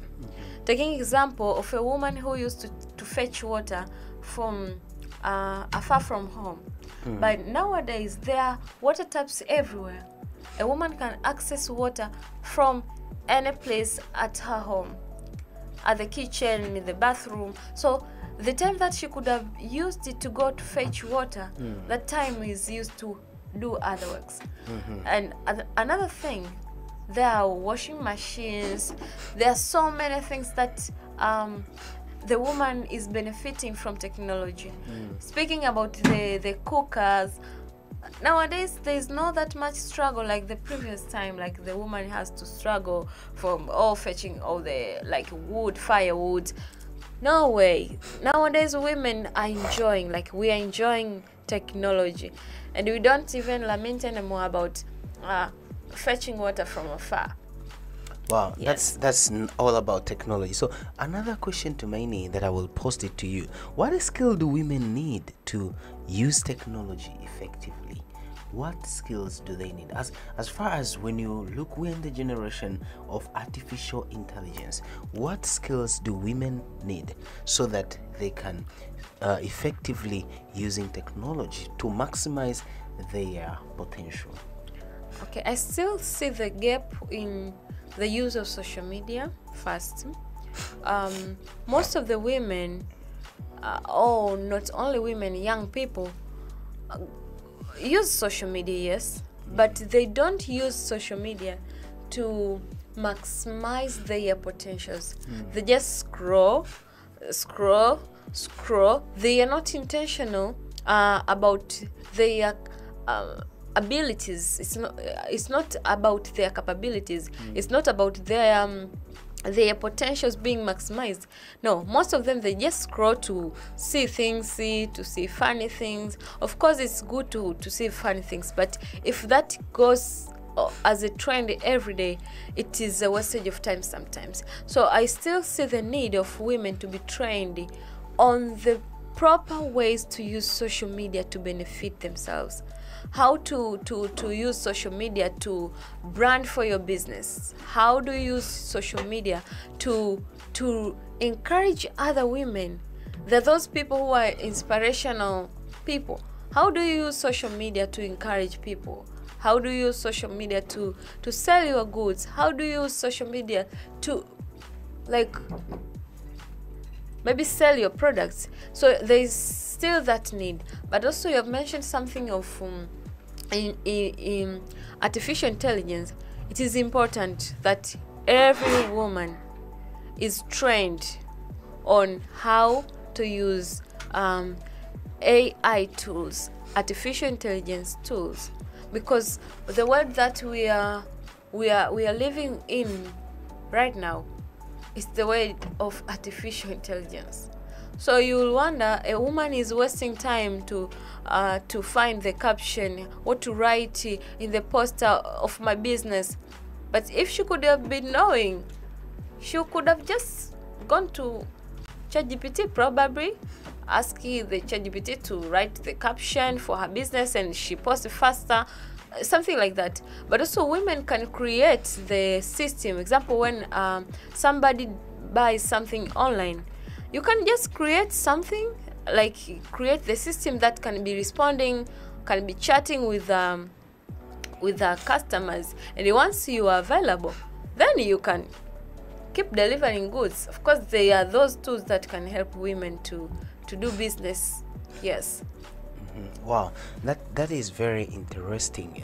So another question to Maini is, how can online courses help women learning new skills? How can online courses help women in learning new skills? Yes, I would say that online courses are very important, and the use of online, I mean online platforms, that is one of the transformation of social, I mean the transformation in technology, like revolution in technology, the impact of revolution in technology. I would say that first, online platforms saves time, because a person can be driving while she's in the meeting, driving back home, she's in the meeting. But also it's easy for woman to multitask. Besides that, she's saving time. Instead of going to the meeting at Mlimani City, she's going home, she's saving time. But she can multitask. She can be she's breastfeeding a baby, she's in the meeting, or she's in the training. Because of the way that women are created, sometimes we have a number of things we are doing. So online platforms has made it easy for us to access things. But also I would say that it's easy for women to attend increase the number of trainings compared to the physical gatherings, physical trainings. When it comes to online platforms, it allows women to access number of different trainings. Yeah, that I would mention. And it's very important for women to keep learning about different things concerning social media, concerning online things, network coding, especially through online platforms, because most of the courses are just free. Others you just pay like so cheaply. Yeah. Wow, that is so interesting. So Tumaini, what challenges do women face in accessing technology? Most women are facing the challenge of internet, especially those women that are living in villages. Sometimes even having the normal calls is hard for women, and sometimes you send a message, they will find that message the next day. So that is one of the challenges that most of women face, especially those who are living at rural, remote areas. The other challenge that women have is the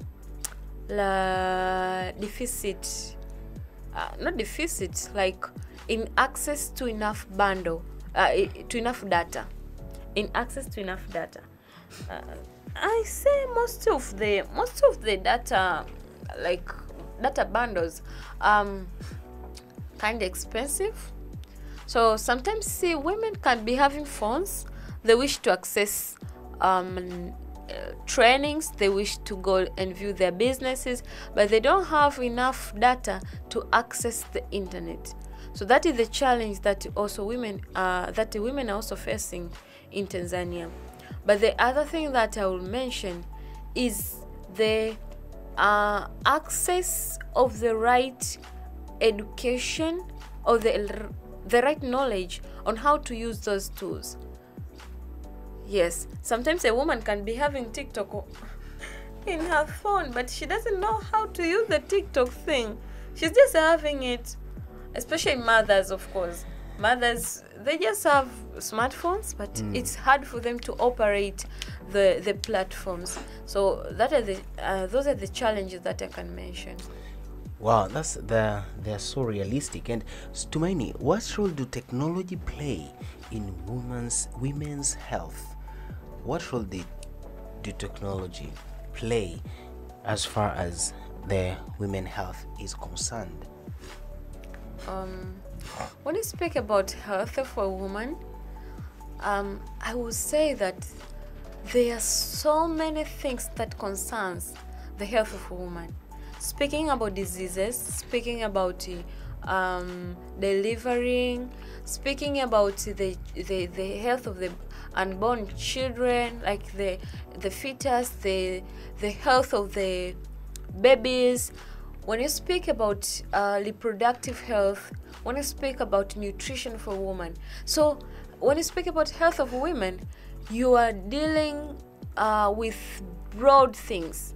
So concerning internet, online things, the technology has influenced the easiness of women to access health services, because there are those Instagram accounts that are specific for health education. So those has been exposing women in different like awareness of their bodies, but also the awareness of their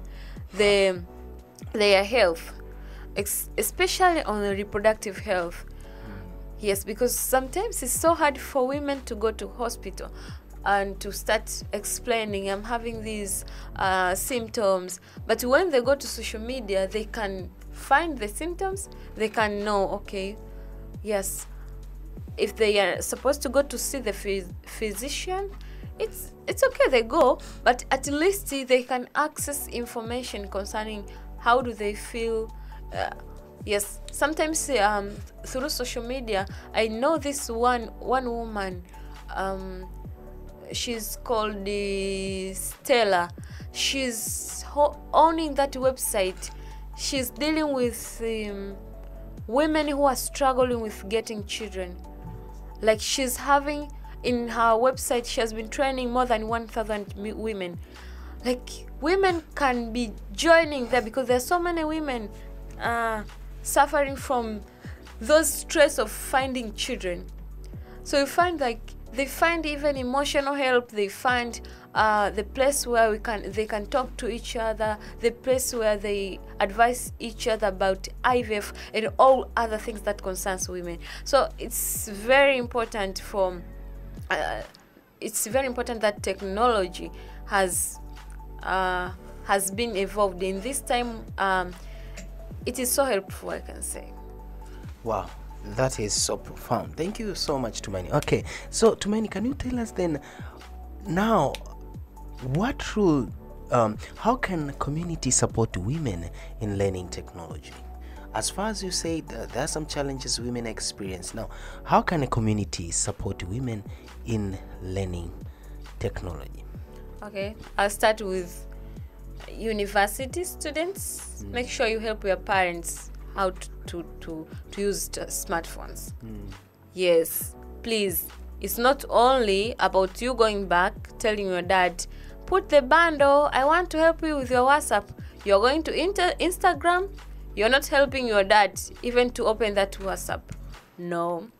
Every person, like, if you have your parent who need to know how to access the applications, teach them, train them on how to use social medias, on how to use any platform that can be helpful to them.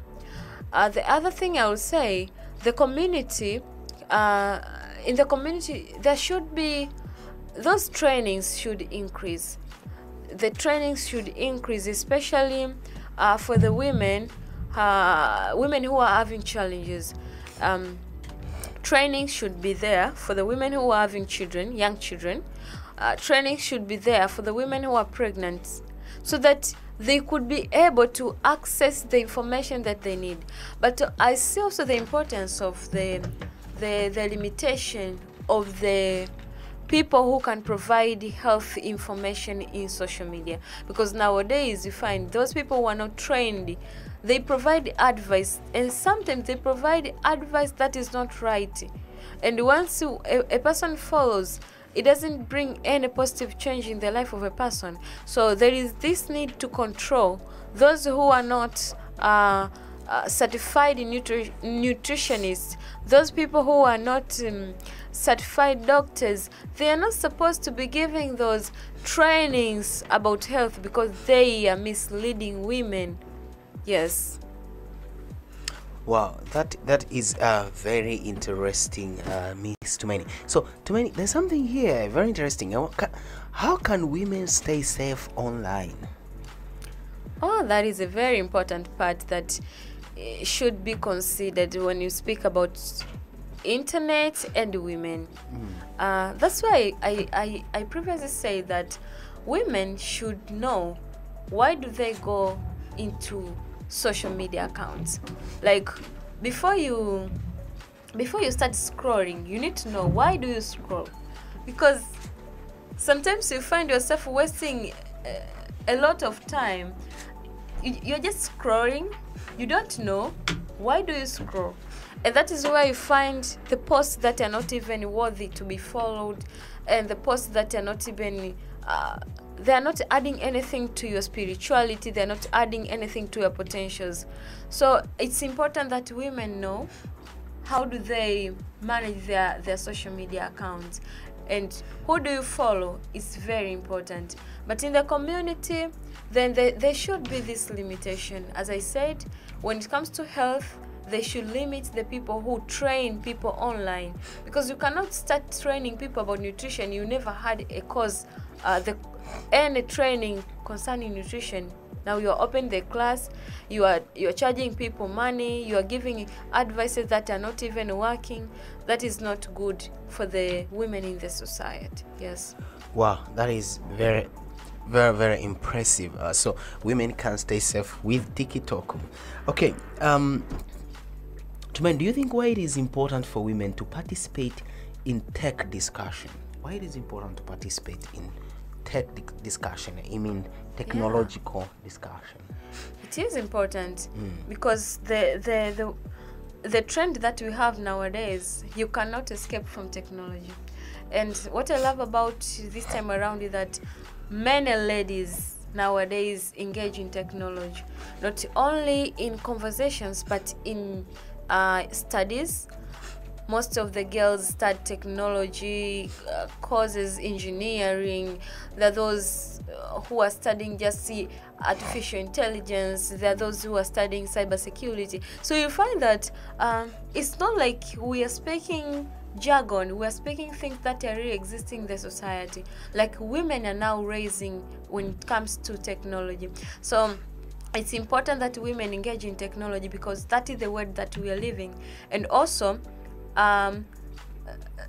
the people who are involved in decision making, when you speak about decision making, sometimes you don't speak about government officials. Sometimes you're speaking about the people who are leading the biggest organizations, like the network companies, Halotel, any company that is dealing with the network things.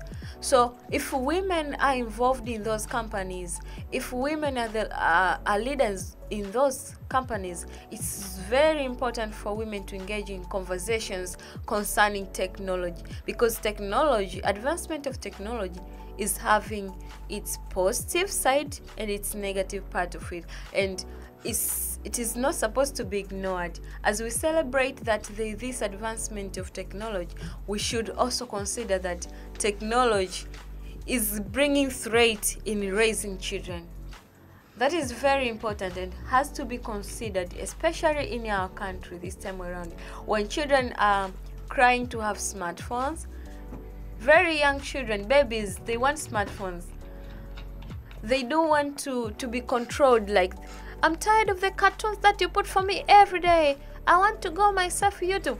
When they go there, they find very hard things. Even the old person cannot be tolerating to view or to watch. So it's important to engage in these conversations, not only to see how can technology benefit the country, but also how can we as women control the morals of the children in our nation.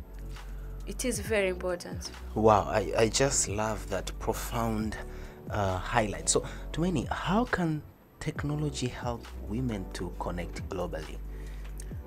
Yeah, I love. There are these international conferences that you can attend through online. You can just register. You can be part of the international conferences. There are leadership conferences. There are motivational conferences for women. You can attend these conferences. You can learn. You can ask questions. It's like you are there already. But you can engage in those platforms. You can learn. You can unlearn. And also, you can even get different opportunities. So that is one of the things I would mention about women connecting with other women globally. The other thing I'll say is about business. I will say that women are able to access business worldwide nowadays. Sometimes we have been knowing people have been traveling from one place to, most of the times, China. But there are those women who are not going to China, but they just send people. They communicate with people from China. The people from China send the stock, and it becomes easier for them. So it makes life easy for many of the women, especially those women who have been engaging themselves in online platforms. Yes, so technology is very important for women to engage globally. Yes. Wow, that is very important. So, Tumaini, how can technology be used in education for girls? Okay. Yeah. Again, of course, I will speak this in a way that can be kind discriminatory, because not all the schools have access to these technological equipments. But I will speak about the schools that have been able to access technological equipments. You speaking about Ashumta schools. You find these schools offer education to young women in technology, specific for technology. So digital. They teach young girls and young boys all things concerning digital. They teach technical things about computer, all the things about technology. So that is very important for girls, especially for young girls, learning about how to deal with electricity at a very young age in a practical way. It makes them have that audacity to pursue the things that they want to pursue in life from the very young age. But also, you can also look at the way some schools nowadays have been able to use computers, to use projections, to help the learning process of girls. Because when I can remember, when I was studying, I didn't even... Okay, the first time to see the projector was when I arrived at university. But to find nowadays, young people, very little children, are being taught through projection. They are using computer. So it is easier for girls to learn through technology. And they can access to things that we have been taught in theory. They can access them. They are able to see them. They are able to control things. But also, I love that the things that most of us were taught at university, you find nowadays girls are being taught at school. They can prepare PowerPoint, they can prepare Word document. But for us, we learned when we arrived at Sokoine University. So this advancement of technology that is happening, but we cannot say that it's diverse in our country, because most of the places you find the private schools are the ones that provide these access to technological equipment to girls. But most of the public schools, I don't know about the public school that provide all those equipment for girls to learn technology. But I think there is that need. Yes, there is that need for technological evolution in the schools, for just important for girls. Yeah.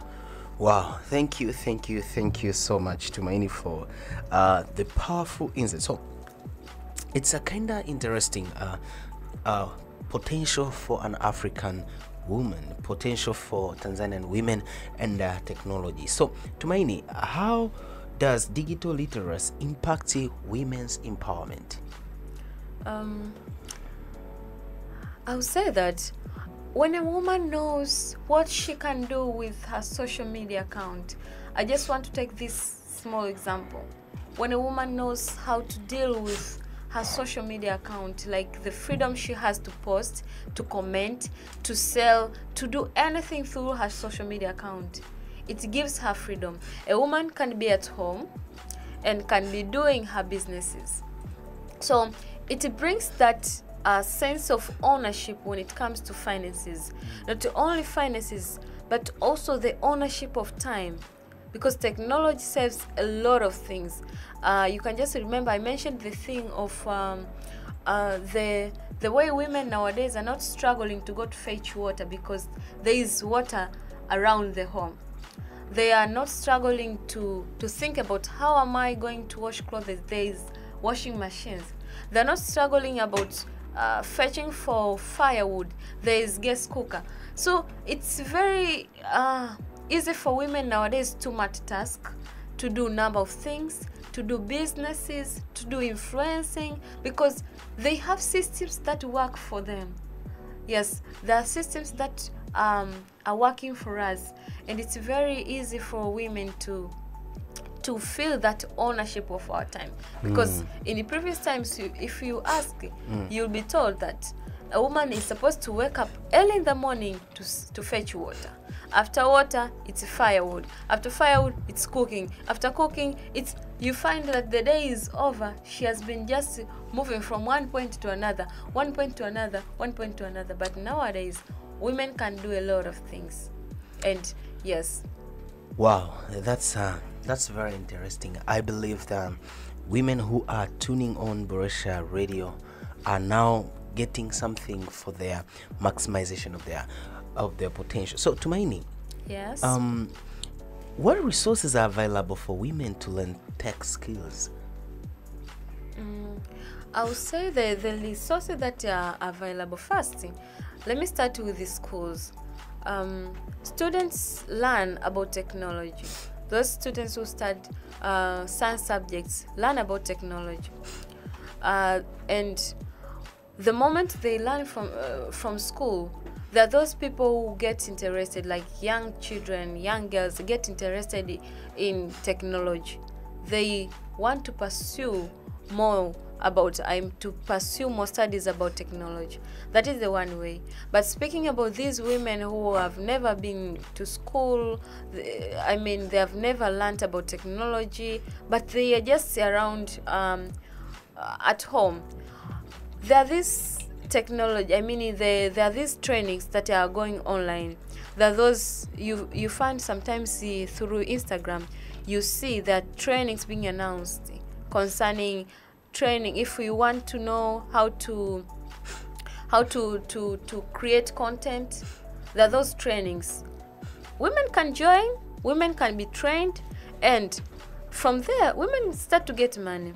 So there are many resources, but also I've been saying Google, Harvard University, providing these courses, online courses, learning just how to manage social media, how to manage internet. I've been seeing they offer these trainings. So there are so many resources for women to learn. But also sometimes it's not about being announced, the training to be announced. Women can just go to YouTube and search, how can I use YouTube? How can I use Twitter? How can I use LinkedIn? So it's easy for women to learn about technology. Even when you want to know how to use your gas cooker, how to use your washing machine, how to use anything that you want to use, you can learn from YouTube. So it's very easy. Yeah. Wow, that is very, very, very, very interesting. So Tumaini, we talked about awareness. Prior we were discussing about personal awareness and personal development. So how can women use technology to raise awareness on issues, specifically on issues concerning women as far as their potentials are concerned? There is always the need to be intentional. Because when you speak about raising awareness, there should be intentionality and the focus. What do you want to raise awareness about. There's so many things about women. Is it about health? Is it about just empowerment? Is it about leadership? Is it about child caring? It's about businesses. What do you want to raise awareness about? So the moment you have got to know about what you want to raise awareness of, you need to prepare yourself. So one of the things to prepare is knowing where do you want to be providing the awareness through. Like if you want to use YouTube, you want to use Twitter, you want to use TikTok, and then arrange for if it's the training, or you are just going to be posting, because there are those Instagram accounts that they are not providing trainings, they are just posting something like quotes, but they are posting posts that have motivational words about women. So that can also raise awareness of women. So you need to choose which way are you going to raise awareness, and you need to focus. Like, are you going to focus on the nutrition on women? Are you going to focus on the physical fitness? What are you going to deal about when it comes to women? And then you choose the way. If you're going to YouTube, it's okay then, but you need to be able to mobilize those women so that they can be able to access your accounts, so can be able to access what you are sharing. And if you are you are organizing something for payment, you need to share. Women will show up. Wow, that is very interesting. Tumaini, I know people are moved by inspiration from others. So how do what role do female tech play in inspiring others? Let me not speak much about female in technology.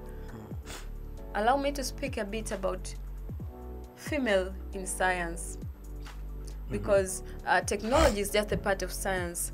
But I've seen the way nowadays the country, not only the country but the world, is intentional about mobilizing young girls to go for science subjects. And there is this one specific area that they focus only on inspiring girls to pursue technological studies. So what I can say is women who are in technology, like women in tech, should not hide. I love that last month I saw there is this conference.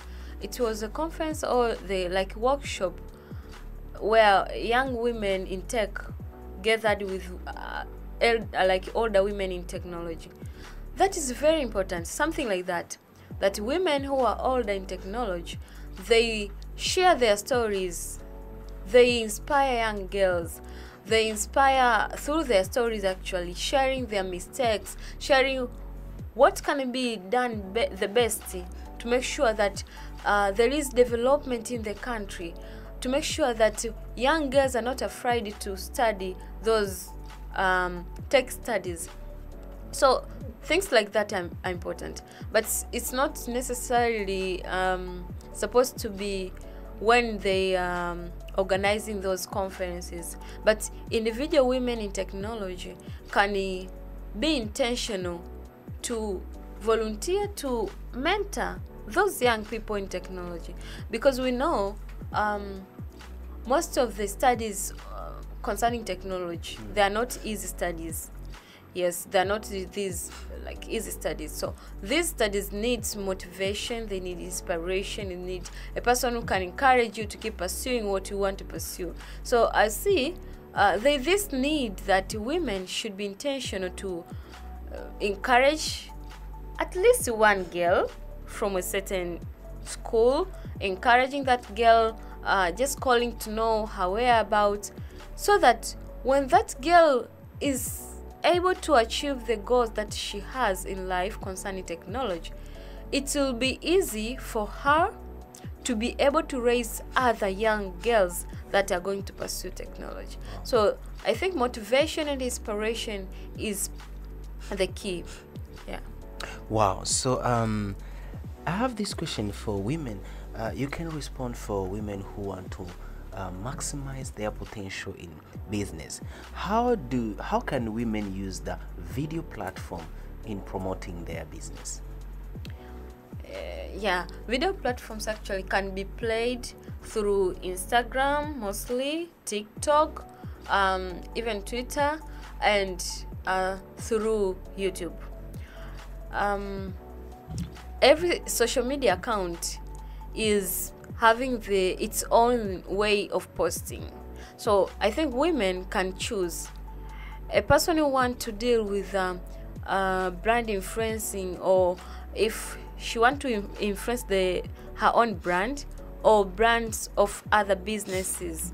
She need to choose if she's dealing with YouTube, if she's dealing with Instagram, and learn what kind of videos she's going to be preparing. I think that is the only way that women can do that. But the other thing that I would say, it's important to prepare high quality videos. Yes, high quality videos attract people to view, to watch, but also to comment, to go for those businesses. So that is the thing. And I would say that I think most people love videos than audio, video picture than audio. It's more, yeah, people need to hear, but once they start to hear, they still need to see what is happening in that voice. Yeah. Wow, thank you so much, Tumaini. And a few more questions. How can women share their tech skills with others? Yes, being specific.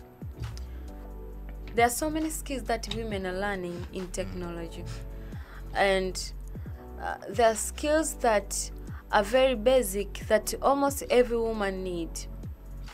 I think most of the women in tech can share their skills, probably sometimes in the groups that they have through WhatsApp, because those women that we are speaking about, the women in tech, most of them, they are just around in our WhatsApp groups. We have them, but we don't even know that they studied those technology studies, because everyone, like, they are busy at their works. They are not even focused about, they are not concerned maybe about training the people that are around them. But I think it's important if at least once in a while share something about technology, that this thing can help the women that are around me, the women in my WhatsApp group. Just share through your status, encourage women. And sometimes it's not only about encouraging women to use technology, but when you post, a mother can be wondering, I remember my child telling me she wants to study these things like this, maybe engineering, whatever.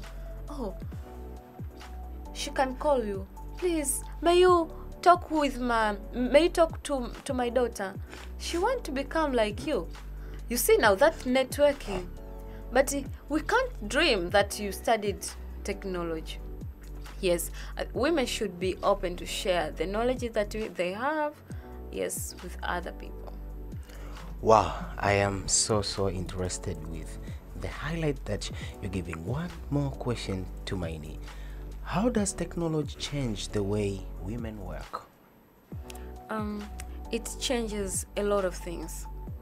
It changes a lot of things. First, when you start with the access of women to, the infrastructure through technology, actually, that is where we are speaking about presence of cars. Nowadays, women can go to work with their cars they are driving. So that is the first thing, that women are able to arrive at work on time. But also at work, the number of computers that you find women are using. So it's not again about women dealing with these hard copies all the time. No, women deal with some systems, and that simplifies work, and it helps women to deal with a lot of works at the same time, because there are systems in the offices. So this helps women. And when you speak about presence of cars, this helps women. Taking example of a mother who is having young children, she can go back home early to take care of the kids, compared to when she could have been just using public transport. That is maybe the times when there was scarcity of cars, like private cars, it could have been difficult for her. But nowadays it's easier to access cars, because most of the women are working, so they can access their own cars. They can do anything that they want, and it simplifies a lot of things. Yes. Wow, that is so profound and very, very profound. So Tumaini, Yes. why should women be involved in creating tech innovations?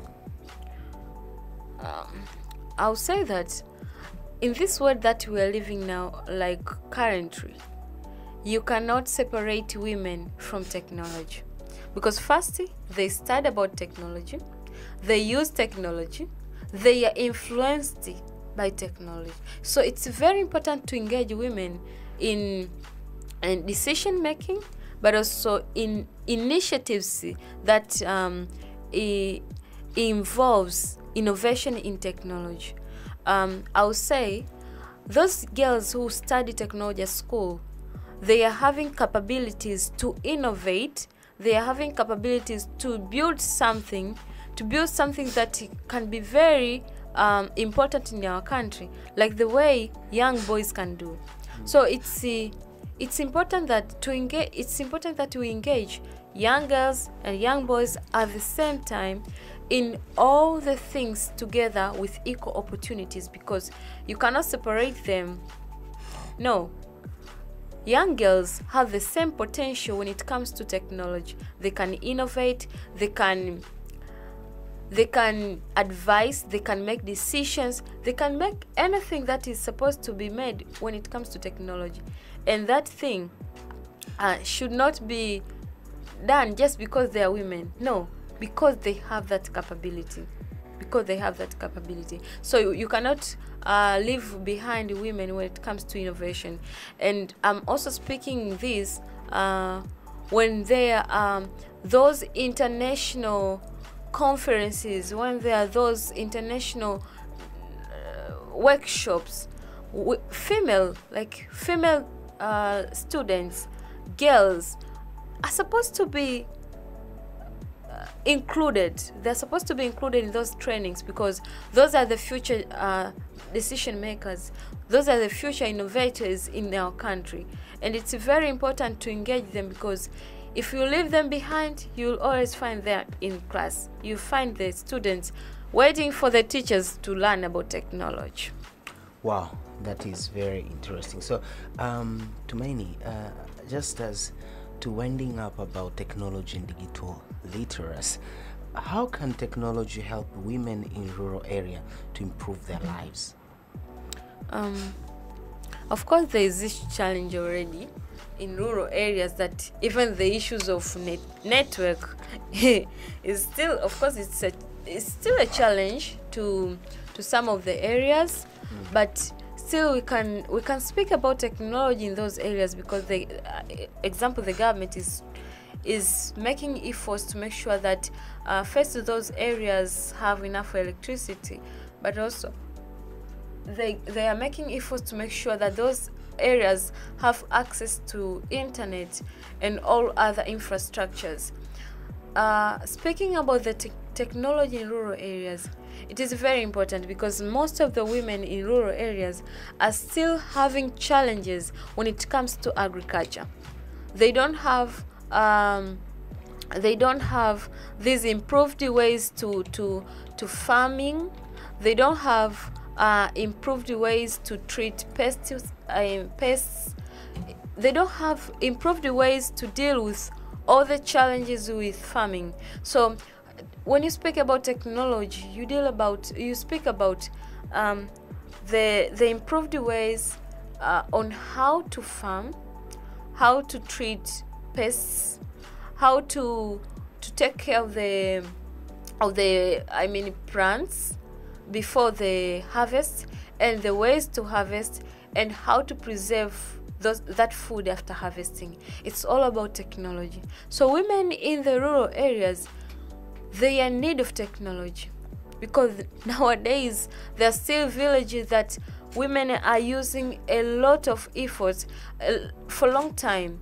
They are using a lot of efforts for a long time to farm, while they could have used the improved technology to farm, improved technology to harvest, improved technology to process the food, but also to preserve the food. So there is this need of technology we can't ignore, but also what I'm happy that the country is still making progress about that.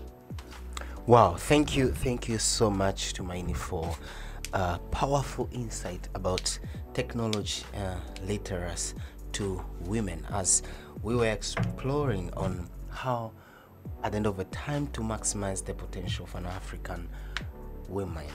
Tumaini, allow me to take you to another angle that I will love to ask you, in another angle where we want to see how women they can excel in maximizing their potentials. I want to ask you a little about leadership and governance. Okay. Yeah, leadership and governance. We as far as potential for an African and Tanzanian women are concerned, the question is, what stop women from being leaders in Tanzania? I'm talking of the ratio. When you look at the ratio, very few women are engaged in leadership position, specifically in politics.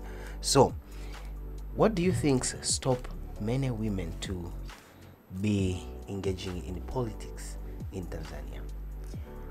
Again, we will speak about our traditional traits. We speak about the culture, our cultural backgrounds. We were not used to see women holding positions in politics. So responding to the gender equality initiatives, you see the government is making all those efforts to make sure that there is representation of women even in the parliament. But I will speak about the motivation of women themselves. There are those women who are have interest in politics, but probably they are afraid of going for the seats. Yeah. But nowadays you find very few of them, because there is this motivation, there is this empowerment. Women are being empowered to stand, they're being empowered to go for the seats. What I would say that maybe the support is still low, because I've seen a number of women contesting for the positions in district positions, but also constituents,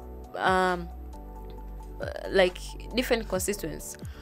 You see that the support of women, the support that women get in those places that they contest is very low. I don't want to comment maybe the direct reason, but I think there's still this transformation that is happening in your society, that many people are not used to be led by female political leaders.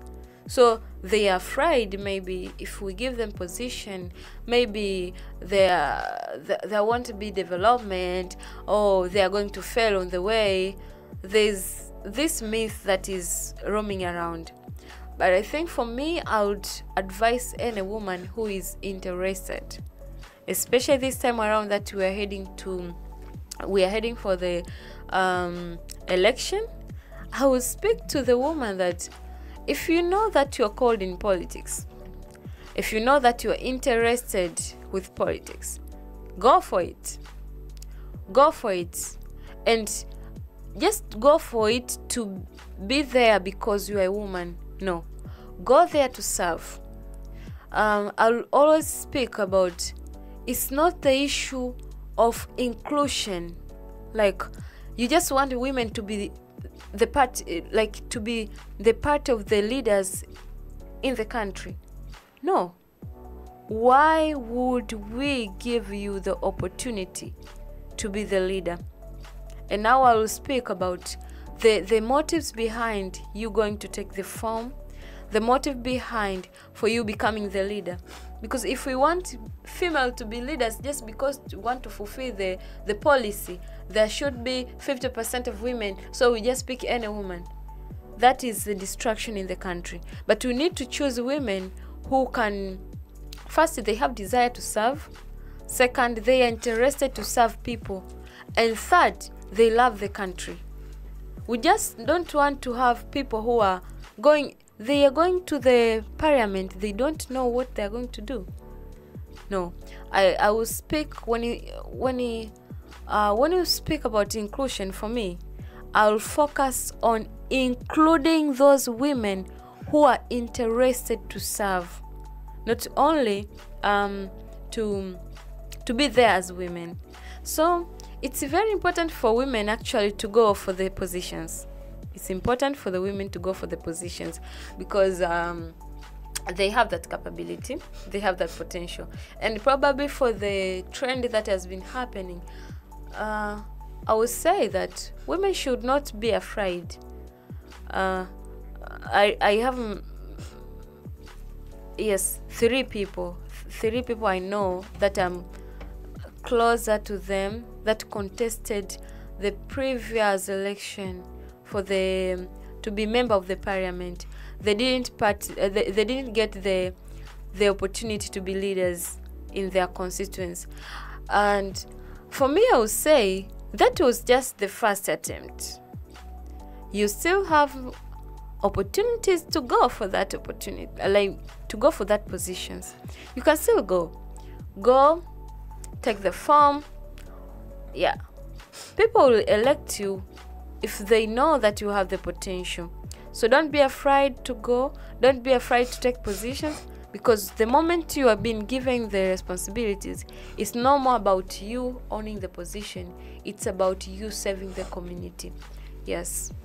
Wow, that is interesting. So you just spoke many things that, as if there's a woman who is listening to us right now, she got something to push her onto governance and leadership. So Tumaini, what skills do women need to be good leaders? What qualities, what skills do women need to be good leaders?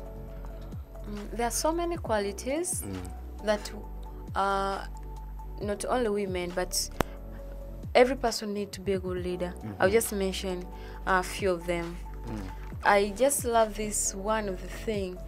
I don't want to forget about it. The first thing I will speak is love. First, any person who wants to be a leader should have love. And first, I want to speak it in this way. First, the love and fear for God. Any person who doesn't fear God, you have to fear that person. Not to fear like you being afraid. You have to avoid that person. Any person who doesn't fear God, because they won't have authority above them. They don't have any power that is above them.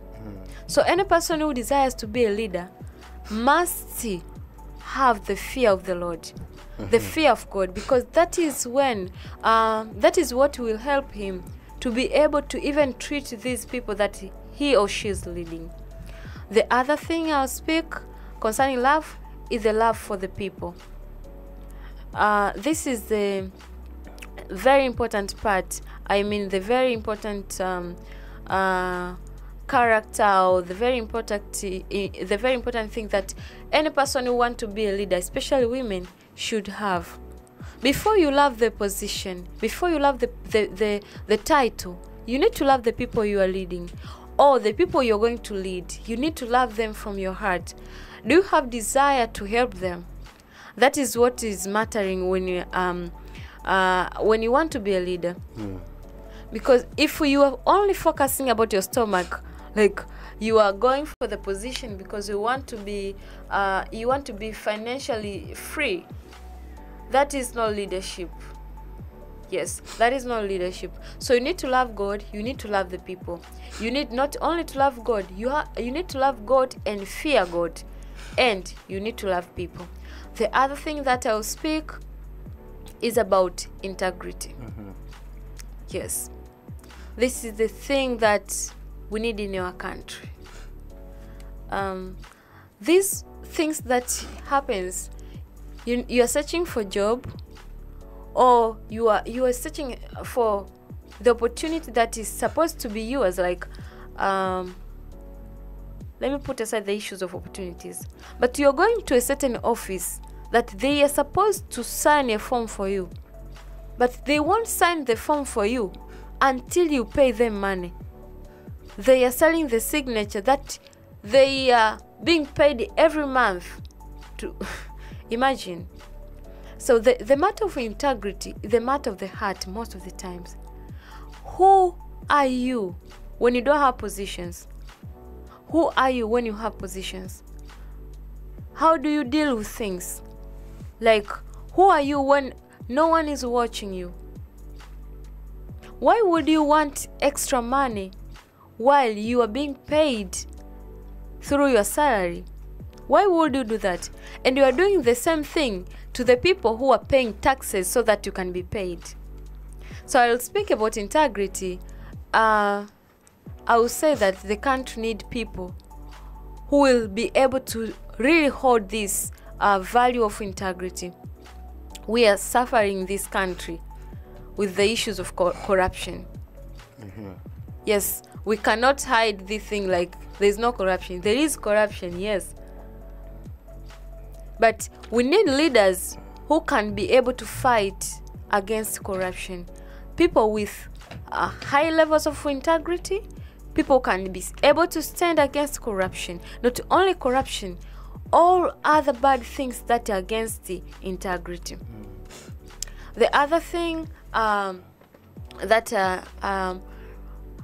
is very important for a leader is accountability.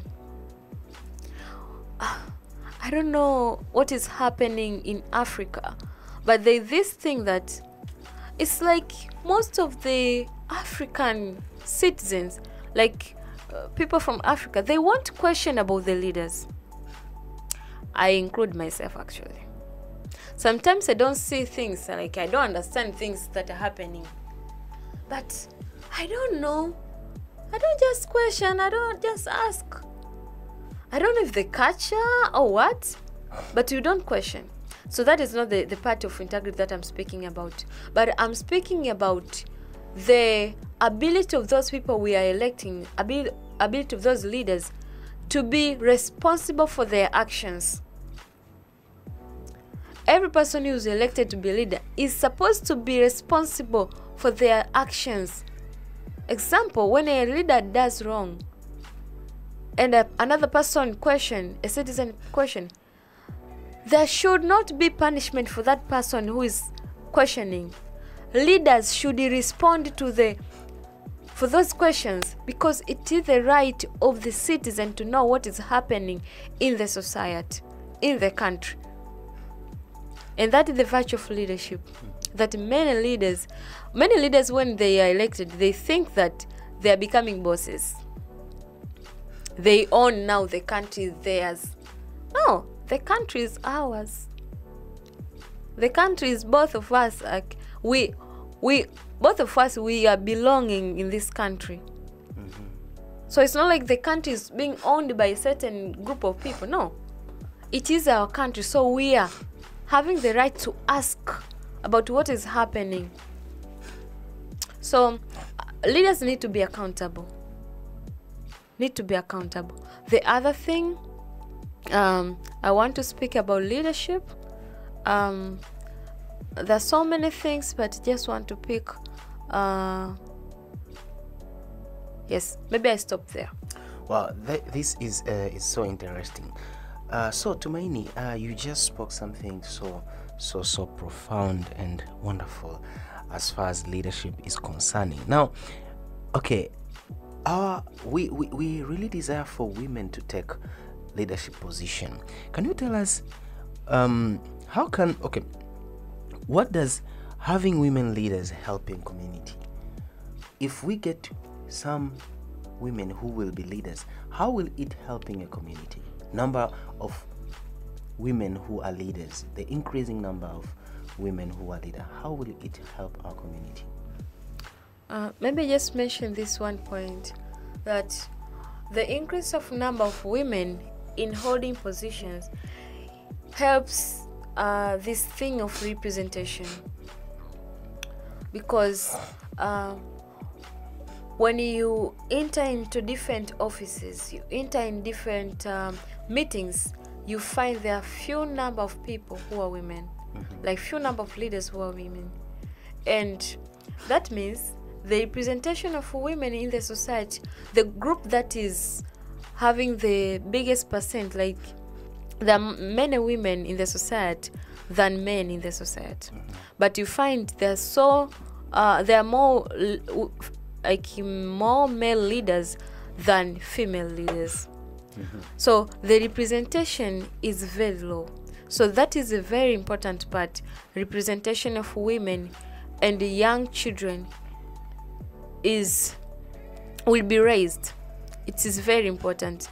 And that's why I was emphasizing that it's not only about having increased number of women in the society. We need to have, in the leadership positions, we need to have women who are interested in helping, because even if we have increased number of leaders who are female in the meetings, in the leadership positions, if those women are not interested in helping other women outside, young children, there won't be any development. So we need people who are committed to help the society. But the increase of number of women in the decision making, in different boards of companies, in higher positions, will increase the representation of women.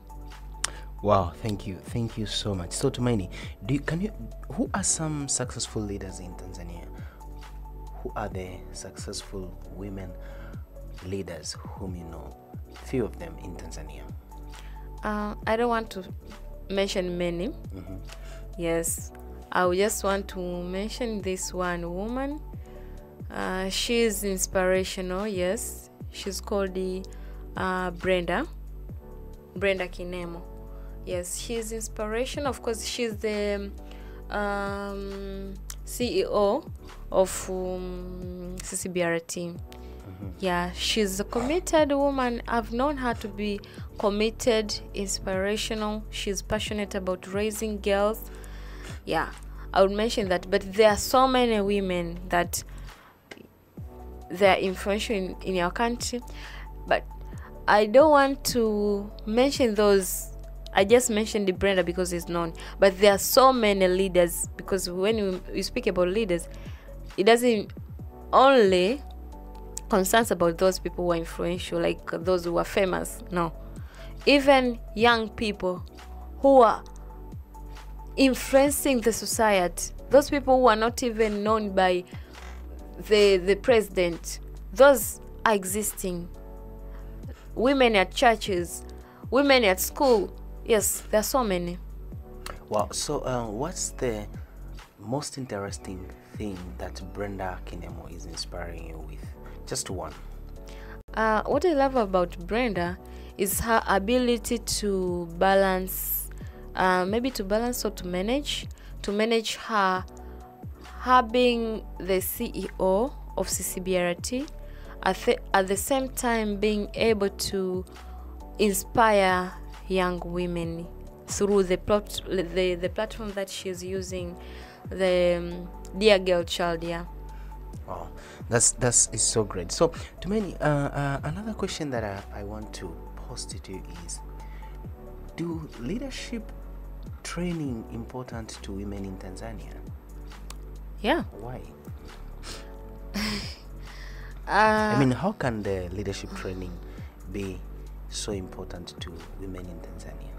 Yes, I would say that first in Tanzania, we really need, I don't know, revolution, or we need this, like we need more women who can be able to stand to organize these trainings for women. Leadership trainings for young women, leadership trainings for even older women who are holding positions in higher places. Leadership trainings are very important to inspire women, help women to learn and to unlearn things that that they have been having, but also they are very important to connect to women.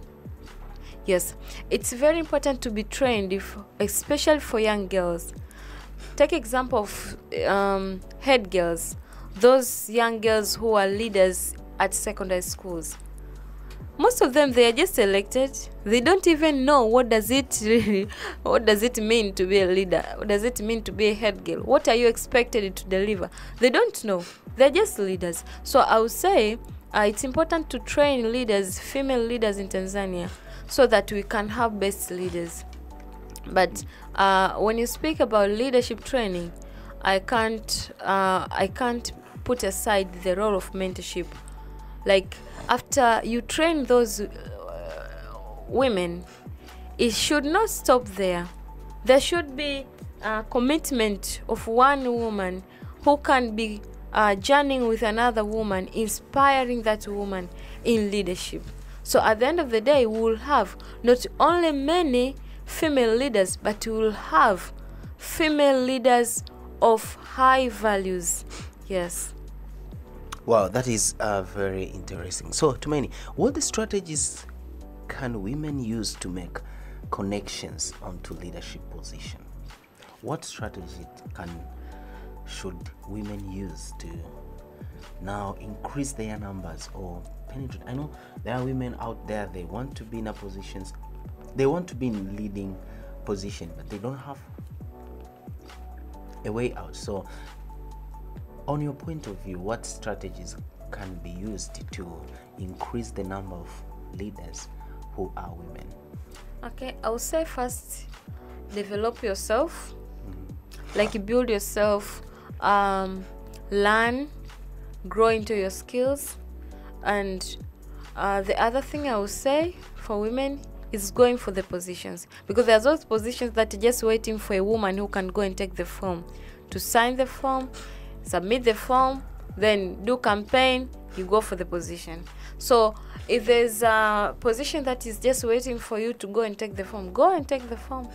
So you can become a person, but the person that you want to be. But I will also speak about the visibility of women, the just women being visible. How do you showcase who you are outside?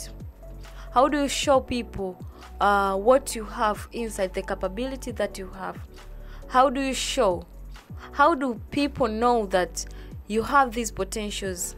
Because most of the times we see the people who are associated with political parties are the most of the people that get opportunities even in governmental positions. But what about these women who are not interested in those political parties? What about them? Can they have the same opportunity as those people who are having, like, who belongs to different political parties? So we need to remember about that. Yeah. Yeah, you are very correct. So I just want to know something from your search and your point of view. Is there any cultural belief which is still hindering women in Tanzania in leadership positions? like a cultural obstacle, are they still existing in Tanzania? I would say I don't know. I can't point. Not like cultural practices. I think they're just myths. The one that I mentioned, just people know that they can't be led by women. I don't know who taught them, but they just know that way, that they can't be led by women. So up till now, I would say, for me, I once told one person that just immediately when our president was started the she started the responsibilities, Mama Samia. I just once told this person, the person was just lamenting before even she started to work. The person was lamenting that, oh, I don't know, they've allowed this woman to lead us. So I just told him, you don't have to question the potential of a person basing on the agenda. Allow that person to work. And if that person doesn't deliver, do not question them because of the gender. It is not the gender that works. It's not the gender that operates in those positions. It is a person. So you need to comment on the leadership capability of a person according to the person, like their personal presence, not their gender, because it's not the gender. Mentioning about those male leaders over the world, have you ever been intentional to know the failures that they once made? Like, do you know the things that they failed that people doesn't mention? But when a woman stands to want to lead, you start before even she has before she does anything, you've already seen the failure. It doesn't work that way. But I think women should just be bold to go for the positions, and the society should stop having these negative thoughts about women. Allow women to lead. Allow women to do mistakes, just like the way men are doing mistakes. Because we're being led by men. How many men do foolish things in positions? Is it because they are men? When we are pointing about the faults or the failures of men, we are pointing about failures. When we are pointing about failures of women, we are pointing for the gender. It doesn't work that way. I think it has to change. The narrative has to change. Yeah, and I think that has been downing the women themselves. There are those women who believe they can't lead, despite that they have capabilities. They just know that I can't lead. I can't hold that position. It's not about the position. It's about serving. It's about serving the people that are behind you. It's about maximizing the potential that you have to benefit the people that are behind you. Yes. So Tumaini, what you're saying is very correct. And between even women, sometimes they are having the same mind that they cannot be led by women. So I'm trying to think, do we think where the problems begin now? How can we change this mentality? Because now even women themselves, they say no, I cannot allow my fellow woman to lead me. Men are saying the same. So what can really be the issue? That's culture, or what can really be the issue? Now, as you in your place, in your position, how do you helping people, specifically girls and men? How do you help them in changing their view towards being led, having a leader who is a woman? Yeah, of course, that is the effect of the traditions. Like our traditional backgrounds, we never had a president who is a woman. Not only president, in Africa, there are just a few countries that I can't mention. I don't know 3 or how many that have once had female presidents. So it's the cultural background that is holding us back, and you cannot you cannot condemn women, those women who doesn't believe in female being president, in female being leaders, because that is how they have been raised to believe. So nowadays, the move of motivation, inspiration, education for women, to train them to open their minds, to understand that it's not about your genitalia, it's not about your biological biological makeup. It is about the potential that God kept within you to lead. So these trainings, they've been transformative because it's not the same like previous years.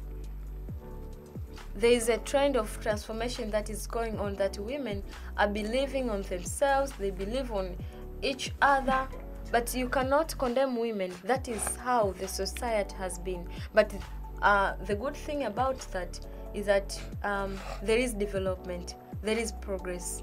Yeah.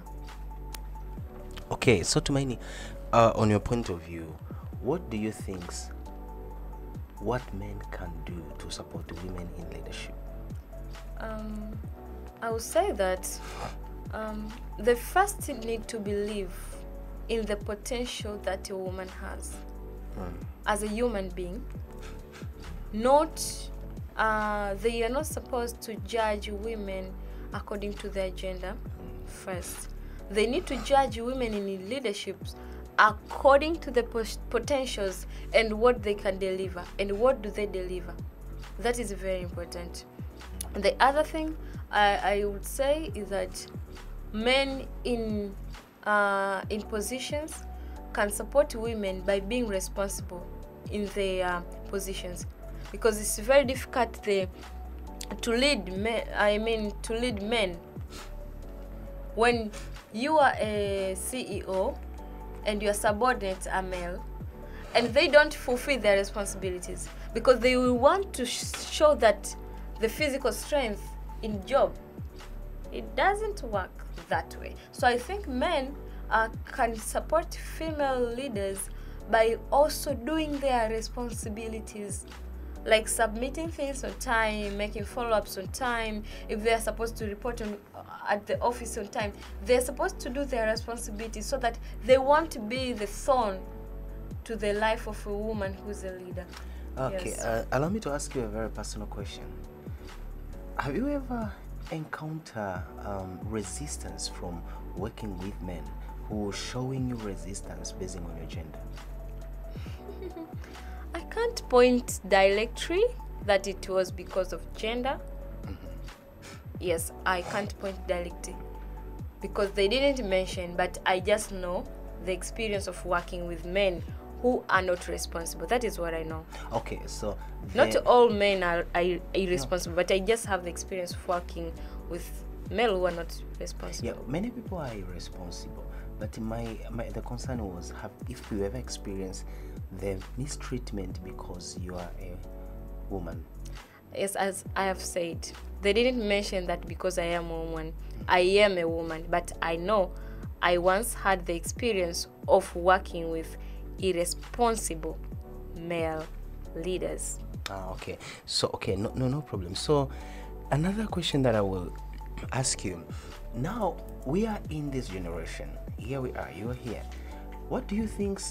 How can current generation, how can these women of this generation impact their coming generation in the leadership engagement for girls and women?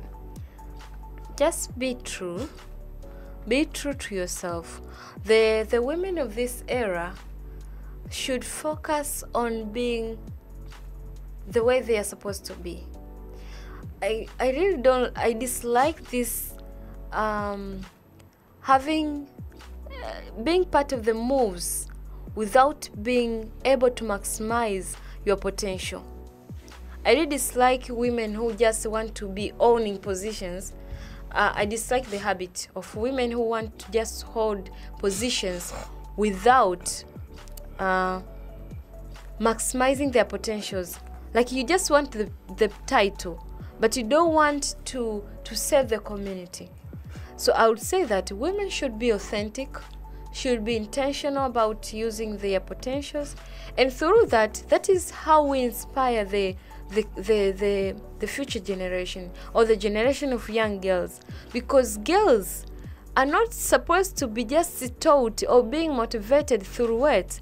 They need to see how diligent are we, how intentional are we, okay, how do we use our potentials, how do we reject the corruption, how all aspects that concerns leadership, they need to be seen. Young girls need to learn from how we live, how we treat people, how we manage titles, how we manage positions. So it's not about you just having the title without living the leadership roles and the responsibility that you're supposed to fulfill. Yes, it's supposed to be older women living their true values and really striving to serve the community. When they are serving the community, that is where young girls will be learning.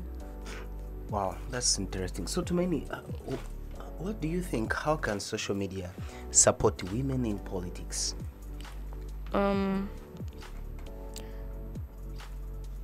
Social media, I would say, women in politics. Maybe I take example in this time when they are preparing for elections. Yeah, social media can help to do campaigns. Yes, to do campaigns and supporting one another. But also, social media can help women to showcase who they are. Besides just doing campaigns, social media can help women to showcase who they are, their life beyond doing campaign. Because sometimes campaign can be very tricky. People can just do campaigns so that they can have seats. But when we are able to follow you in your social media account, if we are able to track your progress of things, how you reach the community, how do you engage with the community, that is becoming inspirational. Yeah. Wow, that is so interesting. So Tumaini, how can conflict resolution skills help women leaders? Oh yeah, every woman needs that. Not those who are in positions, but every woman needs conflict resolution skills, or conflict management skills, maybe we say. When you speak about conflict management, it's not about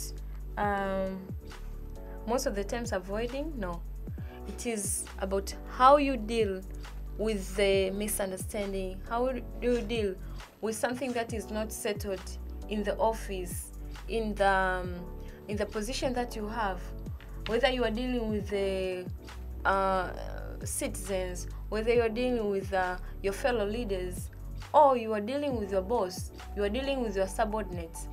How do you manage that thing? Conflict resolution skills are very important for every woman, because you cannot avoid conflicts as long as you are working with people. As long as you are interacting with people, you cannot escape conflicts. So it's important to know how to manage conflict before even the conflict happens. Before you panic, before you start talking trash, you need to know how do you manage that conflict, especially on your side, and how do you help other people to manage that conflict. Yeah, the first thing is important because it helps to avoid unnecessary distractions.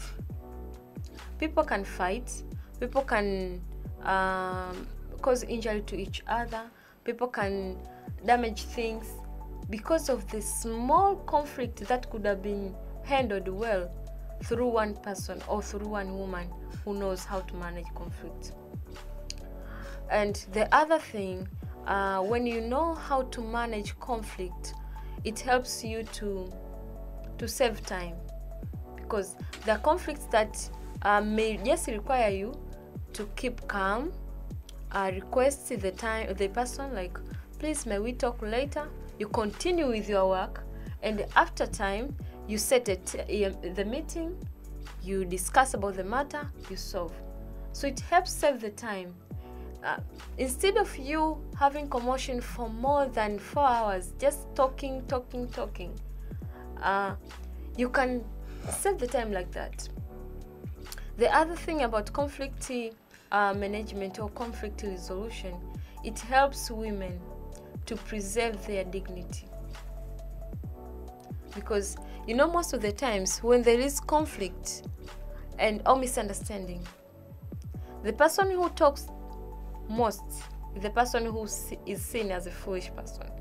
The person who just keep calm, the person who is the person who is striving to control the situation is the person that is seen like she's the most wise person. So it's very important to know how to manage the conflict, because at the end of the day, even if you won't benefit from throwing words, you'll benefit that you have preserved your heart. You have preserved your heart. But if you just throw words, after time you start to think, why did I speak those words? Why did I beat that girl? Why did I do that? So there are things that are not even necessary. They're not important. Why would you do that? Yes. Wow. Yeah. That is very, very interesting. But so, Tumaini, another thing I will love to ask you is, how can women present clearly their idea? How can they share their idea clearly? Okay. This is the third time I say that, woman, your voice should be high enough to be heard. Women can present their ideas in a very good way that can be heard, can be considered, but also in the way that can be used. What I see is that women should find the right place to present their ideas. Yes, sometimes there's something that is not well. You just find a person is speaking everywhere, like in social media, like through Instagram. You are speaking something that concerns maybe the district commissioner, and you're going to Instagram through your posts. You're posting it. Like, what do you expect? Do you think he will be able to see that? No, your voice should be very high to be heard. When I say your voice should be very high, it doesn't mean you have to start shouting. No, you need to extend that voice to the person that you want him to hear, or you want her to hear you. Make sure you find the right sources, the right channels where you can find that person. If it's the district commissioner, look for that person, look for the way to meet him to be able to present your thing. If there are those community meetings, go there. Because when you post it through your WhatsApp, maybe you're posting about, maybe you want to meet maybe the regional commissioner. Mr. Chalamila. Oh, which year will he come and view your WhatsApp status? Oh, extend the voice. And the same applies when things are not well in the offices. I think, especially for the government posts, women should learn to speak. Yes. There's this tendency of women just going to cry and ignoring things, even they are mistreated. No, it's not supposed to be that way. Women should know their rights, should know their capabilities, should know what they are supposed to do, should know how are they supposed to be treated in those offices. So when there's mistreatment, they should know where to go. Yeah, before you shout, before you start gossiping, you need to know, where am I supposed to go when I am mistreated? Yeah, it's very important for women to know and to stand for their rights, especially at their workplaces. Yes. Wow, that is very interesting, Tumaini. Thank you so much for keeping on giving us so profound content and some highlights. So, Tumaini, do you think why it is important to have emotional intelligence in leadership?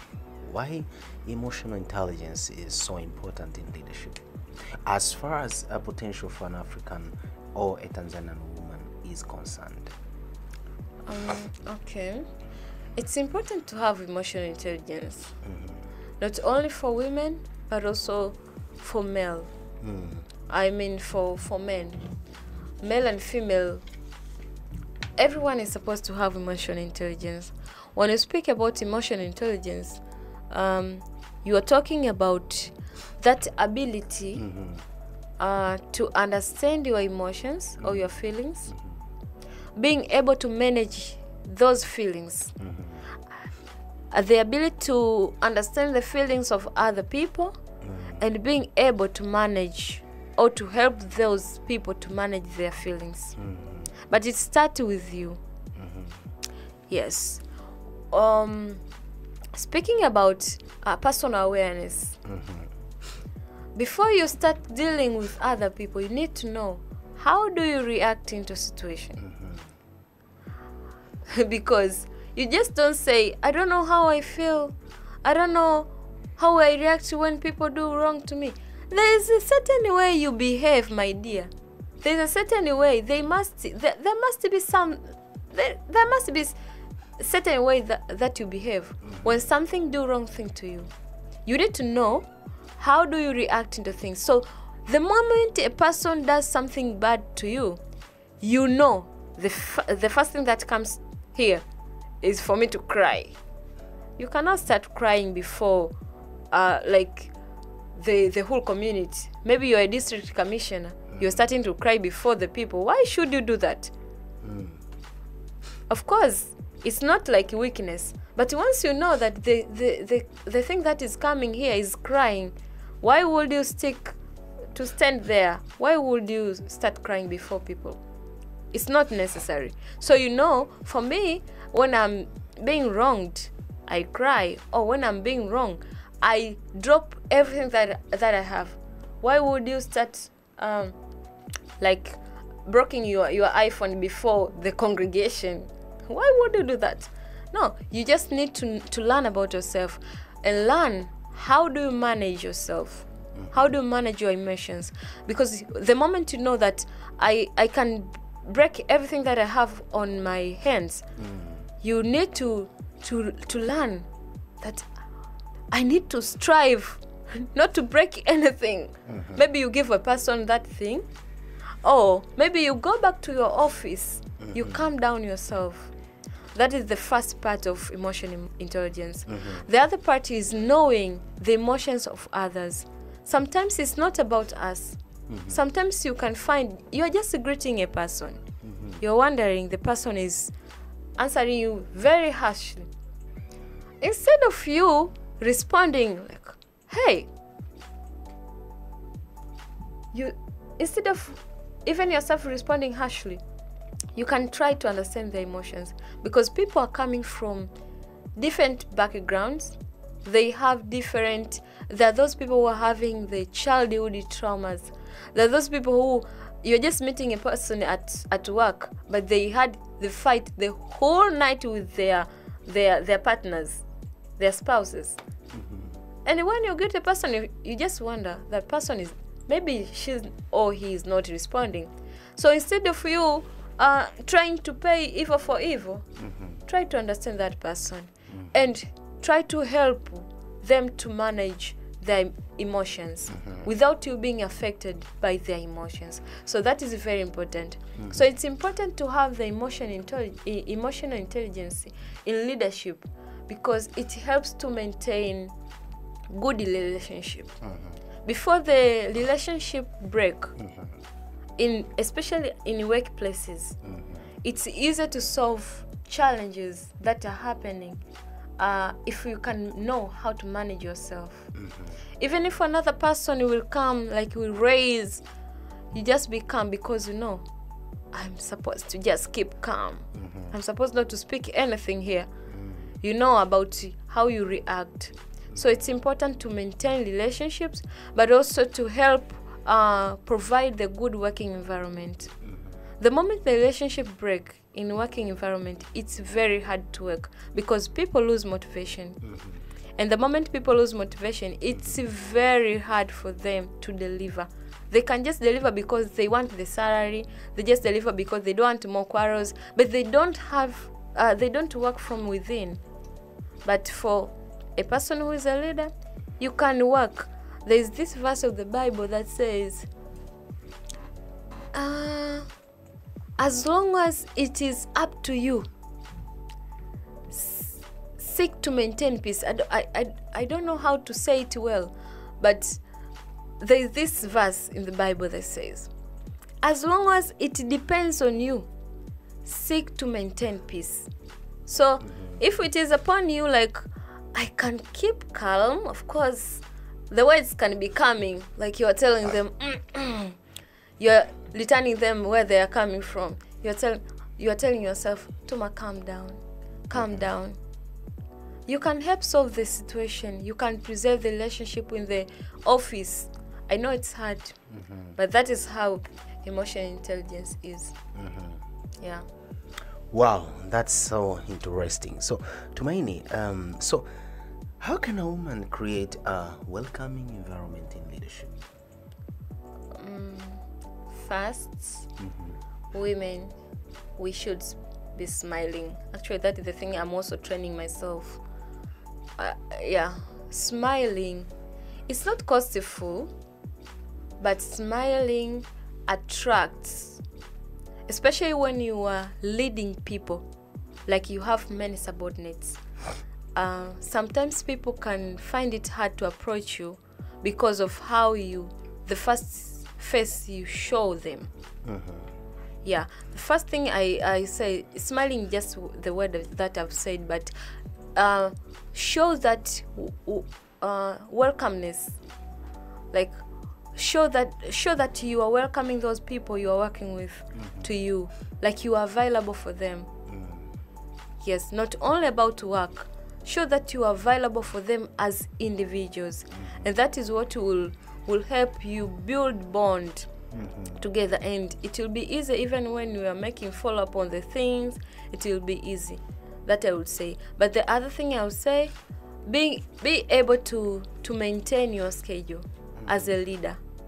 Know what you're supposed to do. Know what you are expected to deliver on that day. Make sure you deliver. And the other thing, make sure that you know how to delegate. Yes, know how to use the people that are around you. Don't die on the position, like don't die doing the responsibilities while you can give the responsibilities to other people. So those are just things that can help a woman be a good leader. Yeah. Wow, this is very interesting. So Tumaini, how can women leaders fight against corruption? Prior you were explaining about corruption in our country, so how can women leaders fight against corruption? Women should first hold the value or the virtue of integrity within their hearts. You cannot pretend having integrity. You can't pretend. You need to have integrity in your heart, like it should be reading on your forehead. Every person should know that if I try to bribe this woman, she won't accept. So it has to be known of you. It has to be known of your character. Even if you're not famous, when you are tempted, how are you responding to the temptations of money? So it has to be within your heart, because otherwise it's very difficult. And that is the first, as you are fighting for corruption. The other thing I would say, women should be content. Be content of how you gain money, like the salary that you have been given. Women should not be greedy. Yes, the moment you start being greedy of the money that you are collecting from the society, the people who are hardworking, they are paying taxes, then you want to take their money. That is the moment that you cannot escape corruption. You can just be bragging outside, let us fight against corruption, but you yourself in your office, when no one is seeing, you are taking bribes, you are taking corruption. So apart from having integrity in your heart, you need to be content of what you are gaining as your income. And the other thing, women should learn to speak. Being able to report the things that concerns corruption, anything that smells corruption, you need to be able to report it to the right place. Yes. Wow, that is so interesting. So Tumaini, how can female leadership boost economic growth? I would love to answer it just leadership as leadership, because economic growth depends on the collective effort of every person in the society, not only women, but also the presence of men, the activity of men in the society. So I would say that the collective effort of every person in leadership positions helps to raise the income of the society. I mean the income of the country, because when people do businesses, they pay taxes. The country is being run. And I would say that speaking specifically about women, when most of the women operate different business, they contribute to the country growth. They contribute to the country's economy, but also it adds to the opportunities of many other women in the society. So speaking about development, you don't only speak about finances, you don't only speak about economic growth, you're also speaking about the growth of resources, like the number of women who got employment through the job opportunities created by other women. Yes. Wow, thank you very much, Tumaini. Yeah, we are continuing with leadership and governance. Tumaini, do you think what are the first steps for those women who are desiring to be leaders? What are the first steps they should take? Always personal awareness. That is very important. That is very key. Before you seek to have any position, you need to know about yourself. Before they give you those titles, before they give you the accolades, you need to know who you are. Before being given those titles, when you know that, even when you don't get positions, you'll be ready to serve, because you know you are here to serve the community, whether in position or out of the position. So it's important to know who you are. And knowing who you are will escape you from a lot of things, including the issues of corruption, anything that of lower value, below the standards that you have. When you know who you are, you'll know what can I not take. Yes. Wow, that is so interesting. And how can women gain confidence to lead? I think women should grow into confidence, because confidence doesn't come overnight. Confidence is built. Confidence is built. It doesn't come overnight, like you wake up in the morning, now you're confident. of course it can be that to one person, but it's not obvious to every person. Confidence is built, so the confidence to lead can be built over time. I would say women should seek opportunities, small opportunities to lead. Not necessarily for the political positions, but if we are aspiring to be a great leader in the society, in our country, be happy with small opportunities you are getting. If you are at the university, if you are being chosen as a group leader, group discussion leader, be effective in that position. Maximize the position that you have been given, so that you grow in that area, you grow in that level. And when you get another opportunity, maximize that opportunity. Do something unique, go extra mile, and then you find yourself having those positions that you want. Yes. Wow, that is very interesting. So, Tumaini, how can women who are in leadership stay true to their value? How can they keep staying true to their value? Again, personal awareness. You cannot stay to something that you don't know. First, you need to know who you are, your identity. Example, first you're a child of God. With all other things that you know about yourself, the moment you be able to list the things about yourself, that will be like the template. You'll be the list that you can be using to point out the things that are not you. And when the things are not going like the way you expected them to be, you won't devalue yourself. You still stick to who you are, because you are sure of who you are. So knowing yourself is the foundation. It is very important. Yes.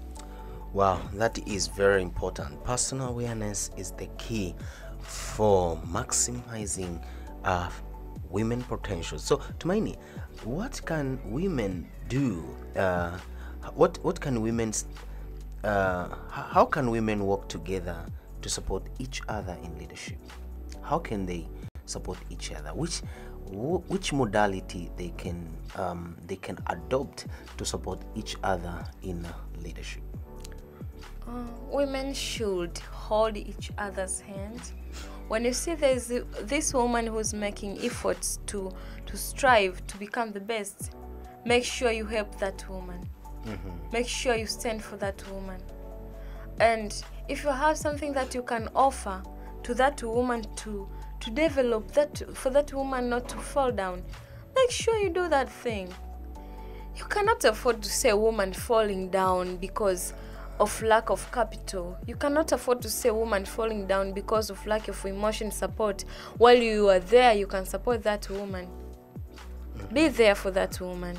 Support that woman. That is what I would say. But also in community engagement, like in those programs that are being prepared, when they invite you to share your experiences, when they invite you to share your expertise, do not deny those calls. Like be ready to impact other people. That is what I would say. Wow, thank you very much, Tumaini. So a few last questions to close up this session of leadership and governance. Tumaini, how can women stand up for their rights in leadership position? How can they stand up for their right? First, by knowing their rights. Yes, you cannot speak about standing for your right if you don't know what is that right that you're standing for. First, women should know their rights, and after that, they should have that courage to be able to stand for their rights collectively, because sometimes it's very hard to stand on your own. But there are these communities that join together women. So women should collectively stand for their rights, for the rights of a young girl child. Yes, but first it starts with knowing the rights that we have. when it comes to education, when it comes to accessibility of income and financial freedom, ability to make decisions, all the things. Yes. Wow. So this is very interesting. So again, do you think what resources can help a woman in a politics? What resources they need to be able to stand in politics? Okay, first, women need people. They need people. They need people who can stand with them. They need people who can support them financially. They need people who can cheer them up. The second thing that women need in politics is financing, because they use a lot of money to raise awareness to people, to do campaigns.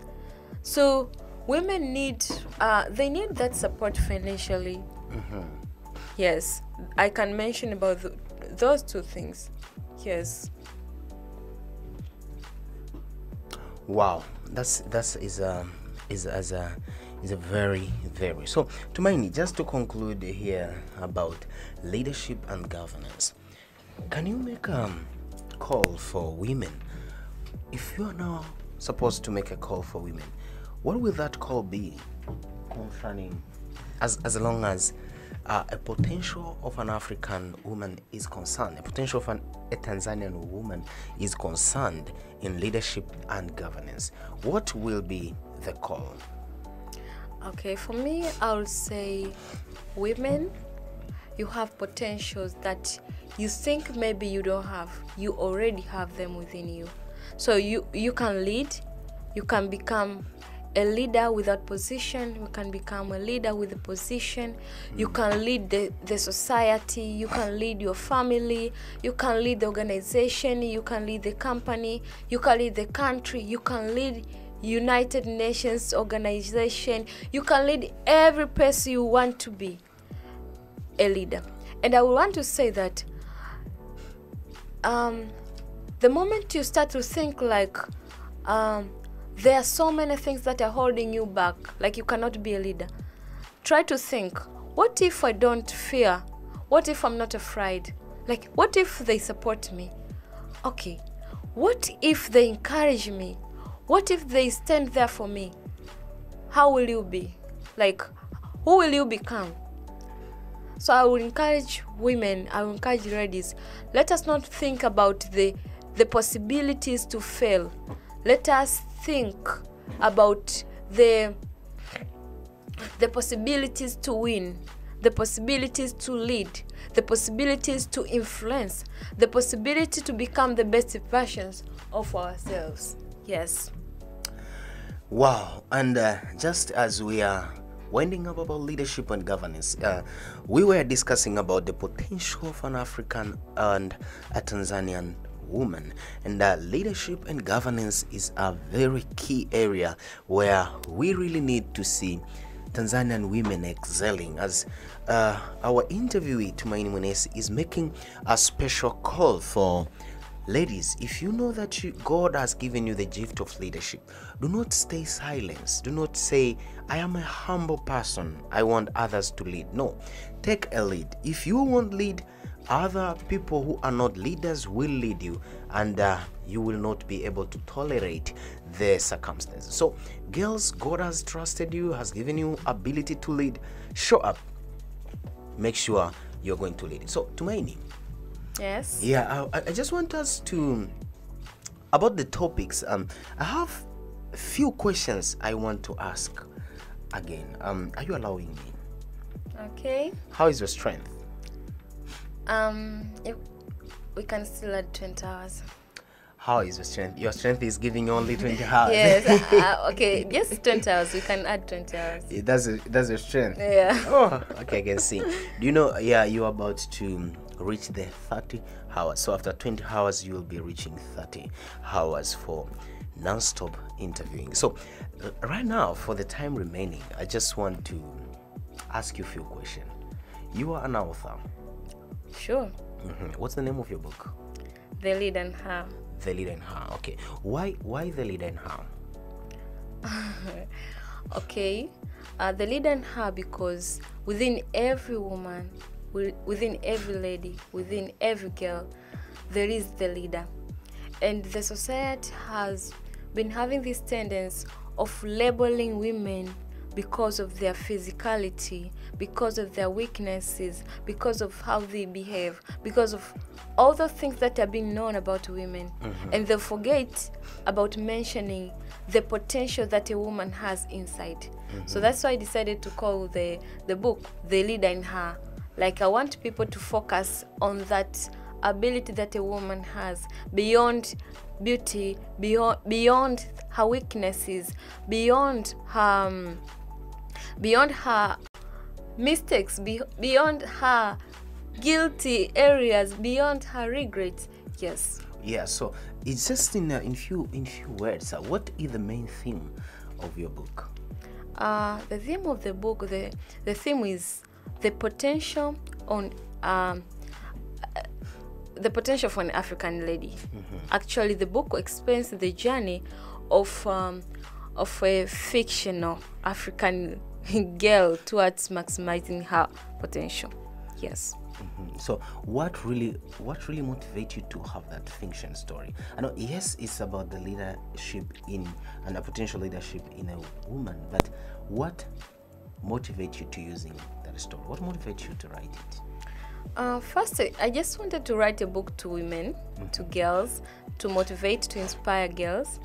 I started to write a book just normally, whatever comes in my head, I just write. But after time, I just thought, what is the easiest way to reach these young girls? Like, how can I reach them in a very simplest way, in a very attractive way? So I just got this the idea of start writing the story. So I took the lessons that I've started to write.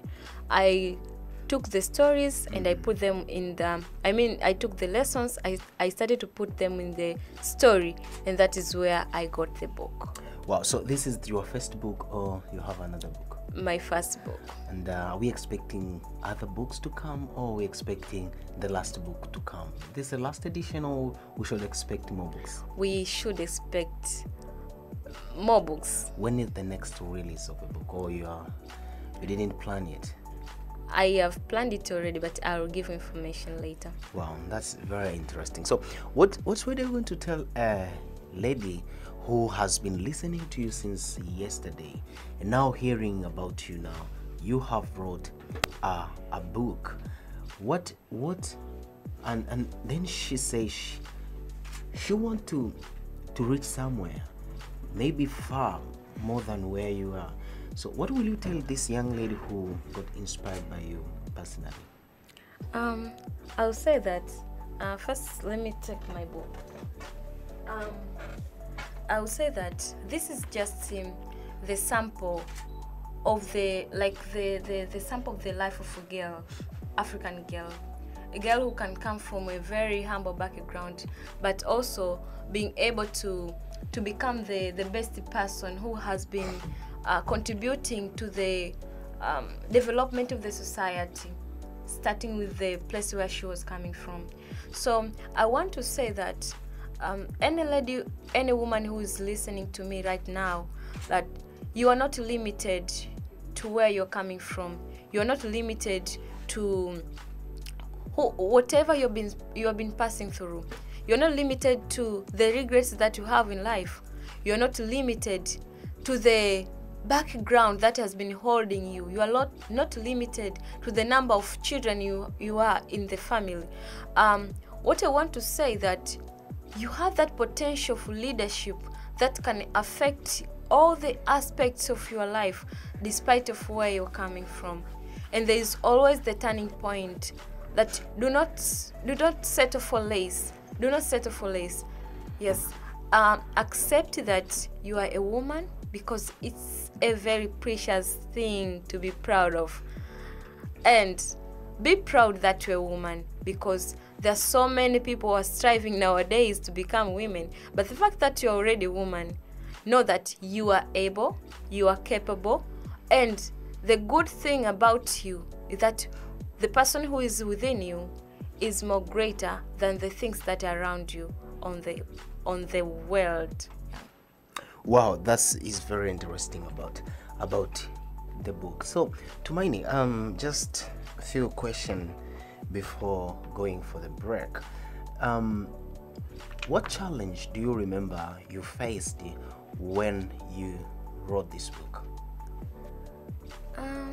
I would say that the first challenge I had was confirming that I'm writing this book.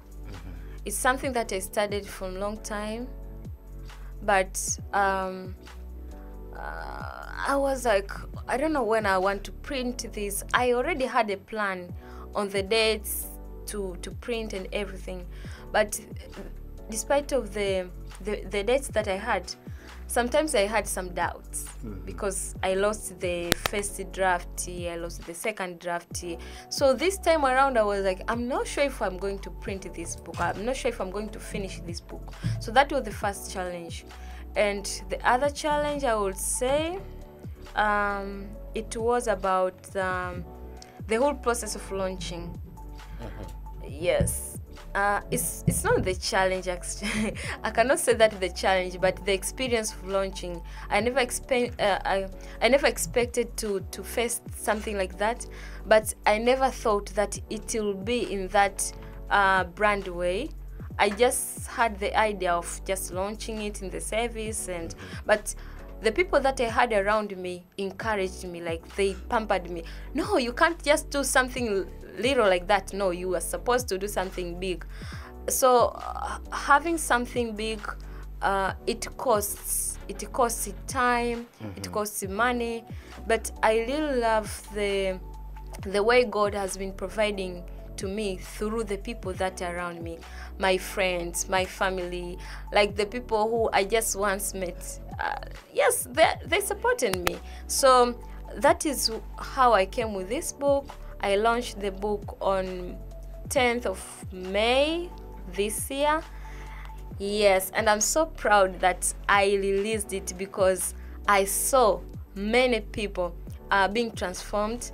I have testimonies. By the way, I never shared it through my Instagram. I've been just screenshotting the testimonies of people through this book. So I really thank God that I did that. I really thank God, because if I could just remain with the idea, we could have not been having this story this time here. Wow, that is very interesting. So, Tumaini, if there is a girl out there who is now writing a book but procrastinating, facing challenges, ups and downs, deleting, rewriting, what one word you will just tell that young girl? If you want to write a book, first, writing the book it's a very wonderful experience. It's like, for me, it was like having the pregnancy.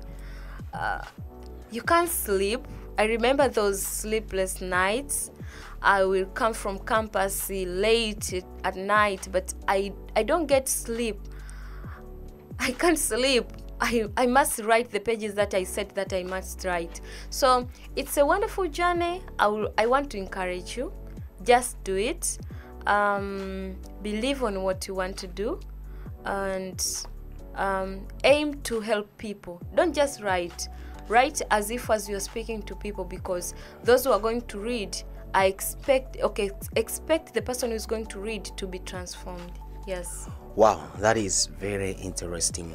Very interesting. So our audience, listener, are waiting for the second book. So if someone wants to get your book, how can they get it? Okay, currently I only have hard copies. Yes. You can find my book at the restaurant. You can call my number 0624 44 7108, or you can email me to mainmwenesi@gmail.com. You can have your book only by 10K or $5. Wow. So Tumaini, it's very interesting to have you here tonight, and I want to ask you another question. What motivates you? What pushed you to to attempt for the Guinness World Record? Okay. What pushed me to attempt this record? I've been having this within me for many years, but I never figured it well, like what do I want to do, the specific thing. But I knew that within me I am supposed to inspire girls, I'm supposed to speak about girls worldwide. So what motivated me is the fact that I was the one who got that dream. So I was responsible to make sure that I am fulfilling that dream with everything that it costs. For me, I was supposed to fulfill it. So I would say that the fact that it is not another person who was given that dream to do, I was responsible. And that is not only, it's not about having the certificate, it was about doing the thing. Because there are so many plans in the heart of a human being, but the result or the answer of the tongue is coming from the Lord. But I was responsible to perform this. Yes, and that is what motivated me, because it's almost every day, like whenever I wake up, after I pray, the first thing that comes in my heart, my heart starts to what can I say? Like I can hear the blood is pumping. I am supposed to do this. For more than 3 years, I can say, I've been having this in my heart. And as days kept it approaching, the urge was so strong. I couldn't ignore it. Yes. So to many, you have to tell us what is the secret of 3. Because I remember even the story of your boyfriend, you just said 3. Now 3, you have to tell us what is more special about 3. Just for fun. So Hermione, if Guinness today or tomorrow certify you as a winner of this attempt, what will be your 3 words to say? Glory to God. More words. What will you, what how it will happen? How will you feel? I will be excited, obvious, because the moment I was asking my friend Tina outside, like, hey, Tina, what if this thing won't deliver? Like, I told her, why are we struggling to do all these things? Because I was having back pain. I was feeling bad.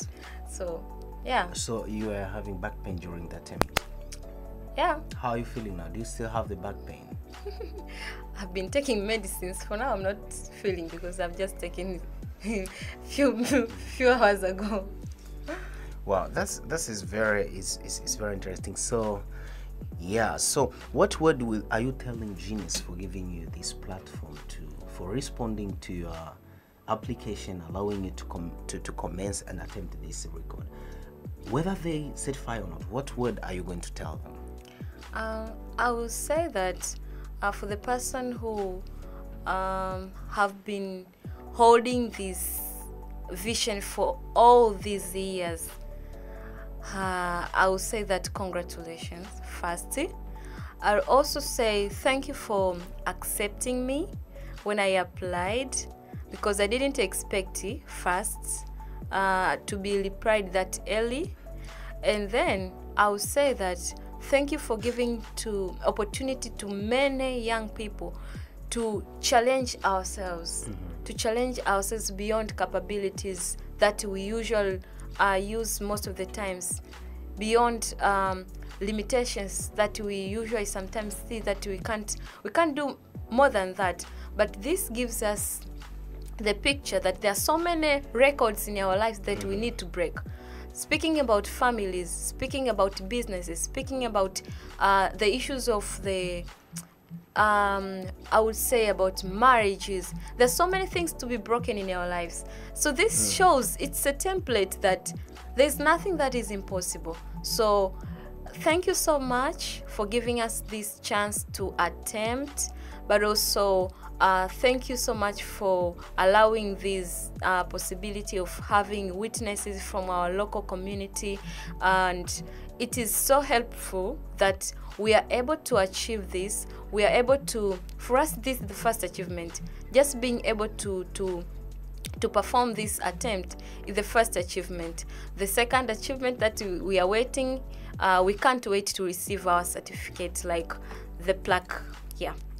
Wow, that is very interesting. So we are going for a short break. Then when we come back, we will have a word of thanksgiving to Genius Official, and we will call an end to our attempt. But before going there, I just want to tell our audience they can keep following us on www.boresha.live, or you can download our application on App Store or Play Store. Tune in, Radio Box, Radio Gardener, MyTuner. You can follow us on social media as Instagram at Boresha Radio, YouTube at Boresha Radio, Twitter or X at Boresha Radio, Facebook at Boresha Radio. You can also follow our personal account, Tumaini Titus Munesi, on Instagram, mc.minja on Instagram.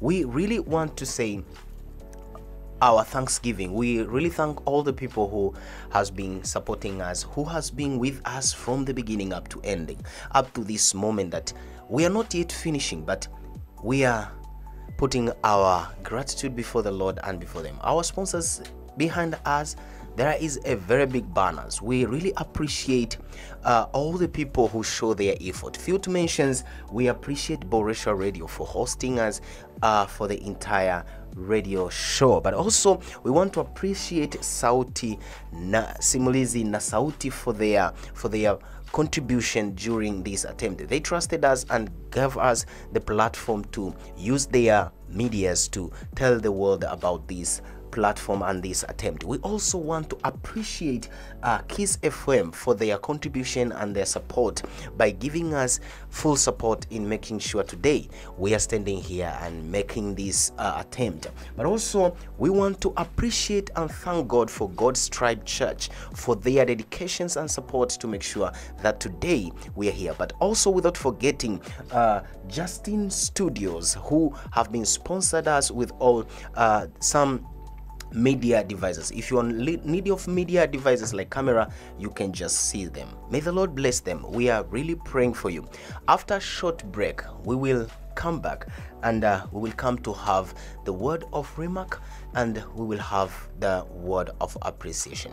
We can now allowing all people who are listening to us to sending us the message. When we come back, we will respond to all message which will be on our desk for a few minutes before closing our attempt. But you can use the number 0621 600-700. This is the official number at Boresha Radio. I will repeat the number: 0621 600-700. You can just send us a text and say something about this interview. You have been with us from the beginning to the end. As now we're not yet to the end, we'll come back and have a word of appreciation. Tumaini, congratulations for having the stamina up to now.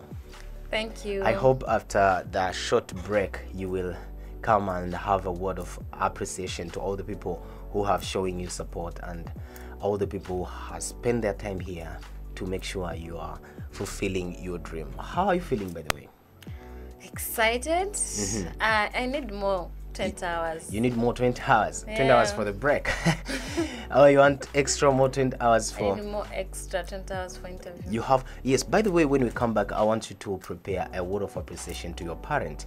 On our interview, you had a special talk and explain about them. So when we come back, you will send appreciation to your parent wherever they are. So, Tumaini, you will come and say a word. So, good people, let us meet after a few minutes of a break and we will have a word of finishing our session. Stay tuned. Waleni weakness. We ready. Weakness ya mnene. Sasa. Amnyanyuke wapenzi wangu. 20 more minutes.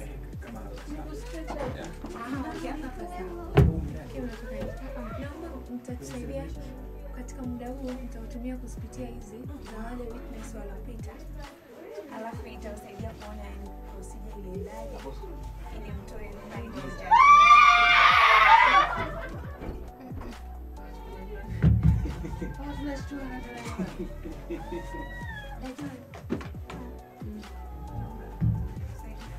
Bachi zote hizo mbili ndio kwa mnafikizana. It's 20 minutes of already, alafu ni kama dakika 5 tu. Mpaka kama 25. ndio celebration inafanyia.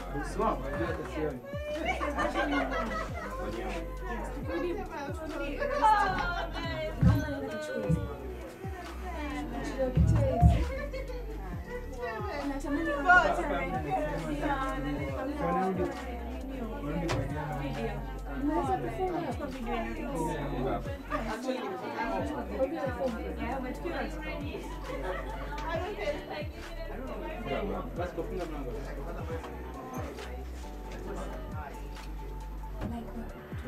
After 20 minutes, actually, announce we've made it. You guys, what you Utaingia basi. Yes, wanaingia.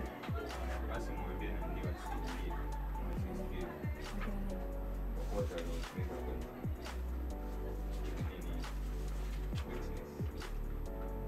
Witness was engaged celebration.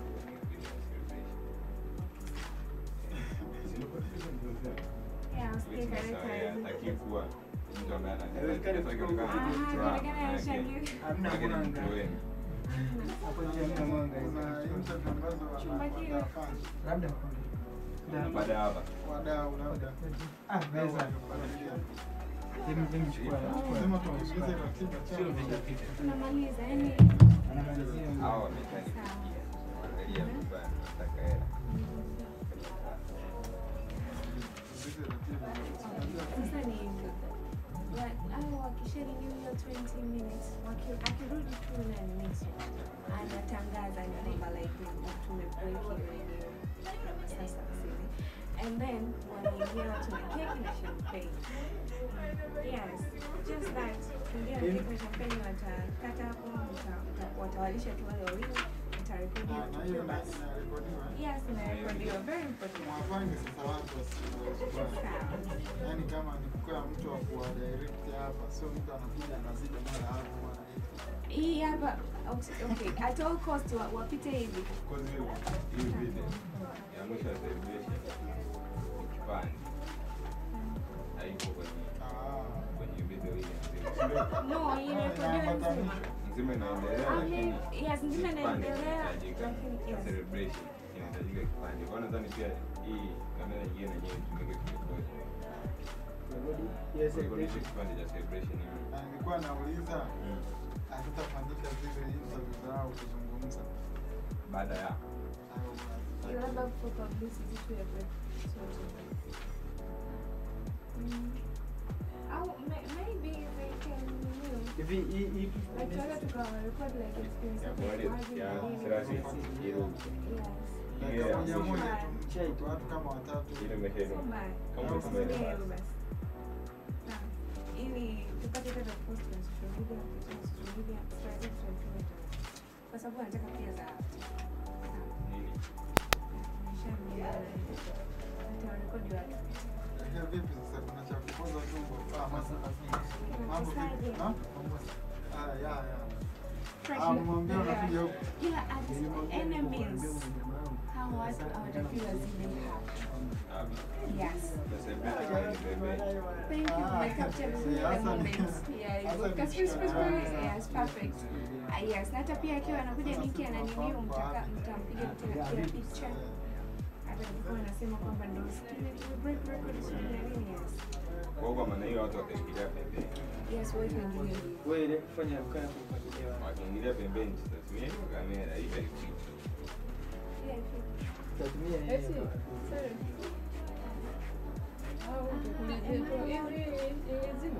Nini?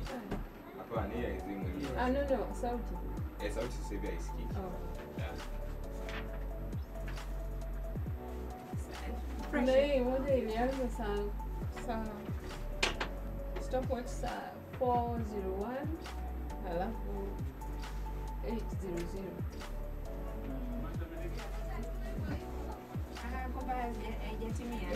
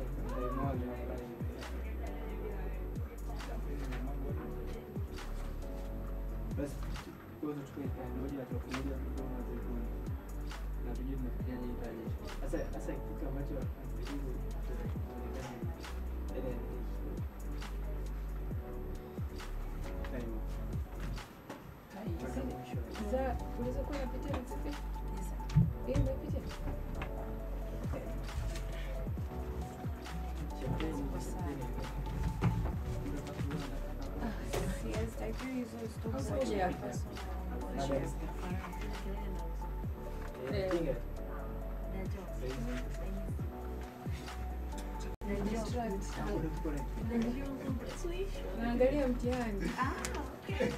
Naweza kuwapa watu safu hapa.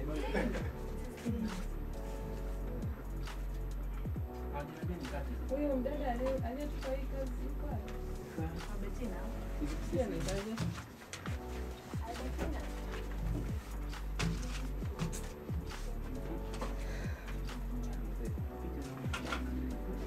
Tunaandika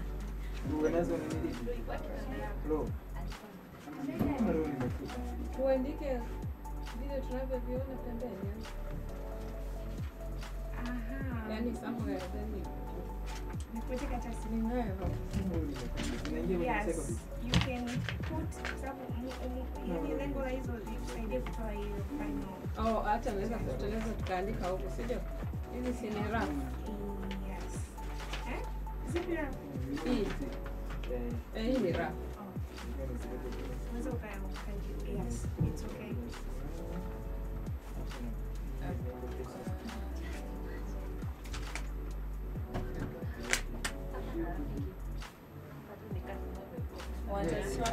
Wanatoa hizi nyingine. Ila ambazo ziko edited hizo.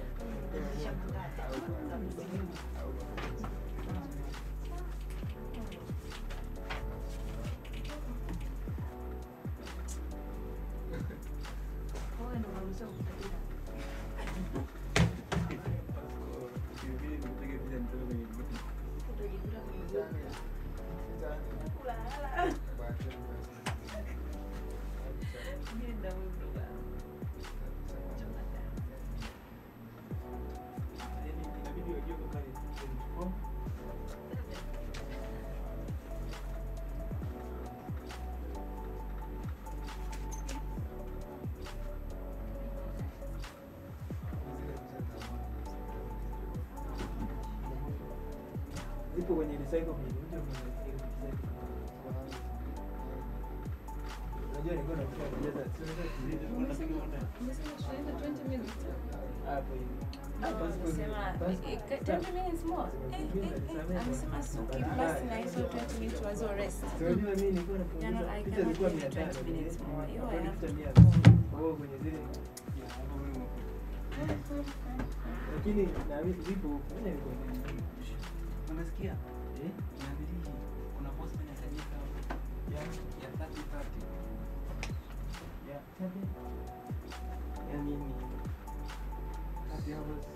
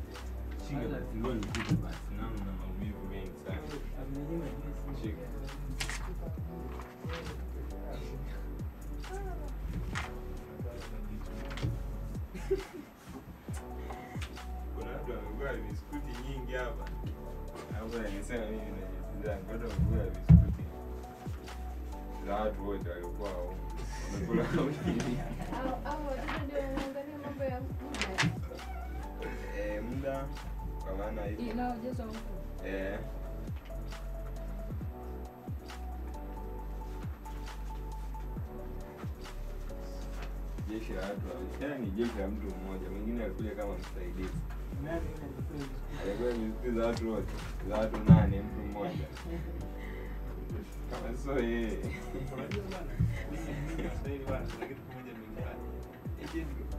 Wanasema sisi tunakula ile package nzima. Oya, tumekuta imetobolewa ile. Unasikia? Si umetoa huko imetobolewa? Kumbe ilikuwa kwa ajili ya watu. Mwingine nilimstafisha wakati anaongea. Ni kwa sababu ni sasa. Nani? Hapa hivi. Nilimstopisha? Mimi sikumstopisha. Sio kumstopisha kwa sasa. Nilikuwa namwambia. Mnakumbuka alivyokuwa anaanza kuelezea kuhusu wanawake wa siasa. Sikumstopisha. Ilikuwa ni anamwambia face camera. Maana ni kama alikata akaenda kwenye yaani nilipoona hapo umesimama nikafikiri labda ina against ethics. Kusimama hapo ni kuchoka sasa. Yaani mimi nilipotafsiri. So unajua reviews ina ethics. Unaweza kaa anakoelekea huko. Kasikia vingora hapa nje.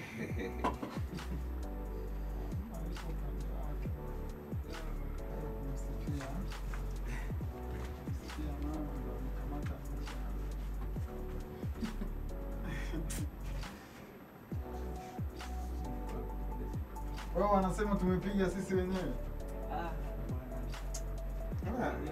Alizileta hapo nasikia zimeshabondwa. Zimekuja mpaka hapo. Wanasema kama za wote basi atafika hapo mezani kidogo watu wangeweza kupata kuzima. Zimekuja hapa chini. Mtu mnaanza kusema zimetoka zimefunguliwa, mmefungua hapa. Ile asubuhi. Ile saa 11 nilimwacha Nixon ana struggle. Tumeenda hapo. Sasa sema na kahawa ingetusaidia. Ile.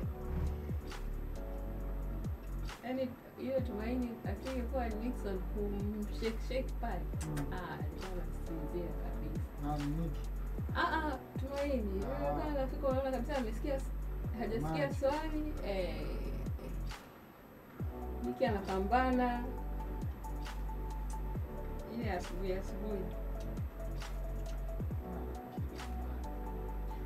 Hapo ukiwa kwenye mwanzo.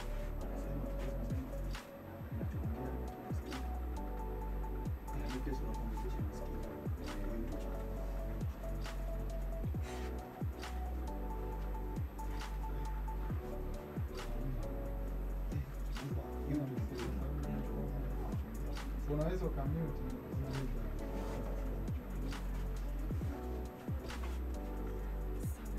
Ukirudi this time for very short time atakuwa na wind up completely. Atakapotangaza the attempt is closed, you're going to record too much of this podcast.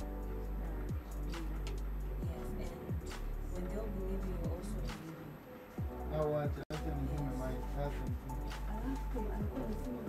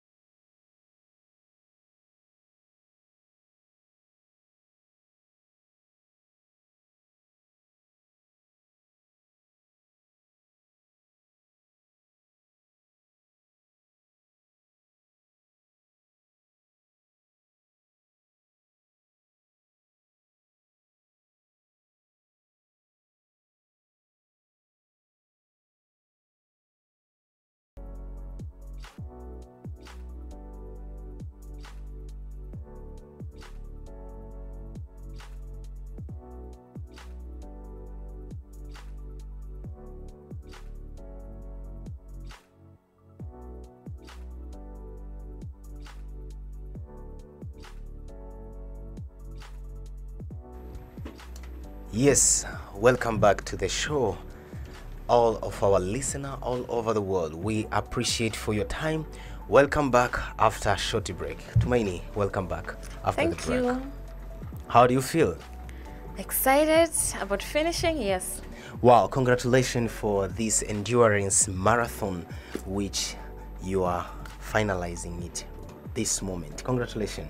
Thank you so much. Congratulations too. Wow, how is the experience? Exciting. Yeah, it's a very good experience to do something new you never done with the people that support you, the people that cheer you around, with the people that pray for you. Like, it's so good. It feels so good. Yeah. Wow, that is very interesting. Okay, Tumaini, we are so happy to have you here. I want to give you this opportunity to have people to appreciate and thank for supporting you. Then after you appreciate them, I will come for the final touch of our interview. Thank you so much. First of all, I really want to thank God for giving us strength. Me, Nixon, the witnesses, and the whole team, being able to stand, sit, and work for all this time, like more than 30 hours actually, because we had the 12 hours of preparing. So we really thank God for the strength, the idea, but also the favor, just being accepted, being supported by people. It's God. I want to appreciate my parents for cheering me up. I remember telling my mom and my dad, they were just excited, not knowing what I'm going to pursue, but I really thank God because they've been supporting me. I thank God for the people that are around me, the people who have supported us financially. Nixon mentioned them, maybe I mention again. I thank God for my church, God's Tribe. I thank God for Simulizi na Sauti, Kiss FM, Boresha Radio for hosting us, and also thank you Justin Studios for giving us equipment that we are enjoying being live this time. I thank God for the team. This team is wonderful. God bless you. I can't ask you for more, guys. Thank you so much. And I really appreciate the witnesses from all over the country, the people who have committed themselves to serve as independent witnesses on behalf of Guinness, those people who have decided to speak the truth in their documents on behalf of Guinness. We really appreciate it. And I really appreciate you, the interviewer. Thank you so much. More specifically, as I'm closing, I appreciate the CEO of Boresha Radio, Mr. Musa, for giving us this opportunity to be here. Since the first day I told you about this idea in 2023 January, you didn't hesitate to say yes, and now we are here accomplishing the dream that we had together. Thank you so much, and God bless you all. Wow, thank you so much, Tumaini, for having us all over 30 hours with endurance and all the staminas. We really appreciate everybody who was with us from the beginning to the end. And now we are about to call to an end of our attempt. Let me remind you who we were. I was your interviewer, Nixon Minja, together with my interviewee Tumaini Titus Mwenesi, and we were making an official attempt of Guinness for the longest radio interview marathon, and we were focusing on discussing about the potential of an African lady. Just to reminding you, our application reference number was 23111106334 LRI. Together we want to say much thank you for joining us, for supporting us, and officially we are declaring that we are closing our attempt with the time that is the time that we use for this attempt, as we are closing it, is 30 hours and 25 minutes, and it is officially declared to be closed. You can just join in our hands Goodbye. See you next time. We love you, Genius.